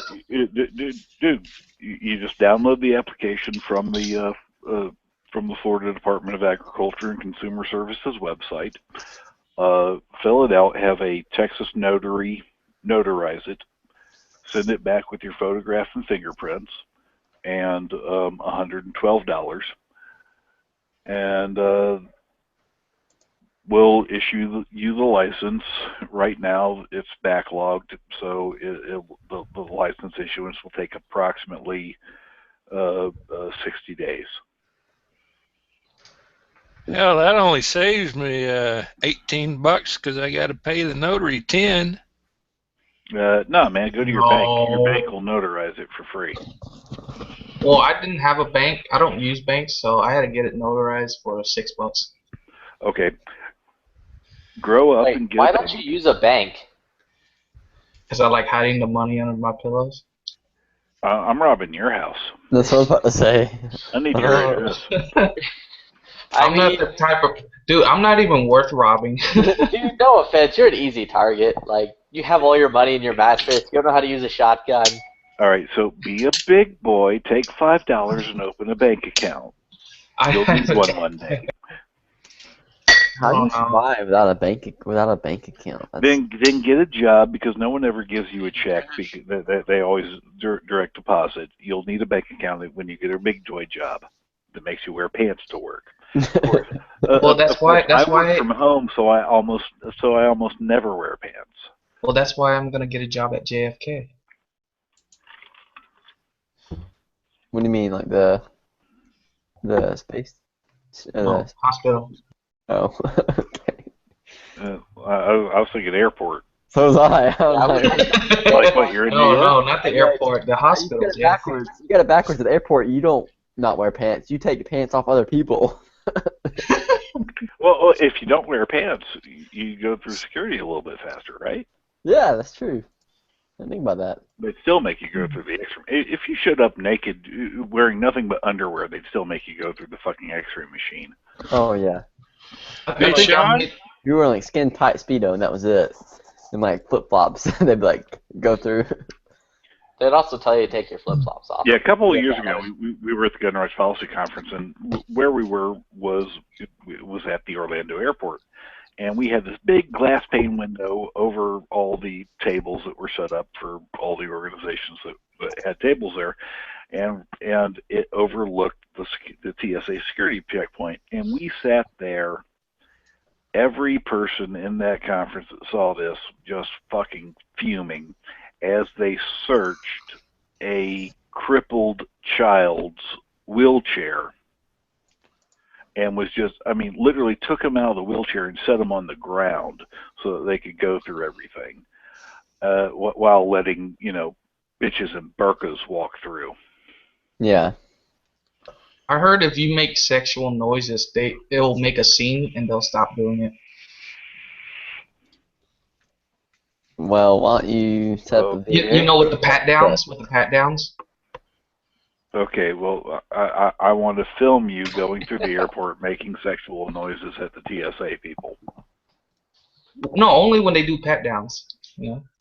Well, they usually don't pat you down. You just go through the scanner or whatever. I'm pretty sure they will stop patting people down. You can request a pat down instead of going through the back scanner. And then you can make all your sexy noises. Pat down. That's like me letting you touch my car. Now, I'm sorry for you when you start making your sexy noises, you get groped a little bit harder because that kind of the blue glove likes you.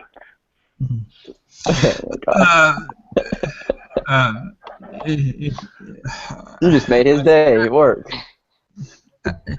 So somebody can show up in their robe only and say, "I want to be patted down, please."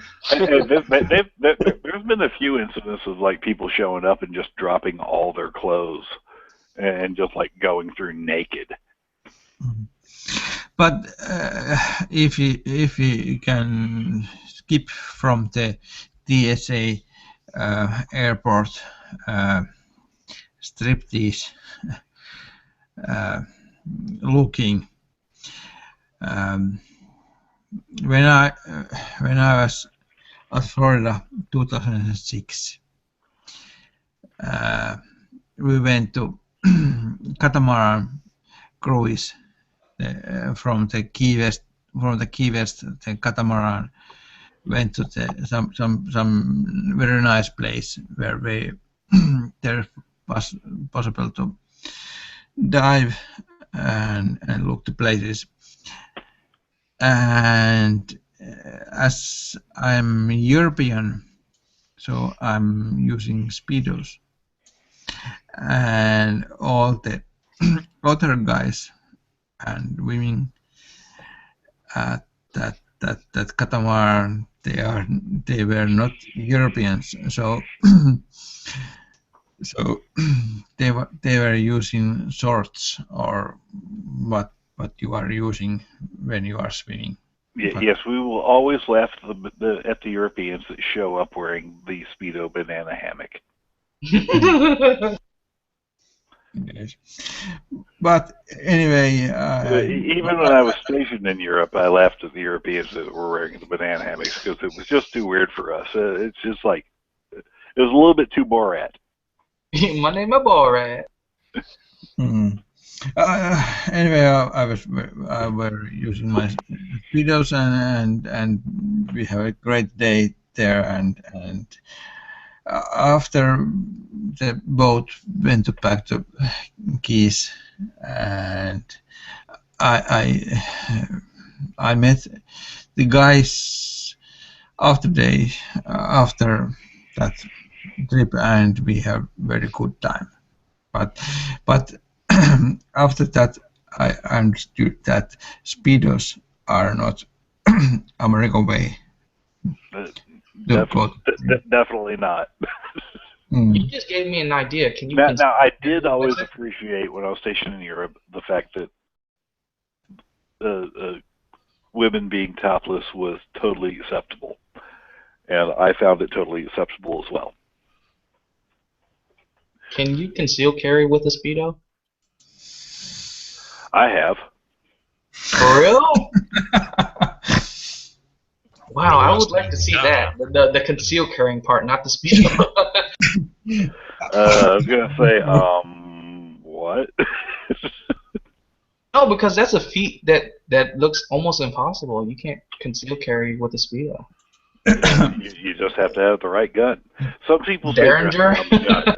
I instead have a lot of guns that allow me to pick which gun I'm going to use for the way I'm dressed.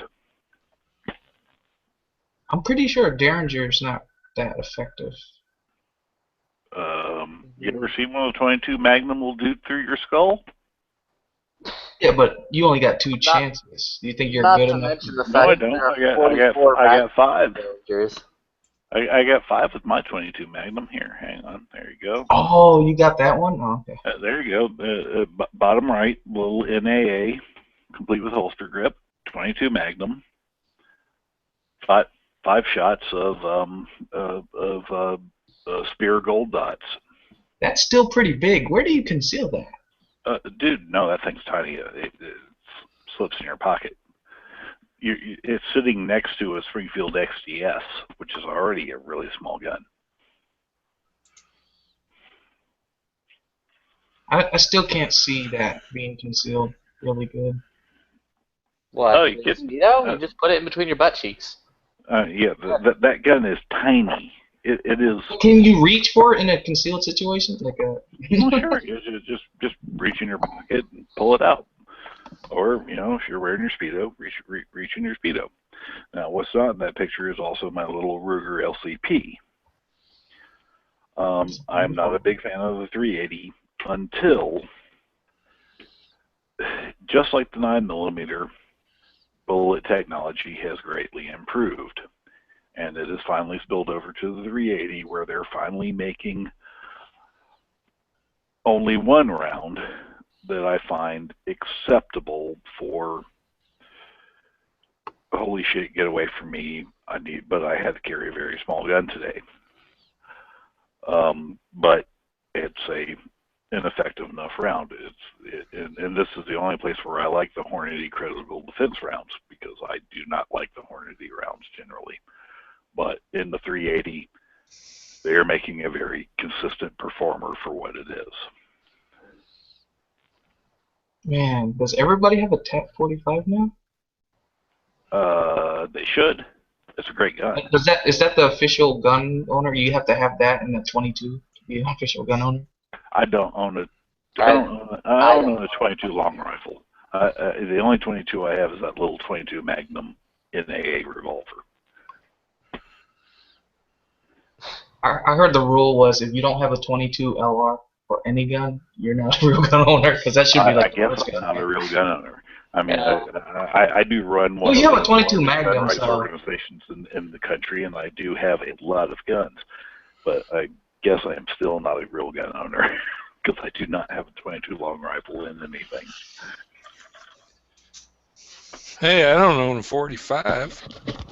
Of course, in my day job, I do okay, so I can afford.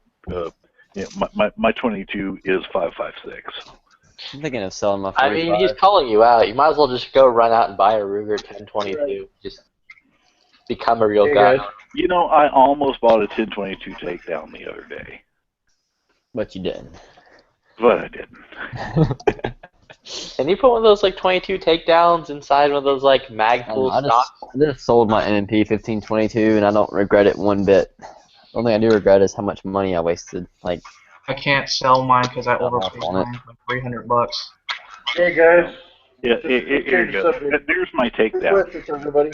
That's my 5.56 takedown. So that's my 22 takedown. Yes. Holy crap. Yeah, it must be nice. Anyway, quick question for everybody. Has anybody else here seen 13 Hours yet? Yeah, I've seen 13 Hours. It's great. Go see the movie. Yeah, I just got back from watching it. You want to piss everybody off and do a bunch of spoilers? No, I actually really want people to go see that movie because it's good and it needs to make money. Wait, this one's about Gaddafi, right? Look, if you do, I will not come out there and hurt you. I will send other people to come out there and hurt you. I mean, I'm not that worried about you considering you have a SIG brace and not a proper SPR. Actually, I did change out the SIG brace to one of the little shockwave blades. That was a recent change I did because the SIG brace was too big. See, I told you, those SIG braces are ugly as fuck. Go with the shockwave. I don't care about ugly. I care about what works. But yeah, I did change up to the shockwave. And actually, I keep it a little bit canted on the back, but it's just what worked out for me. So I could probably imagine it on my forearm. I imagine it probably fold a little flatter too, right? It does. The SIG brace was making it stand off just a hair. The shockwave actually makes it stand off just a hair because this is also a side charging upper.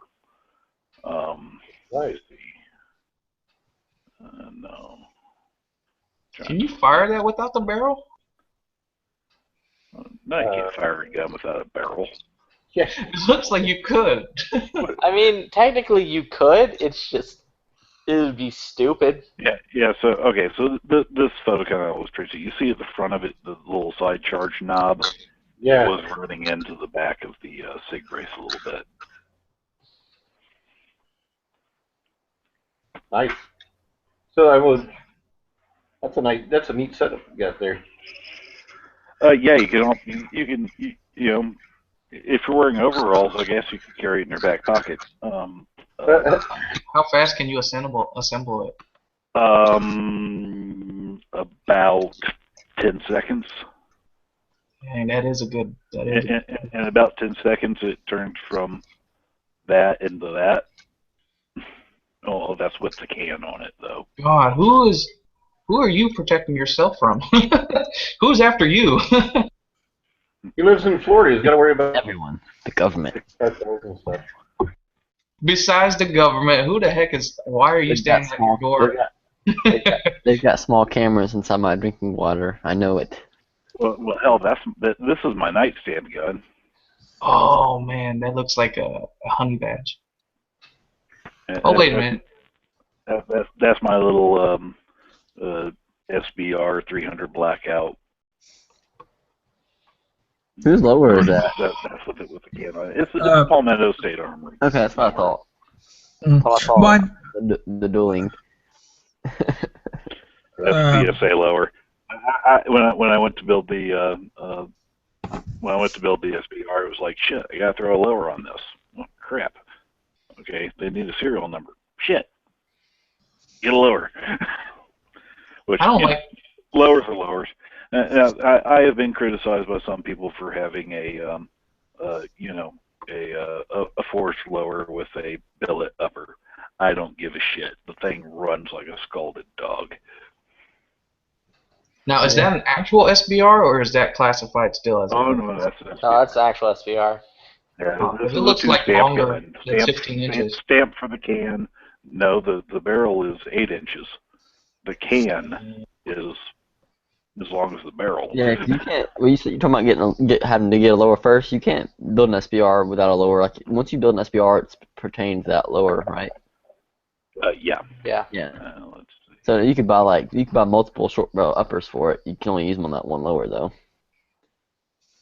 Yeah, and you can do multiple calibers too, but you have to send a letter to the ATF for alternate configurations of your SBR.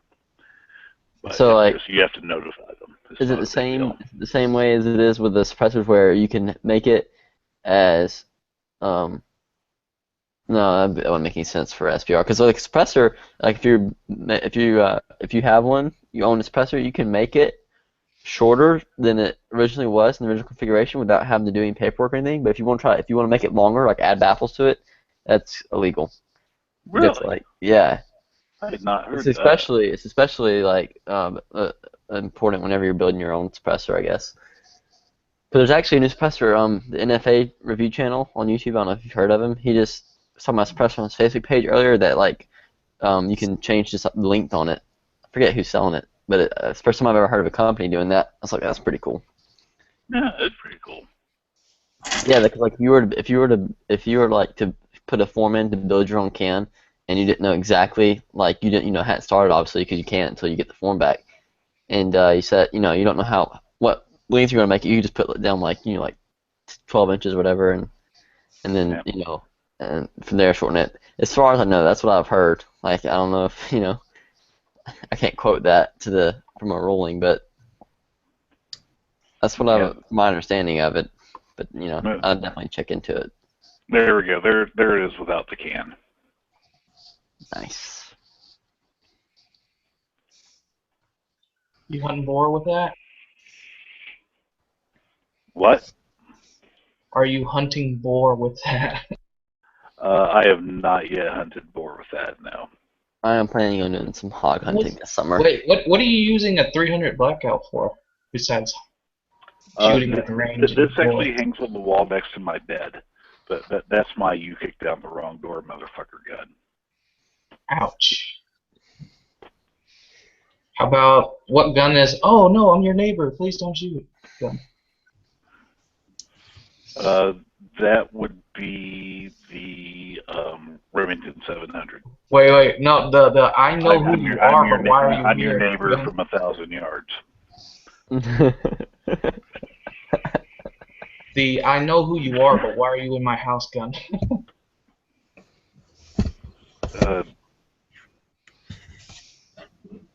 That would be that. Yeah, it'd be the same thing. I was about to say. If you're not supposed to be in my house, you're not supposed to be in my house. Exactly.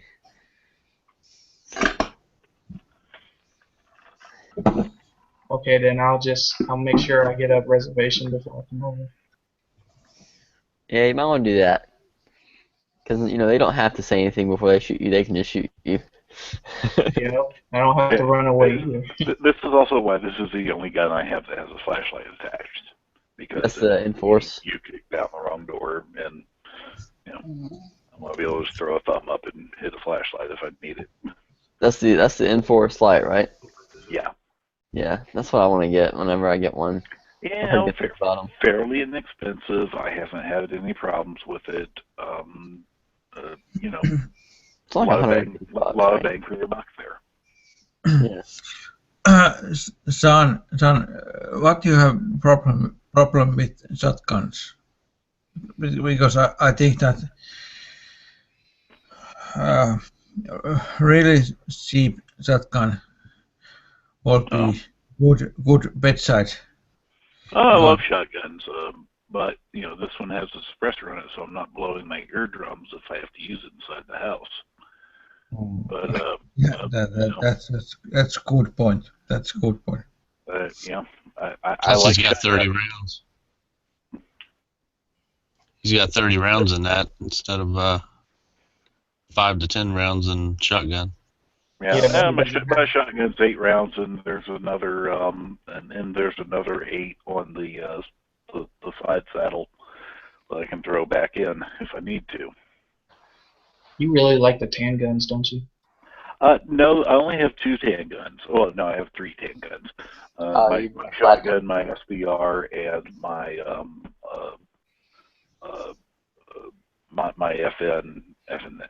FNX tactical. Everything else is black except for my my old 1895 Marlin, which is wood and blued.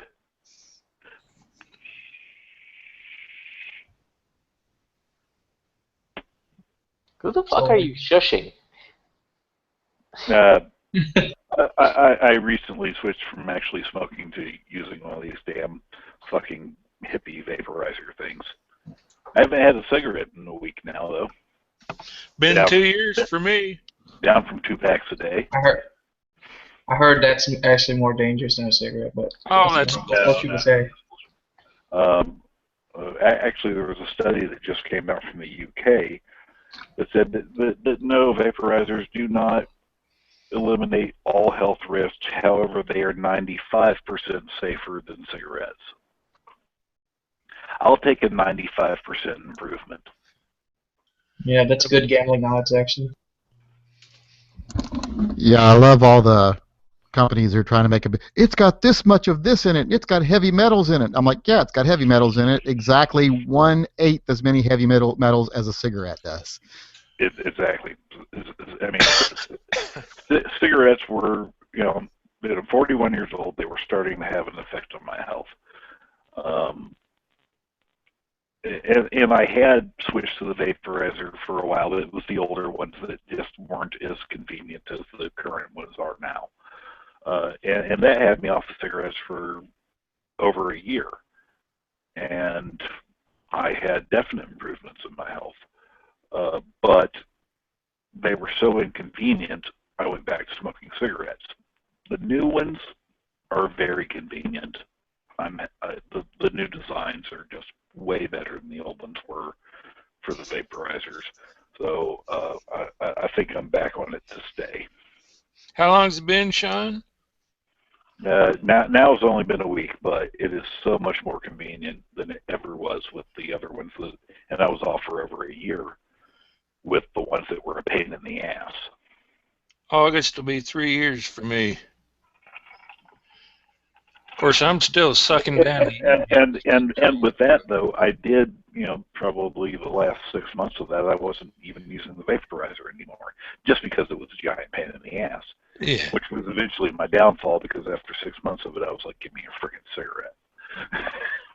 Because it wasn't giving me back to the vaporizer, because the vaporizer was a pain in the ass, but the cigarette was easy. So now the new vaporizers, the ones I have now, are very easy to deal with. What do you have? I have an Aspire Atlantis 2 tank. Okay. Got one of those sitting right here, but I don't use it much anymore. Right now I'm using an Aspire sub-ohm battery with it. I also have an E-Leaf 40-watt temperature control box mod. Oh, that's a good one. I've got the 60-watt temperature control. And I will tomorrow, if the Postal Service is correct, have an Atlantis Mega with the Aspire Max battery, which is a freaking huge thing, but it lasts for it's like 3,000 milliamp battery, and it's a 5 milliliter tank for the juice. So basically that thing will last for a couple of days before I got to refill it or recharge it.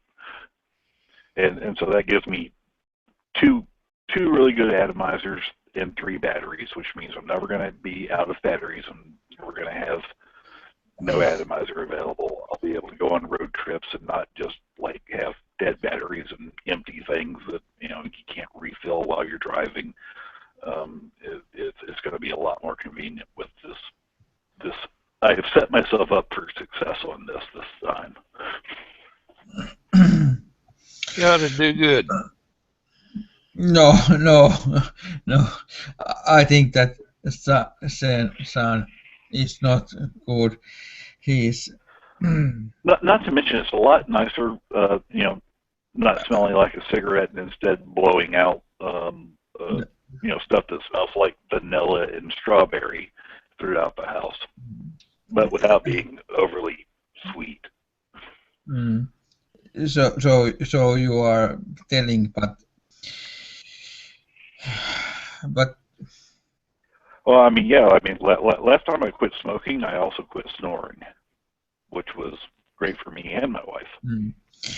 I have that snoring problem, but anyway, just more pillows. You are addict. You are addict, and you need some help. I am an absolute nicotine addict. Well, but here's the thing: nicotine ain't gonna hurt you. It's all that other crap in the cigarettes that hurts you. Well, that's what gives you cancer, is the other stuff. Nicotine's not the carcinogen, but it does raise your blood pressure. It's not good for you. But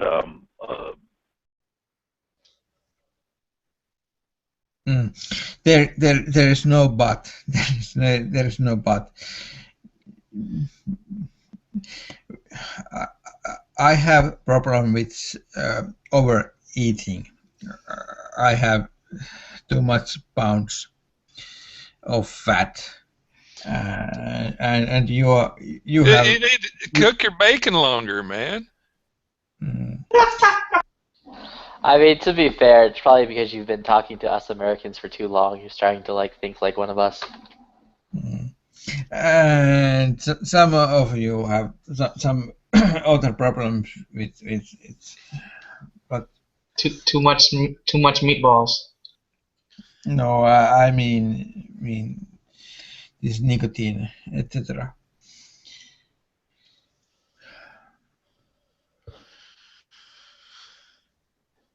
So Sean, when will Florida be following Texas?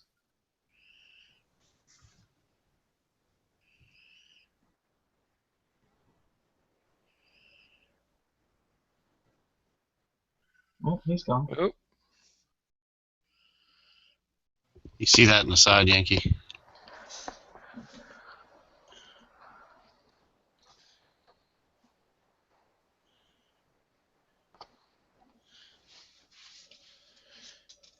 I saw that on Instagram earlier today, but I didn't pay much. I saw that on Instagram earlier today, but I didn't pay much attention to it. I knew you were wanting a compact version of it.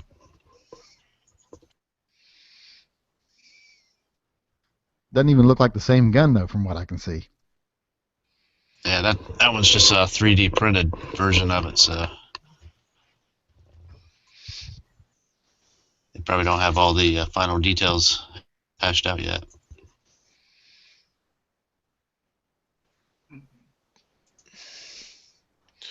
would that be considered a zip gun?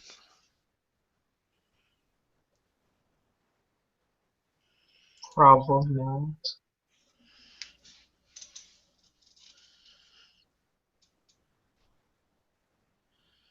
I don't get about 3D printing. Wouldn't it be better if it was just a mold?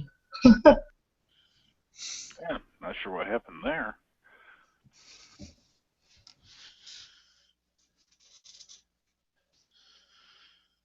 So yeah. So Sean, when are we gonna be following Texas? 2017? For what? Campus carry, open carry? Open carry. I'm hoping this year. I thought we tried it in 2011. I thought new came laws up take short. effect after. Do what? I thought new laws take effect after it goes through the year. Oh no. It depends on the bill. Any bill that we file has a line at the bottom that every bill has a line at the bottom saying when it takes effect. Every bill that we ever ask someone to file says this law shall take effect, or this bill shall take effect upon becoming a law, which means that as soon as the governor signs it, it's in effect.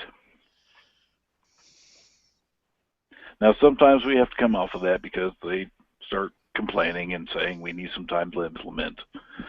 Fine, and we'll negotiate that. But that almost never happens. When we file a bill and pass it, it goes into effect as soon as it becomes a law. John, can you just buy the governor?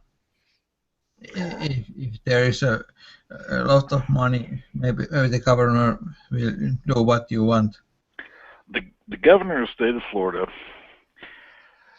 is one bill away from signing more pro-gun bills than any governor in the history of the state of Florida. Mm. And during his first election campaign and his second, he promised to sign an open carry bill if one was presented to him. Mm. So, but if it's just one guy, then maybe there's two sides, and they will collect the money, and one side gets 1 million, and what other side gets 1.5 million, and they. Despite what certain people would have you believe, and it's really not always all about the money. People actually do still file and sign bills because they believe in things. I hope so. I hope so. Don't get me Yeah, wrong. It's not not all that the money is money. not important, because God knows I need it, because I'm going to spend about $20,000 on lobbying and litigation over the next 2 months. Well, then you should have worked harder on the Powerball. Man, I bought a ticket and I didn't win. I thought I was going to be able to buy myself a Gulfstream 6, but instead I'm going to have to keep renting cheap planes. I hit like all the numbers, but they were all in different spots.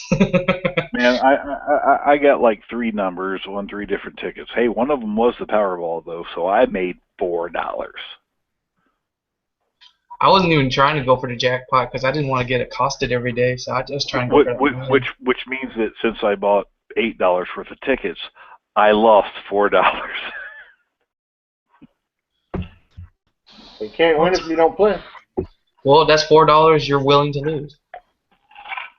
Yeah, look, you know, it is worth $8 for me to have the ticket and get to dream for a couple of days about what I would do with $1.5 billion.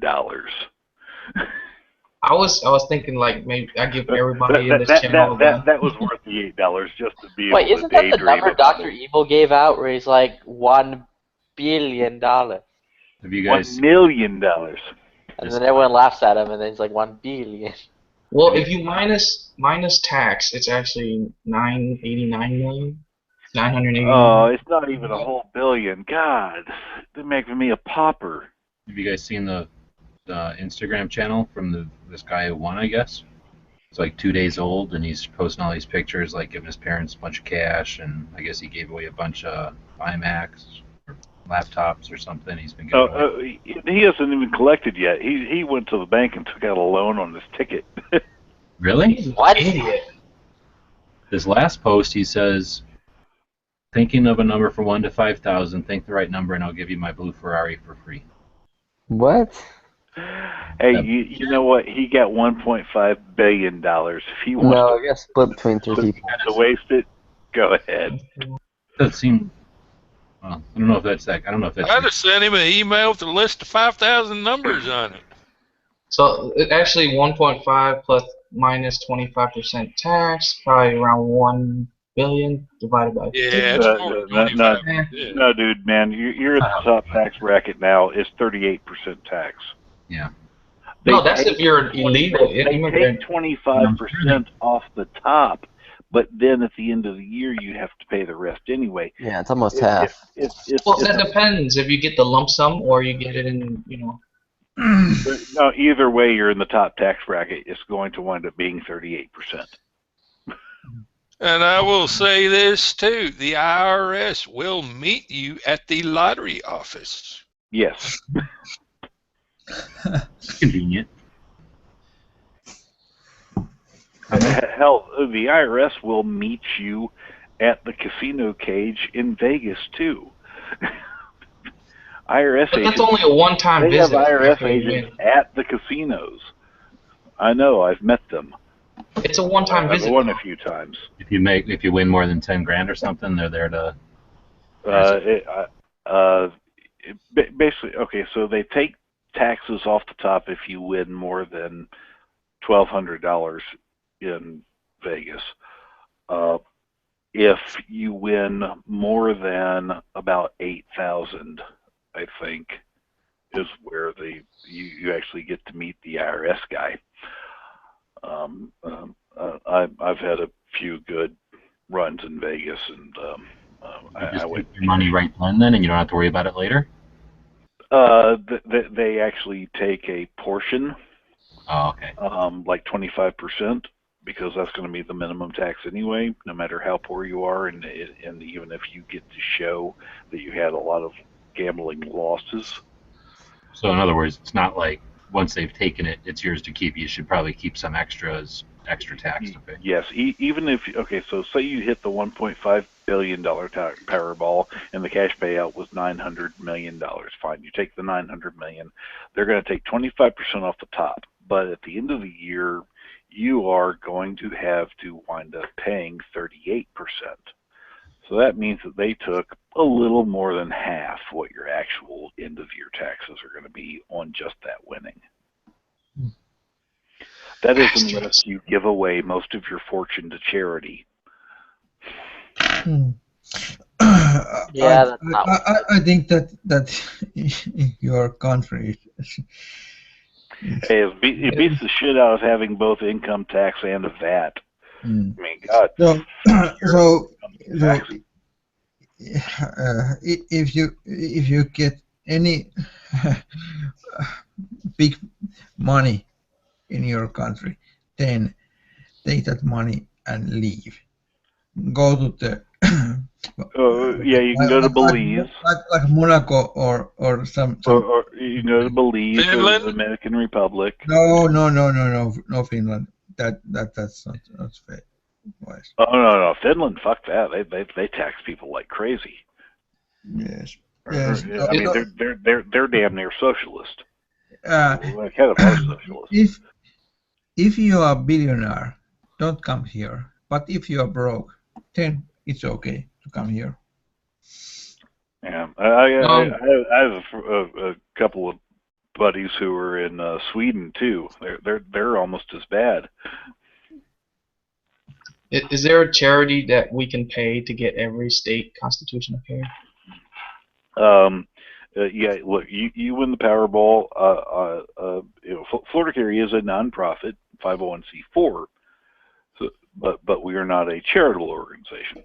But if you win the Powerball and want to give us money, I will go through the hoops and form the Florida Carry Foundation, which will be a charitable organization that we'll use for just our lawsuits instead of our legislation stuff.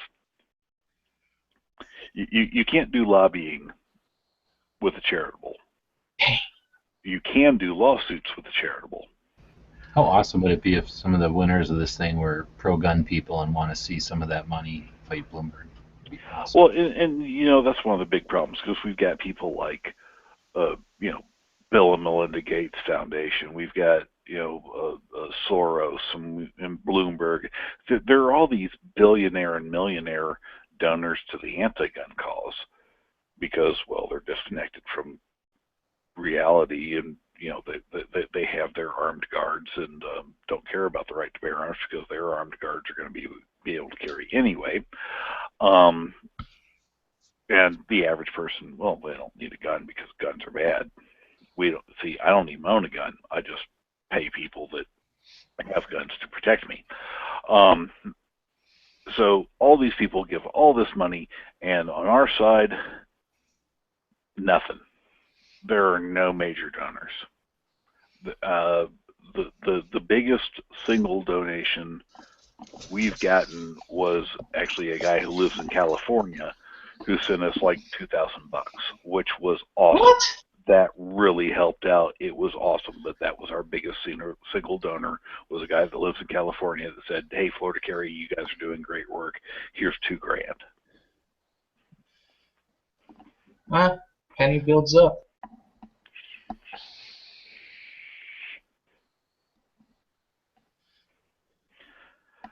And you look at these major donors to NRA, notice they're not giving to NRA ILA, they're giving to the non-profit, not the non-profit, but they're giving to the charitable NRA. So that money doesn't go toward lobbying.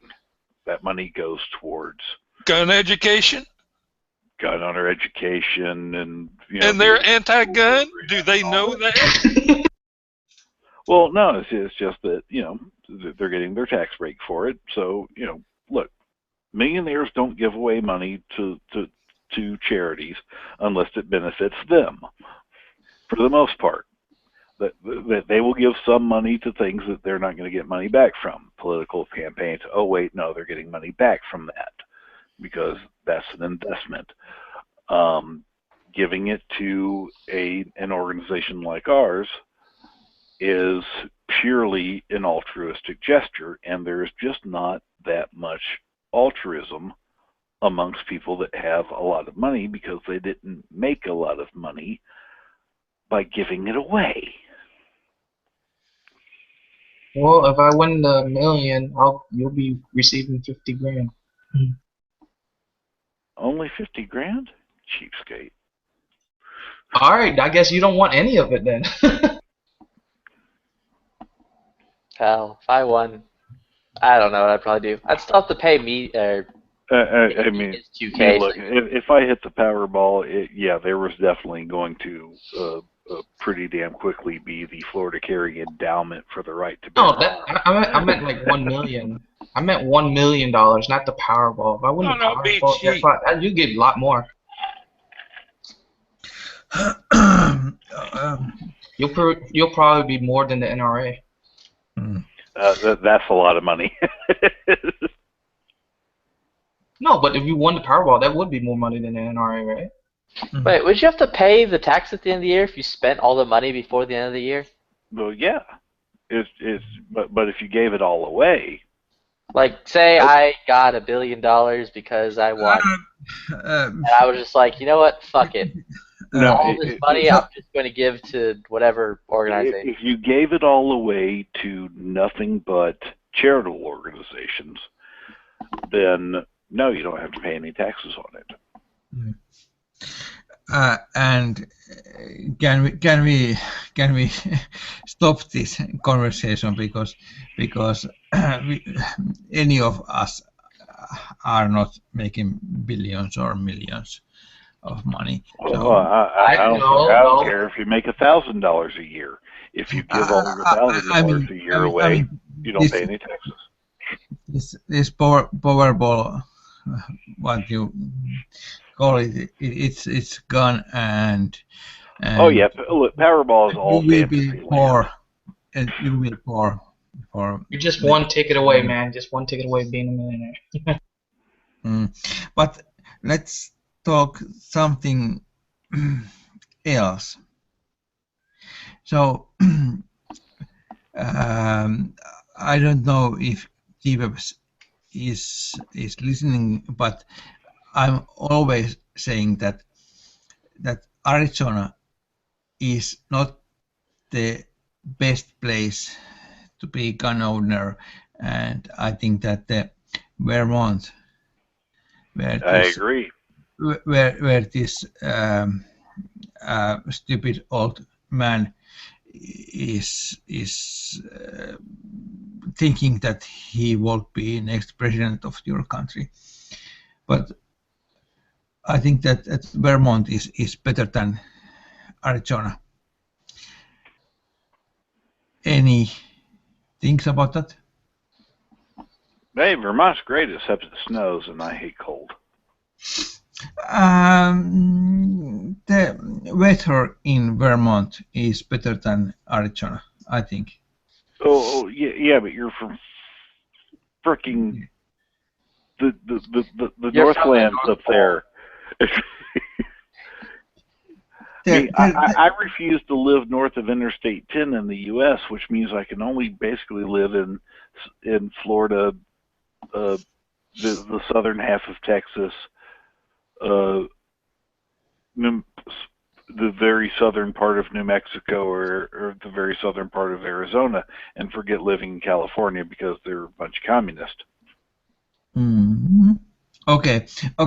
If we think that Vermont is too cold and we have to move, and I've been to Montpelier, Vermont, in the middle of winter, and it sucked.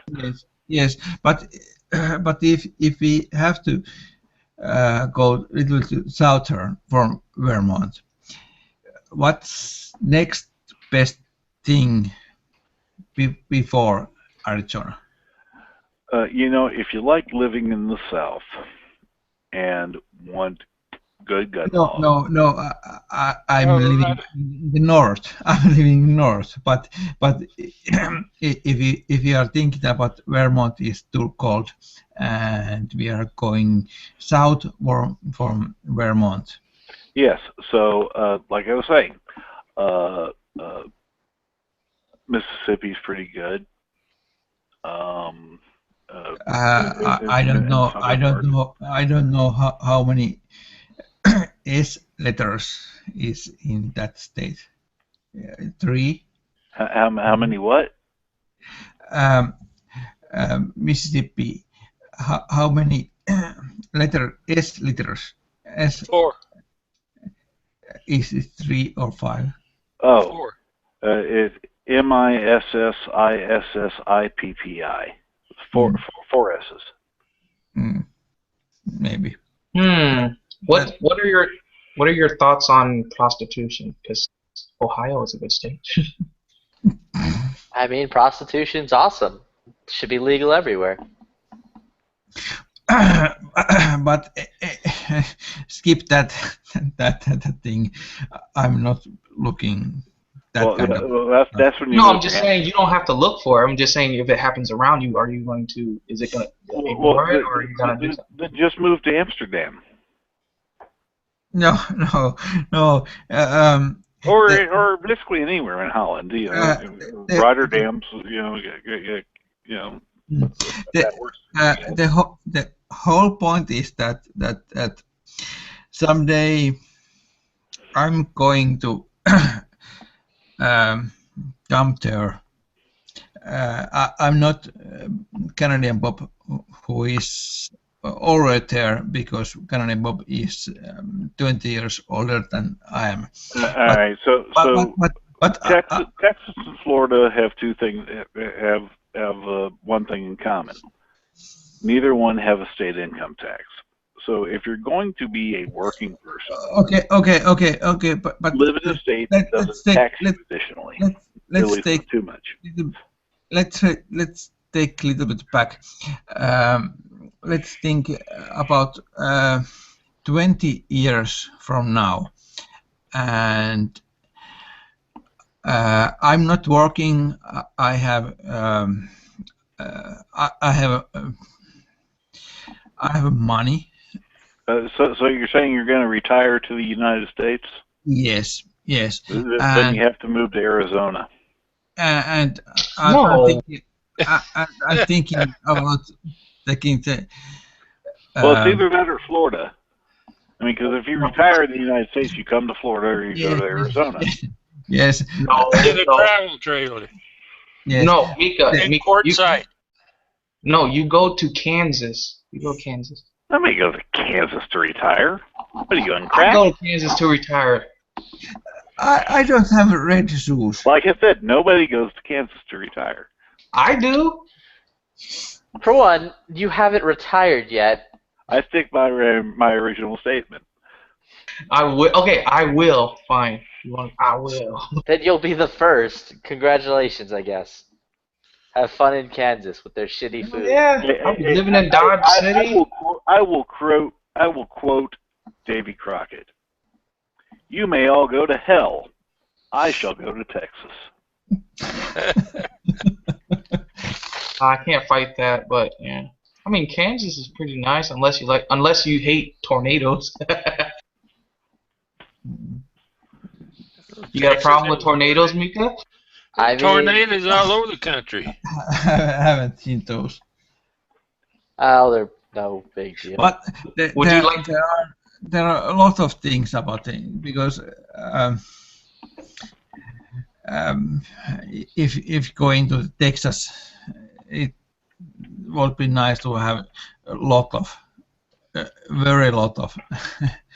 But the thing about Texas, it's hot. Oh, it ain't hot here. It's not too bad. But just the winters are unbearable. You can get solar panels and air conditioning. There are Alaska is my Texas. Okay, so I would like you to pull up a map and look at the state of Texas. It's a big freaking state. So when you say Texas is hot, you're only talking about parts of Texas. The southern part. I know. I'm just kidding. I live in the northern part of Texas, and during the summer it still hits 113. Well, shit, it hits 113 in fucking Vermont. You can't really? Dude, I've baked my ass off in northern latitude. That would make it the hottest and the coldest place. I think the hottest I've ever been was in Bosnia one day, and Bosnia is pretty far north latitude.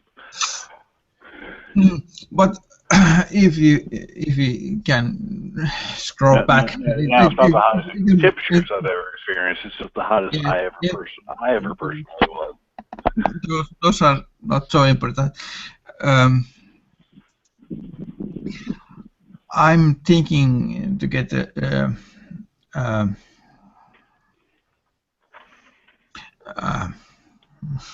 fuck. Hey, Catch, did you see this? I'm drunk, but citizenship. I'm thinking about getting the citizenship of United States of America. Hey, don't worry. Your drunk English is way better than my sober German ever was when I was stationed in Germany. So you're doing damn good for speaking English. Okay. Oh, hey Mika, you know where everybody's going in America? They're going to Portland, Oregon. You should go there. Yeah, nobody's going there. Catch, have you seen the Soldiers of Odin? Yes. I just put a link in there. Somebody had posted on Facebook. Is that a big thing? No, they are not big thing. And there are church at Iceland. There is a church of Odin, and it's from 70s. That church. They are saying that stupid Finnish guys who are using this thing, they are stupid, and this whole thing is stupid. But anyway, I'm thinking that I'm relocated after 20 years from now. I'm going to the America. I'm not working. I have money, and I think that I will try to get. See, you talking about coming to America? America. Yeah, you talking about coming to America has like Neil Diamond songs in my head. We're coming to America. Oh, really? Because I'm thinking of Eddie Murphy. Lord. I'm thinking about Eddie Murphy comes to America. That is a great song about. I'm ashamed to say I have been to a Neil Diamond concert. That is a great song about the spirit of legal immigration to a great country. Yes, and it's what I we were love founded on. But we're not founded on, but at least it's what we were built on. But what is the state where to go? All I gotta say is, if you're gonna come to Florida, stay in the northern areas of Florida. Don't go further south like Miami. Yeah, well, there is a saying in Florida: you have to go north to get to the south. Mm-hmm. I would say go north. Stay in the north. Don't go south. Unless you're gonna go to Key West. I haven't been to Key West, so I don't know. Maybe it's good down there. Look, Key West is a fun town if you're in college and want to do bar crawls. But camping place at the marathon at Key West, maybe. Yeah, basically you don't want to live south of Cape Canaveral. Mm-hmm. But it takes 20 years because I'm so young, so it's 20 years, and then why are you drawing the line at Cape Canaveral? Because south of that is where Florida starts turning into New York.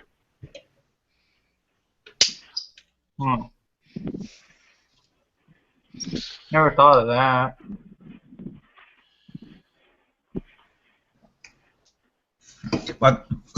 But G-Webs, there are guys who use those vests saying that they are soldiers of Odin, and Iceland there is a church which are Odin church.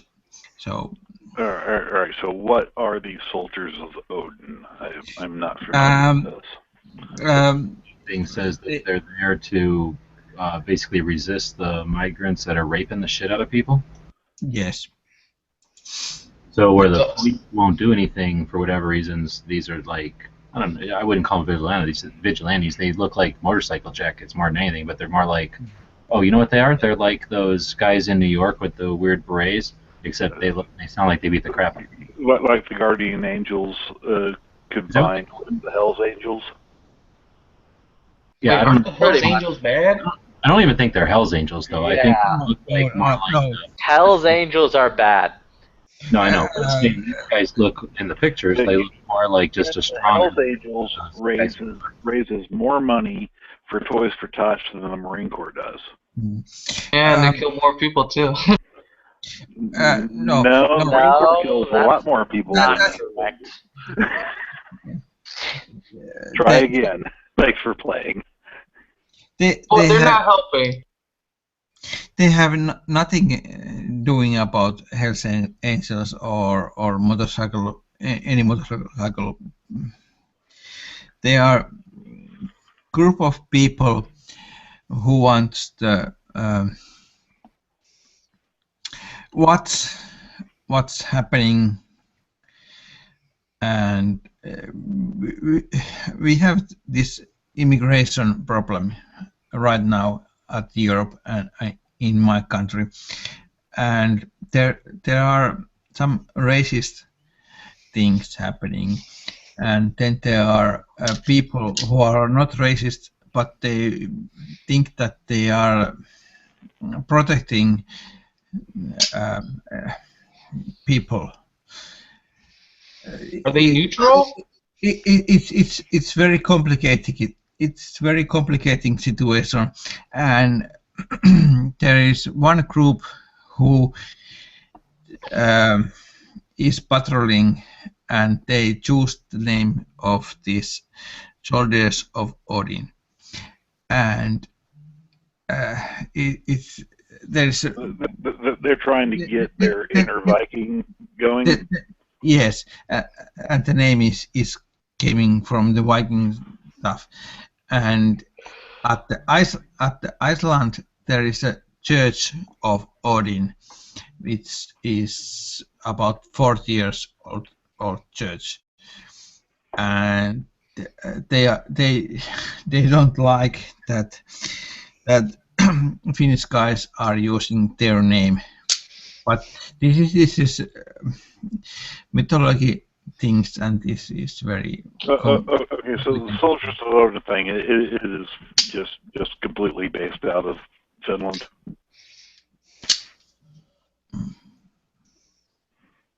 Sorry. They're all from Finland. Please take a few steps back because I didn't follow. The Soldiers of Odin people, they are all from Finland. Is that correct? Yes. Those are some guys, and I think that they are a little bit racist guys. They're racist, so they're not good. I thought they were playing as peacekeepers to keep both sides from escalating. But I guess they're playing one side and they're racist.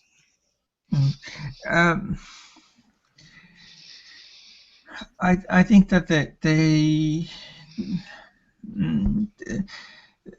this whole thing here is new. So we are at the moment we are checking that what the different guys are doing and groups are doing. So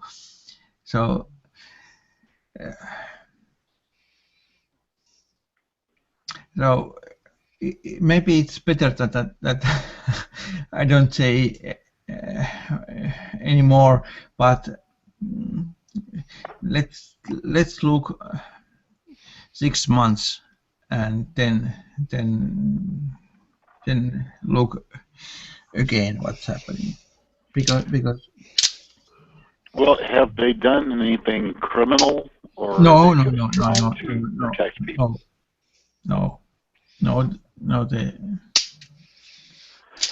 Um, and you know, and you know, you say that they've got some racist ideologies. That's obviously not cool. maybe I'm not sure, because I'm not member of that people. Okay, so at least the press is saying that they're racist, but you're Yeah, not. But you're yes, not sure. Is that yes. correct? The press is saying yes, but they are. So the jury is still out. You're still trying to decide if they're a good or a bad thing. Would that be accurate? Yes. Okay, fair enough. Yeah. Report back in a few months when you learn more. Yes, 6 months. 6 months. Maybe July or June or July. Then we know better. Hopefully they're peacekeepers and they're neutral and just trying to keep the peace and not be racist and attack one side. We we can't know what they are doing. Well, we'll know in 6 months.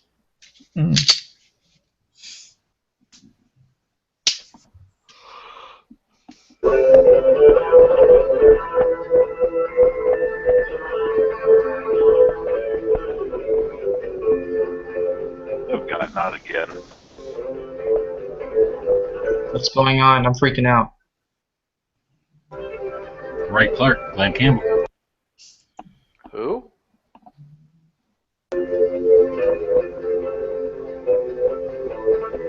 A Ghost Rider? Yeah.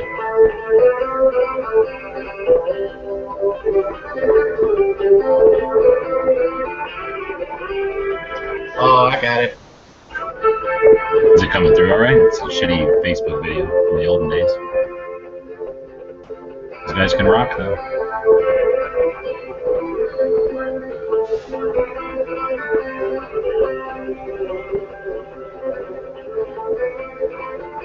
I'm thinking about making that the theme to the I Hate Guns podcast or something.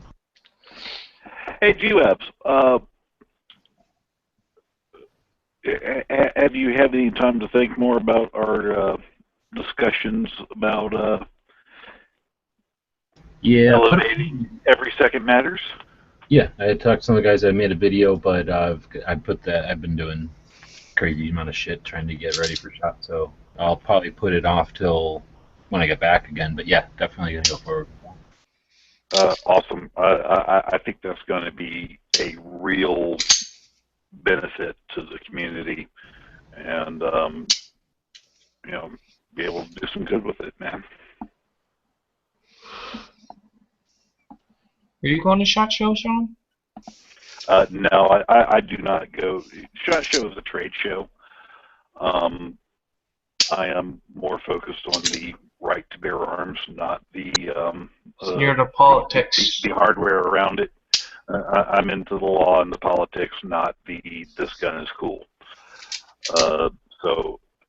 No, I have a day job. I have to keep working.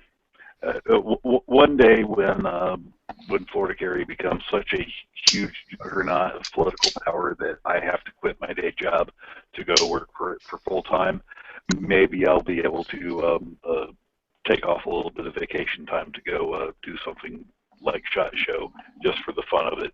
But it really doesn't go toward anything with the gun rights mission. It is just something really cool that the gun industry Entertainment.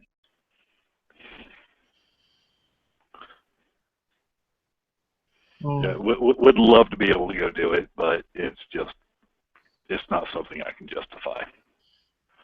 The Gun Rights Policy Conference, though, that is something I do every year, and this year's going to be real easy for me because it's in Florida, it's in Tampa, and we're helping out SAF with laying everything on to make that a very successful gun rights policy conference, and I hope to see you all for the conference here toward the end of the year, end of September. I mean, you won't. I got to see that giant Sasquatch motherfucker called G-Webs. Turns out he's an even nicer guy in person than he is here. Oh wait, I wasn't supposed to tell anybody that, was I? That's all right. Hey, do you think Shoot Straight is a franchise, or is that a mom and pop that just happens to have a lot of shops? Shoot Straight is owned by an individual who is, you know, he is not a bad guy, but he is not, but you know, he is a businessman, and he has a lot of quirks. He rubs a lot of people the wrong way. Well, people oddly do straight. He's not a bad guy. Apparently that's where everybody we had goes. some problems with him after he took over all the gun shows, and you know, they actually denied Florida carry a table at the gun shows in Florida. So, you know, they got. Well, I went public with that, and he called me up immediately and said, "Dude, I did not know that happened. I don't know why the person who schedules the tables denied you a table. That never should have happened. I am so sorry, and you are welcome to a table at any of my shows, and I will make sure that you have a table right out front where you get maximum traffic." That was not cool, and so he has, you know, redeemed himself with me as far as at least how he's treating us. As far as his business practices, I won't get into them because I don't know them firsthand. Oh, because I live right next to one. Maybe in a year I will. I live right next to one, and I want to visit and see how it is.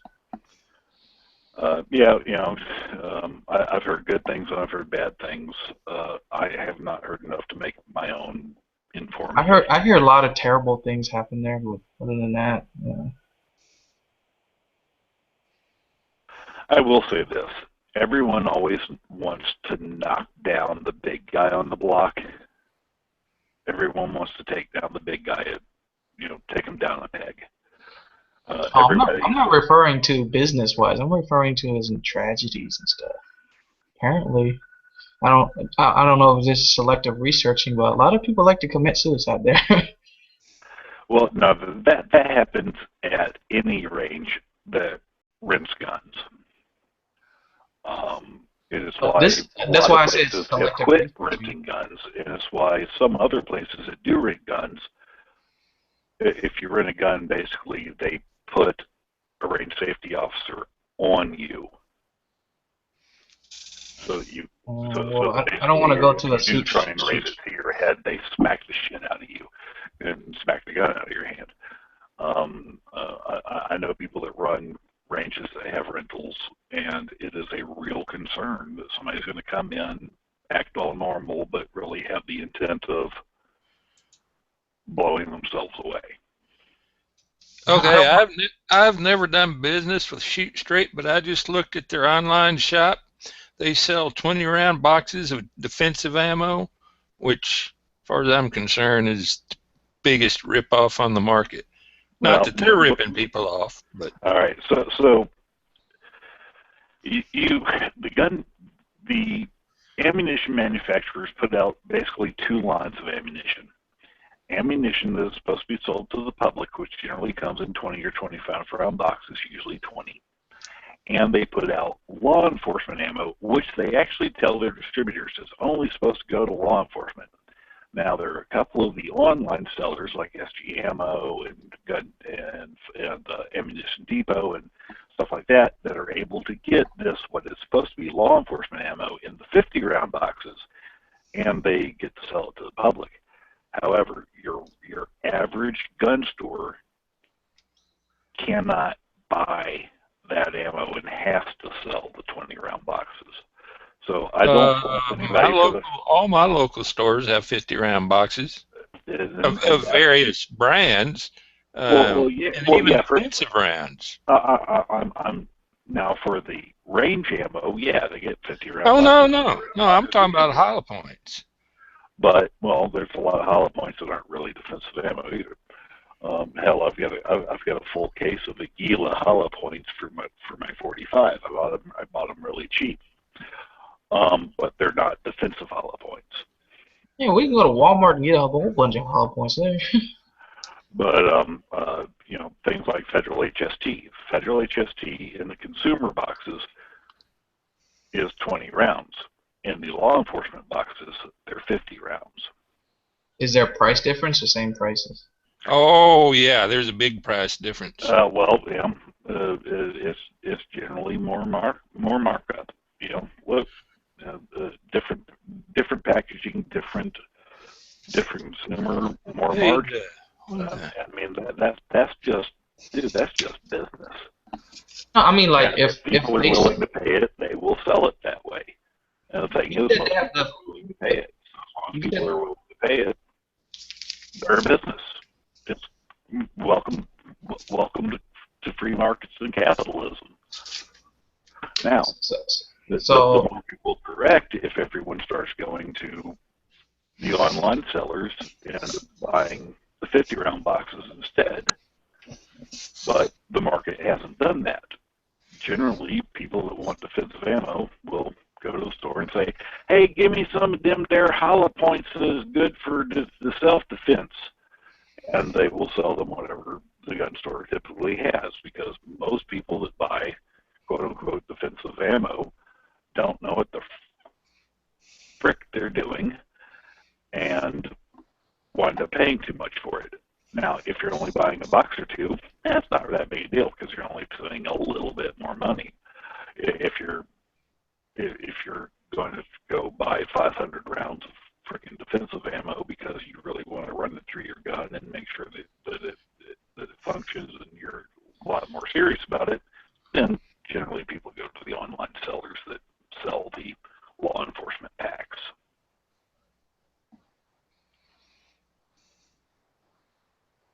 Well, for me, a hollow point, if it does its job, that's a defense ammo. Well, but my point is, I want it to do its job on one person, or thereabouts. If it goes beyond 12 inches of layer, it's not for me.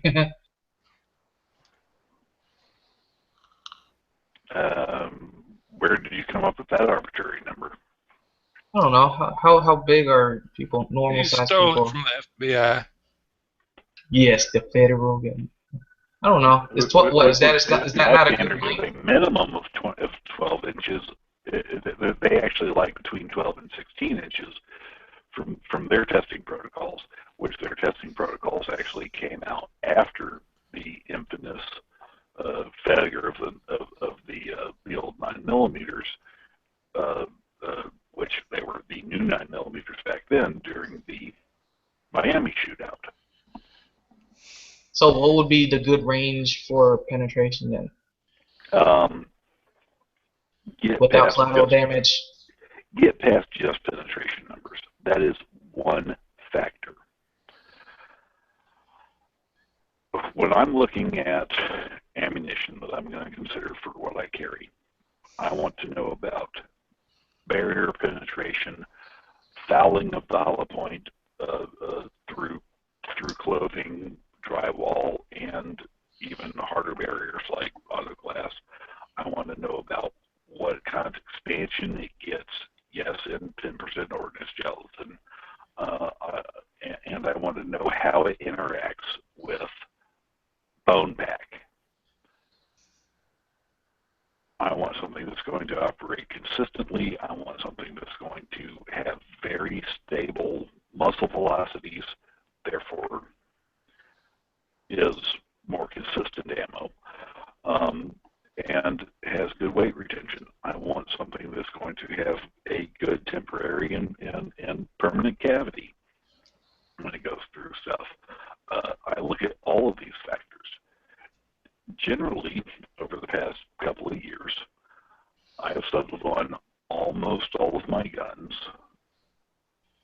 I'm carrying the federal HST ammo, mostly.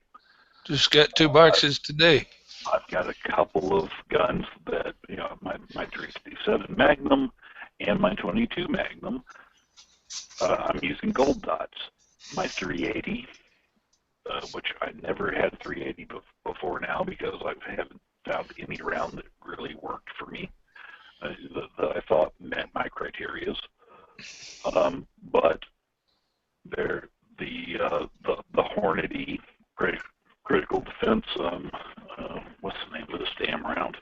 Hang on. Hornady, which I generally don't like their ammo. The spear dot? For $1 or $2 cheaper, you can get the zombie round, which is the same thing with a different colored. No, it's the Hornady 90 grain critical defense FTX round. Oh, okay. 380. Oh, you're talking 380. That's the only 380 round I've ever liked. And I don't really like it as much, but for the job of this gun, it is the best ammo out there, and it is better than some of the older 9mm.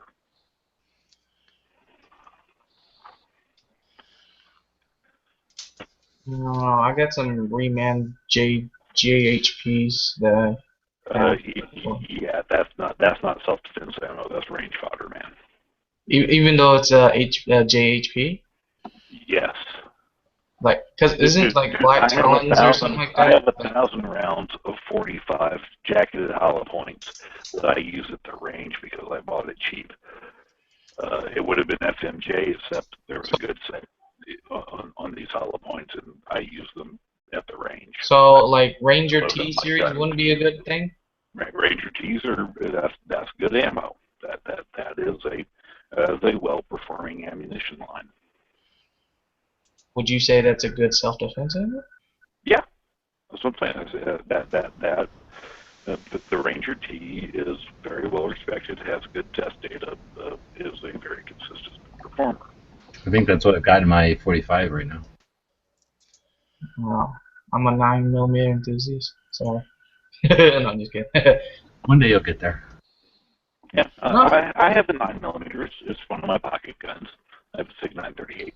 My wife has a 9mm because, well, I would look. That doesn't recoil as much, and that thing's full of federal HSTs. I would like to go higher. It's just I don't have the money for it. Like I'll probably stop at a 45. I sold my 45 today. Good for you. Says the man with the M&P. Hey, I don't need a bigger bullet. With another gun? You have a Smith & Wesson, don't you? Who, me? No, me. Wow. Yeah, you have a Smith & Wesson, right? Right. Yeah, it's an M&P series, right? Right. Yeah. Nothing wrong with that gun. It's a very good gun. You sound like you're patronizing the fellow. No. My brother wants to buy a M&P shield for his carry.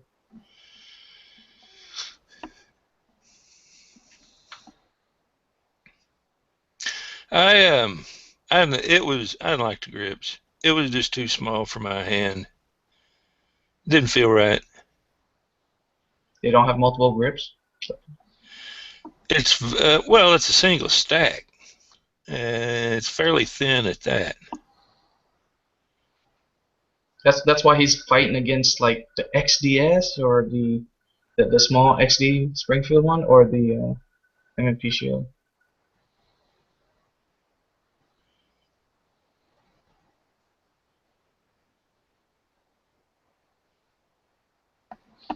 Also, G-Webs, your Kalashnikov buyer's guide thing is past the halfway mark.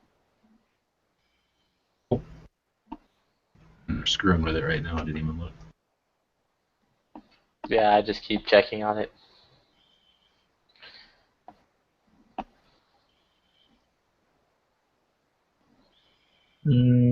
Birdie. Glitchy little like system they have here. super laborious to just justify things left instead of center and shit like that. Stupid. Well, I mean, this pick isn't all of them, but yeah, it's good representation. Yeah, I'm one of those people. I do not dress around the gun. I get dressed and then I pick which gun works for what I'm wearing. See, I'm also one of those people, except for I don't pick which gun I'm going to take with me because of what I'm wearing. I just have the one gun. Well, which means Welcome that to you the have club. to dress around the gun. Right, I have like 80 pairs of shoes. But you only have one gun. Do you keep your gun in your shoe? Well, no, I mean I have more than one gun. I still have only one carry gun. Well, hell, even that FNX or that FNX tactical, that's a carry gun. Yeah, but it's really big. I seen I see a husky guy. No, not even a husky guy. A fat guy carrying it. It's sticking out. You lucky Well, he yeah, walks in there. it is easier to carry when you're skinny than when you're fat. Believe me, I know. I've been skinny and fat while carrying guns. But when you're skinny, you can kind of hide. You can more easily hide a big gun. When you're a fat guy, everything sticks out already anyway, and then you put a gun on it, and your love handle starts pushing your gun out to the side, making it more obvious. Well, I'm a out of the waistband carrier, so. Well, that makes it a lot more comfortable. And notice, I think every holster in this picture is an outside the waistband. No print. You don't get any printing from them. Not Or you just get idiots that don't pay attention, that don't even bother looking at your body anyways. Jackets and shirt tails. Most people don't matter. And 90% of the time, I'm wearing a pair of shorts and a T-shirt. And your gun is hanging out, but nobody cares. No, my guns all are in really good holsters that ride in tight, and I'm wearing an untucked T-shirt, so it doesn't really print. Also, on top of that, are you just like walking around staring at people's waist? That's what I'm trying to say. Like, are you like people looking at your And waist? if there is a little bit of a bulge, no one freaking notices. And I'm pretty sure they probably wouldn't care, right? But yeah, look, if I'm wearing certain things, it might be the little NEA 22 mag at the bottom left. Well, If guys I'm be wearing going. a big loose T-shirt with shorts and flip flops, hell, it might be the FNX tactical right next to it. It's a giant freaking gun, but I've got a good holster for it that keeps it in tight to my body, and a T-shirt drapes right over it. No big deal. Yeah, gun guys be going, he's carrying. Criminals be going, don't fuck with that guy. So Not all the time. If they have a bigger gun, they hell, probably will. I want open carry to pass just so I can occasionally tuck my shirt in and again instead of walking around like a damn slob. Yeah, that's why I want to wait for open carry as well, so I can like kind of hide it. Half of it hides, and the other half exposed because it's open, open waistband, so I it won't can't matter. be bothered to tuck in a shirt. I mean, I'm still gonna conceal it, but if it pokes out, I won't get in trouble for it. Kind of like thing. That's why I want open carry. I don't want to get in trouble for it. So Flippy, have you carried in Walmart yet? Yeah. Did they stop and check your license? Nah, I'm also in Texas. No one gives a fuck. I could be walking around with like, well, let me rephrase that. The area of Texas that I'm in, no one gives a fuck. I can be walking around with an AR and no one would, again, give a fuck. They'd be They like, card whatever. you? They card people in Texas? I haven't heard any local reports, and but I don't know. I haven't tried it. Crimes dropped 15% since open carry has came. Is that how you carry it? Oh, I don't carry. I'm still waiting on class. They wasn't a lot of classes at the end of the year, and our local range is under construction, so they're not having classes, and I don't feel like driving 40 miles. So, there you go. That was me in Phoenix this year at Gun Rights Policy Conference. I was carrying my my 686. J frame. No, not a J frame. It was a No? 686. No. Much L bigger. frame.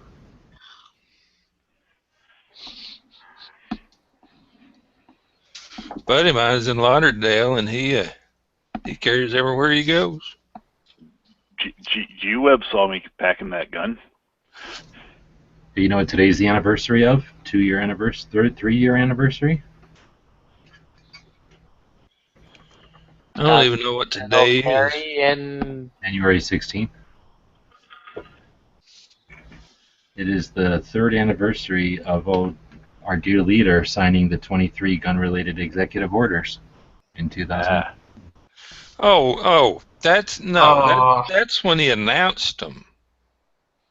If it's what I'm thinking about. The 23 that he signed? You mean the 23 he enforced? I don't know if he could have enforced them. You're right, he just announced them. I don't know if he enforced them or anything. And last time last time I checked, none of them were executive orders. Well, today must be the day that he came out with his 23 or whatever. Signing it is law. Oh, so they're not in effect yet? He just announced them. He didn't put them in order. He didn't put them This in. is 3 years ago. This is his response to the bullshit back then, and he said he wanted to do a bunch of stuff, and then he did some of them throughout the years, but not all at once for sure. In the Federal Register, there are still no executive orders listed under 2016. Which only means they weren't executive orders. He called them executive actions. We don't really know what they were. That's a good point, because he just made up that term. And a lot of the media is also calling them executive orders. Well, no. What he did was, I have directed the Department of Alcohol, the ATF, to do this, and I have used our current funding to tell them to hire all these new agents, and I have said that, and I've told our prosecutors to more strictly construe what constitutes a person who is substantially engaged in the business of selling guns. When they, basically, if you rent a gun show table, then you're in the business. We've just changed how we're going to enforce this. That doesn't require any executive order. That is just saying, hey, do it this way, guys. But it is still, by definition, an executive order that he did not file with the Federal Register. Okay, so an executive order. Oh yeah, I know the definition. Than the administration telling a department, hey, do it this way. Well, with an executive order, they're bound to do it that way. The way he's doing it, it's like, do it this way or you're fired. Well, or I'll replace you or whatever. That's what executives do.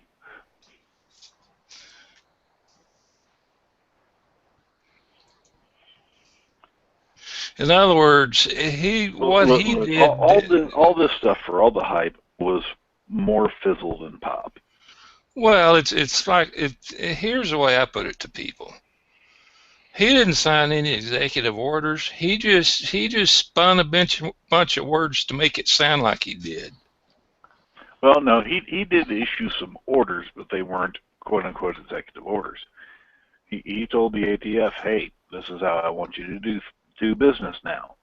We're going to more strictly construe what is a person who is engaged in the business of selling guns. We are going to be more strict with this. We're going to throw this stuff up against the wall and get the courts to come with us. And look, I will tell you, as somebody who works in the courts a lot, they will do what he's asking them to do. It's not good. Don't try and sugarcoat what he's done because he didn't issue a quote unquote numbered executive order. What he has done is going to reverberate through the courts in the coming months to even years. And even if we have a new president come in and say, oh, no, stop doing that,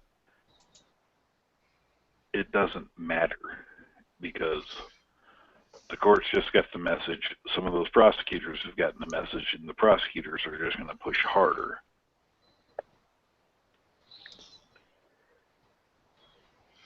There's only one memoranda, and that was on the 4th, promoting smart gun technology.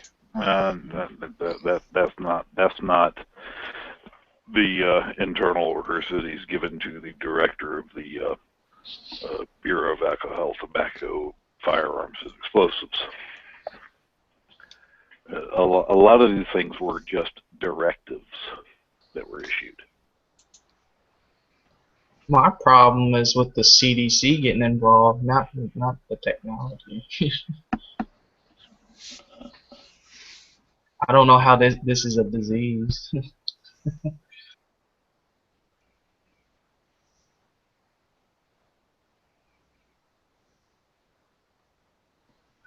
Oh, I love guns, and if I touch somebody else, they'll probably end up loving guns too. So, I don't know.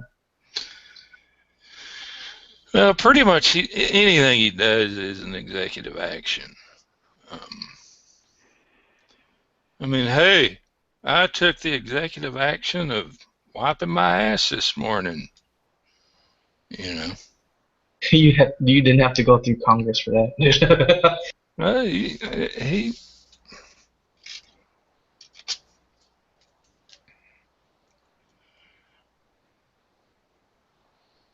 No, but an executive action is like, my understanding is like it's something that is done, something that is done, and you can't fight it. But it doesn't affect the statutes. It does, but it can't. Could it or no? It won't.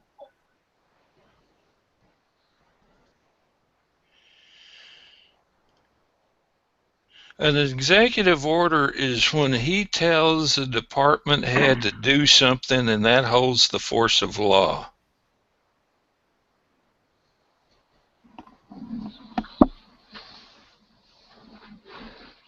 And they have to do it or else they get fired, right? Well, I don't know. You know.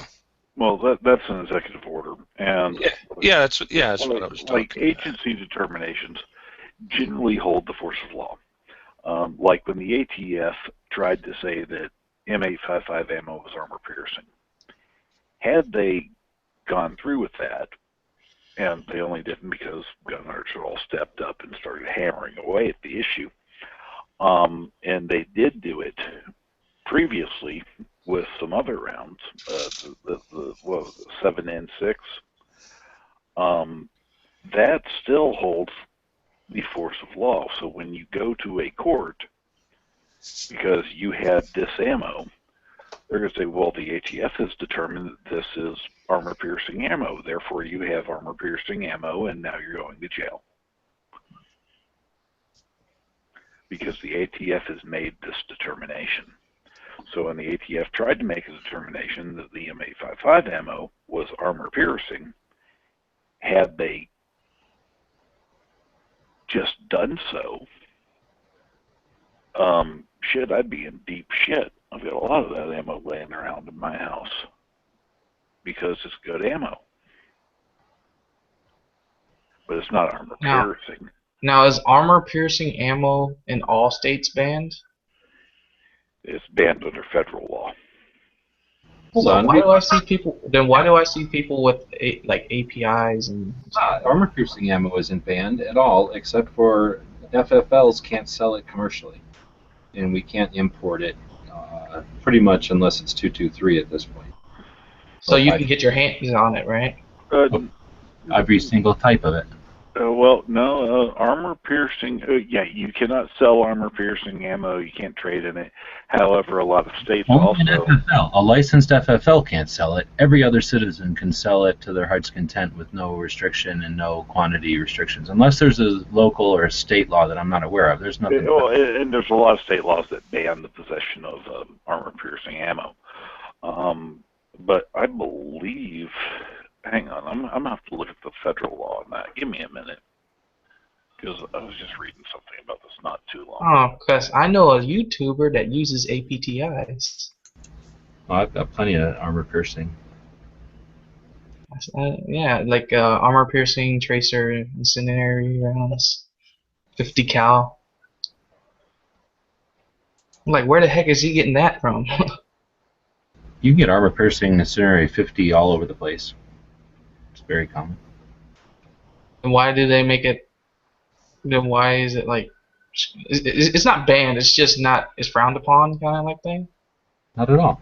It's not even a thing. It's just that for whatever reason, back whenever they stopped the importation, they stopped FFLs from being able to sell it for some dumbass reason. It's one of those things we gotta archive because I forget exactly which infringement created that particular infringement, but it's been a long time, so I'm guessing 90s, 94 maybe, something around then they probably fucked with it. Maybe even the 80s, but I don't think it was that long ago. I wasn't really buying armor piercing ammo when I was in the 80s.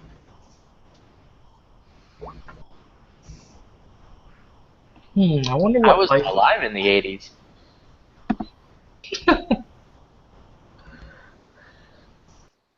I wonder what life would be like if there were no restrictions. Okay, Just everybody just walk into the store and buy a gun. So you want to know what life would be like if there was no restrictions on firearms? Then take a picture of America, the United States of America, from 1776 to 1968. But those are muskets. I'm talking about like fully automatic. 76 to 1968. John Moses Browning invented the machine gun in the late 1800s, early 1900s. So we had 68 years. Well, no, we had 30 years of complete uninfringed access to machine guns, and we did just fine. We still managed to prosper and thrive as a nation. And then in 68 or in 34, they restricted it to be expensive and laborious to get one. And then in 68, they made it a little bit more restrictive, and then it wasn't until the 80s that they restricted it completely. But I would say pre-34, we did just fine, and then from 34 to 68, we still had a pretty good run and very few issues. So that we have lots of history to look back on, in my opinion, on what we'd be like with restrictions. What I'm saying is, what would we be like without restrictions? It'd be exactly like today, except we'd have a lot more fun shooting machine guns. Okay, so federal law bans the manufacture, importation, sale, or delivery of armor-piercing ammo, except for there's authorized uses as determined by the director of the ATF, and exemptions for certain types of armor-piercing ammo primarily intended for sporting or industrial purposes. Now, there's going to be a caveat on that for FFLs, because there's no restrictions on shipping it or anything like that. It restricts the manufacture, importation, sale, or delivery of that ammo. Now, there are exceptions for things like authorized uses, which is like your local ammunition seller supplies ammo to the police department. They fall into one of the exceptions, so they can deal with that ammo, but only for that purpose. Then how do YouTubers get them? I'm thinking you're reading that wrong, dude, because you can go anywhere and buy armor-piercing ammo off an individual. You just can't get it. If that's under paragraph B5, it's talking about importer, manufacturer, or licensed collector. 18 U.S.C. 921. Yeah, there are some additional. I mean, there are exceptions, but the general exceptions are pretty limited. and you can get basically a waiver from ATF to allow you to have it. Oh, so those YouTubers are lucky. Well, what I was saying is the manufacturers, you can't manufacture or import it. Unless it's for being manufactured for the purposes of selling to basically the government.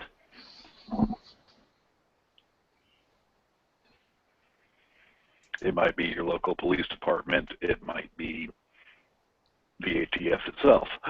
It might be to the military. But So then how do John down the street get it? you don't see a lot of real armor-piercing ammo out on the street anymore. Not since the gun control. Well, 50 cal is already armor piercing, right? So. No. No, it's got to protect.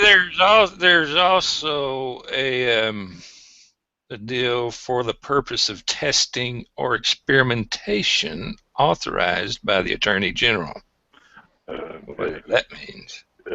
Yes. Like I said, there are some exceptions. So if I wanted to experiment with them, they'll let me have it?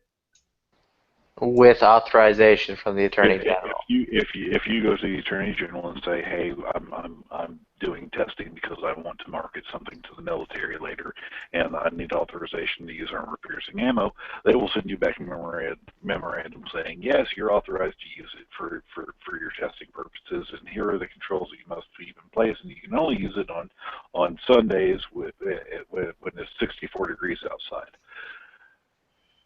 They will put restrictions on you.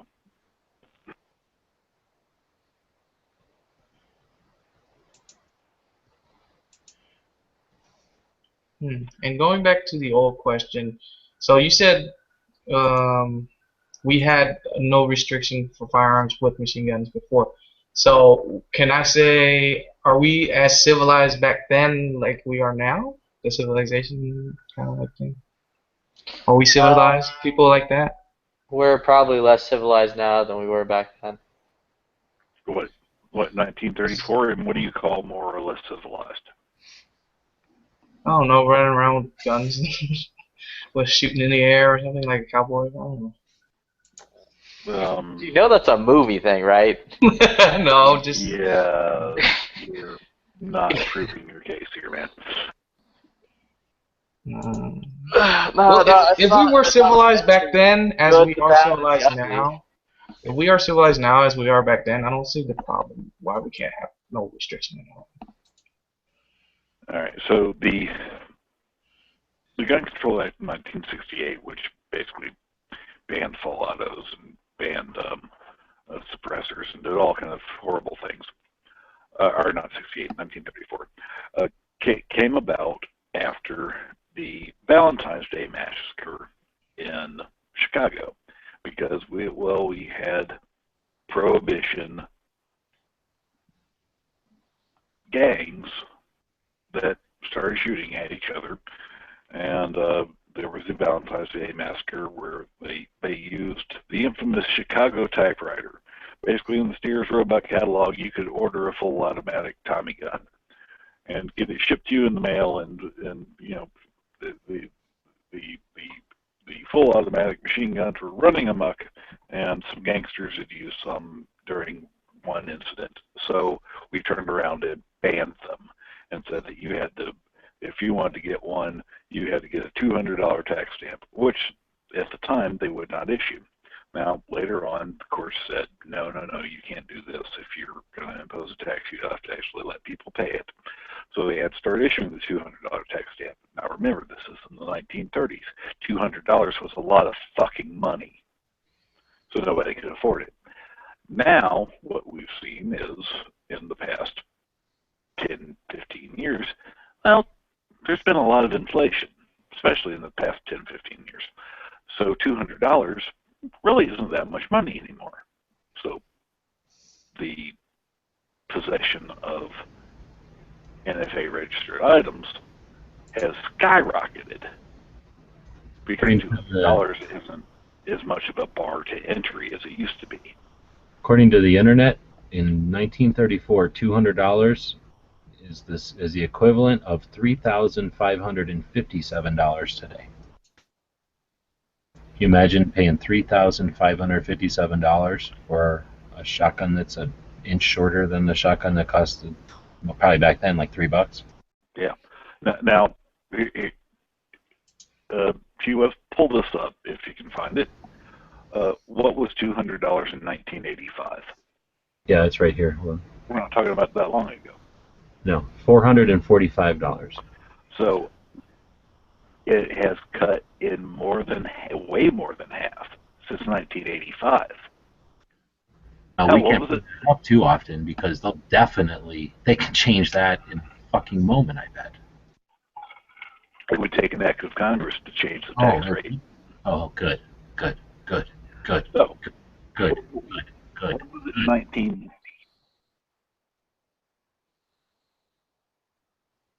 Sorry, I was bullshitting. What date? 1990.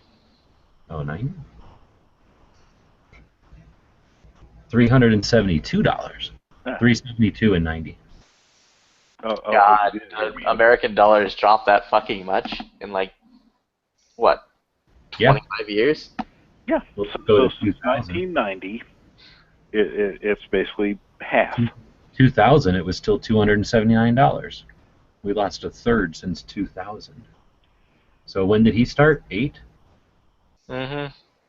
I don't even want to click this button. So does anyone want to know why over the we lost over the 50 past? bucks with Obama on our $200. So does anyone want to know why since 2000 a lot more people have been getting NFA items? Because they could finally afford to without being like, oh God, I'm spending so much money.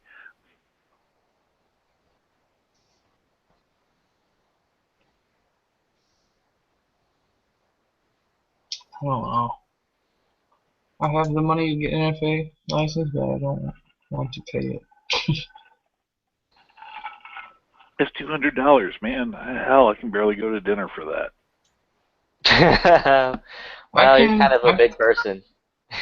I can live. I'm thinking like limitations, like. I mean, in all honesty, it's not that big. $200 for 2 people at a nice restaurant with anything to drink? Come on. That's what I'm saying. I can barely go to dinner for that, man. Yeah, that's like taking a pick out for not even a fancy dinner. That's just like No, it's not that I can't do it. It's that I don't want to pay for it. I can pay for it. I just don't want to. I mean, again, according to Hillary Clinton, a right that you have to push for or whatever isn't really a right. Or a right that you have to jump through hoops isn't really a right. Yep. Well said. Thank you, Hillary. Repeal the NFA. Yeah, and let's get rid of these concealed carry licenses. Yeah, I know, right? I mean, honestly, I have no real issue with concealed carry being a licensed thing. I have an issue with $300. Then I'm sorry. But with like you're the part price of the problem. Well, no. Let me finish. You're not letting me finish. Well, that's because I interrupted. I'm sorry. I know, because you're a fucker. No, like I have no issue with concealed carry being like something that you have to get permitted Did for. you get your license to come on this interwebs and speak tonight? What? Do you have your free speech license? No, but why again, motherfucker. Would you have a problem with getting a free speech license? Yeah, well, there are some people who probably shouldn't have the ability of free speech because they're fucking stupid.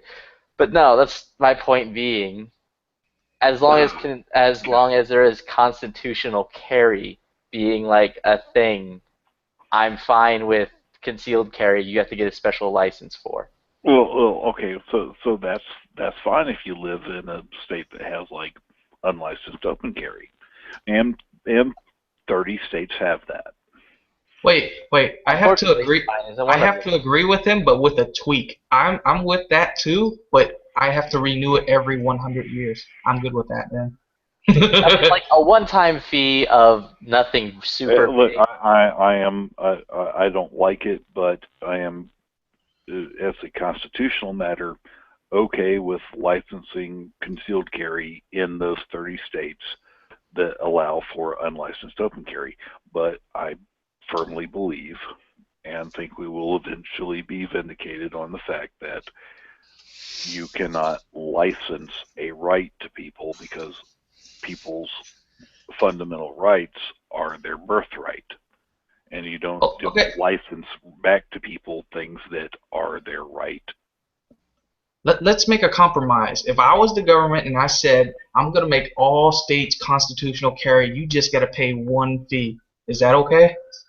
No. Nope. Fuck compromise. Absolutely Compromise way too Giving fucking much. authority to the federal government to regulate a right is not worth it for any short-term perceptible gain. So this, no, you giving cannot them No, this is a speak in long-term public. thing. You cannot you speak in don't have the public right to except tell us you what we can have. carry. We don't want to give them the right to tell us what we can carry with parameters, because then they'll just say we thank you for giving us that task. Thank you for giving us that responsibility. By the way, you cannot carry anymore. Since you gave us the right to let you, we're not giving you the right anymore.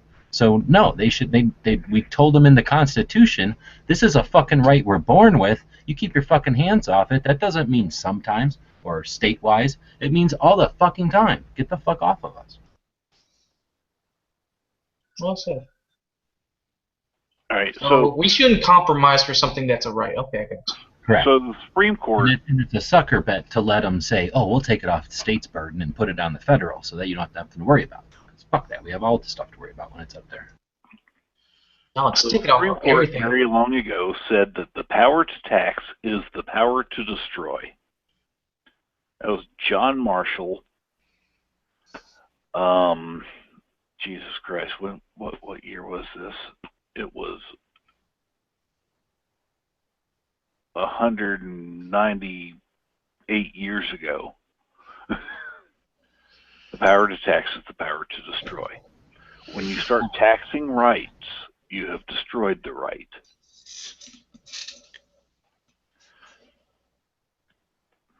Sean, if carry is constitutional, what is the current legal basis for making that a licensed or a privilege? And I'm not saying it's right. I'm just curious. Okay, what the courts have said about how that's okay. Okay, so what the courts used to say was getting a license to concealed carry is a privilege. It's not protected by the Second Amendment. It's just a privilege that's given to you by statute. So get your license. Now what they're struggling with after Heller is, oh shit, we can't call it a privilege anymore. We're going to have to say that you have a right to this concealed carry license, but the fees and all the hoops that you have to jump through, those are quote-unquote reasonable restrictions, and do not place an undue burden on anyone. So it's what it basically comes down to is a lot like the old poll taxes and the voter literacy test that they used to require, which they actually ruled constitutional because it was just nominal fee, a couple bucks, and the voter literacy test was just to make sure that you knew how to read so you could read the ballot. And that didn't go away until they passed the Voting Rights Act. So they're using old Jim Crow law decisions that were designed to keep black folks from exercising rights to now restrict the rights of anyone that wants to have a gun. I mean, isn't that where the initial gun restriction started in this country? Was after the Civil absolutely. Florida is widely recognized as having the progenitor to most states' concealed carry licenses with our passage in 1987, and really the language that we passed here is the language that is used in most states. The licensing requirement came about in Florida in 1893. It came about right after there was an attempted lynching of a black man who had killed a white man in Jacksonville, Florida. Well, a bunch of black folk showed up with Winchester repeaters and stood outside the jail to keep the lynch mob from lynching the guy. Right after this all happened, and the guy wasn't lynched, He was later found guilty and hung, but he wasn't lynched by the mob. A black columnist named Ida Wells. Now, Ida Wells actually refused to give up her seat on a train for a white person 90 years, 87 years, something like that, before Rosa Parks. But she put out a pamphlet talking about the Southern dishonor and all the lynchings that were going on, and talked about the attempted lynching in Jacksonville, and said that every black home should have a place of honor for the Winchester repeater, because it is what's going to keep you from getting lynched.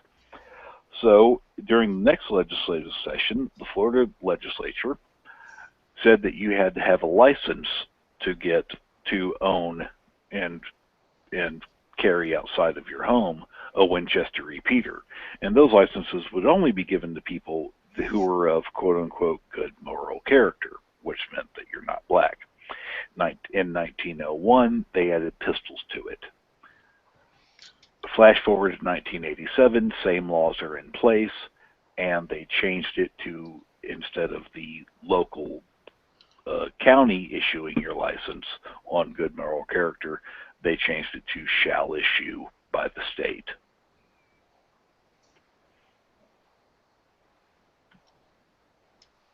So that's where your modern concealed carry license came from.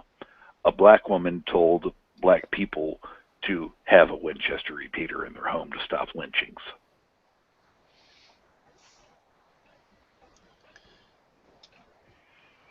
And now we have a president who's telling us our police can't be trusted half the time, and it's better if we all are just disarmed. Okay, let's go back to the restrictions. If I was the government again, just scenario, and I lifted all restrictions, how do we keep guns from criminals? Ben. You're not going to keep guns from criminals if you have restrictions. No, It but don't that would matter. make, but if you have restrictions, The thing is, you enforce the law. If a criminal, or a current law state with a felon not being allowed to own or possess a firearm, or hell, be anywhere near a firearm, and they are caught with one, then guess what? They fucking get, like, they don't get the ability to just plea bargain out of it, or also their shit. All right. How do you stop someone from committing murder? Oh, well, we make murder a death penalty sentence. Yet people still commit murders. There is no way to legislate your way out of crazy. Or into There's no way to legislate your way out of the hardened criminals. okay, those we can't keep away, but the ones that have, you know, a brain, sympathies, you know, they have something in their head that says, okay, I know I'm bad, but I'm still gonna do it. But then, okay, they caught me, might as well give up, kind of guys. Then they go to jail for breaking the law. So let me do your hypothetical a different way. Do you really think that the barriers in place now are going to prevent someone with the intent to do ill? If he's super crazy, no. But if he's like, is there not crime? They don't have to be super crazy. All they have to be is criminals.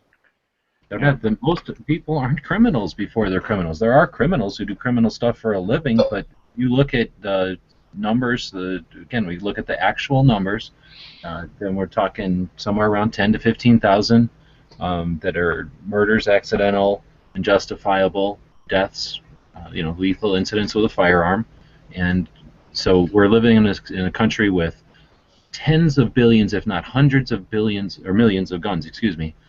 There's no way to know, but we know that we have a lot of guns. So if you're going to suggest in a theoretical environment that if you removed the barriers that are there now, that's going to change anything, then I would suggest we have to look at a bigger picture and say, what is that going to change? It's going to allow anyone who wants to defend themselves lethally. So that means that there's a barrier to becoming a criminal, especially a criminal with lethal intent, or a criminal that plans to do bodily harm to anyone, that there's a very good likelihood that they're going to meet lethal resistance. That creates an atmosphere that would, in my opinion, produce very few criminals. If you look at places where there is very high gun ownership and people have a very, whatever you'd say, like a high level of personal responsibility, there's very little crime.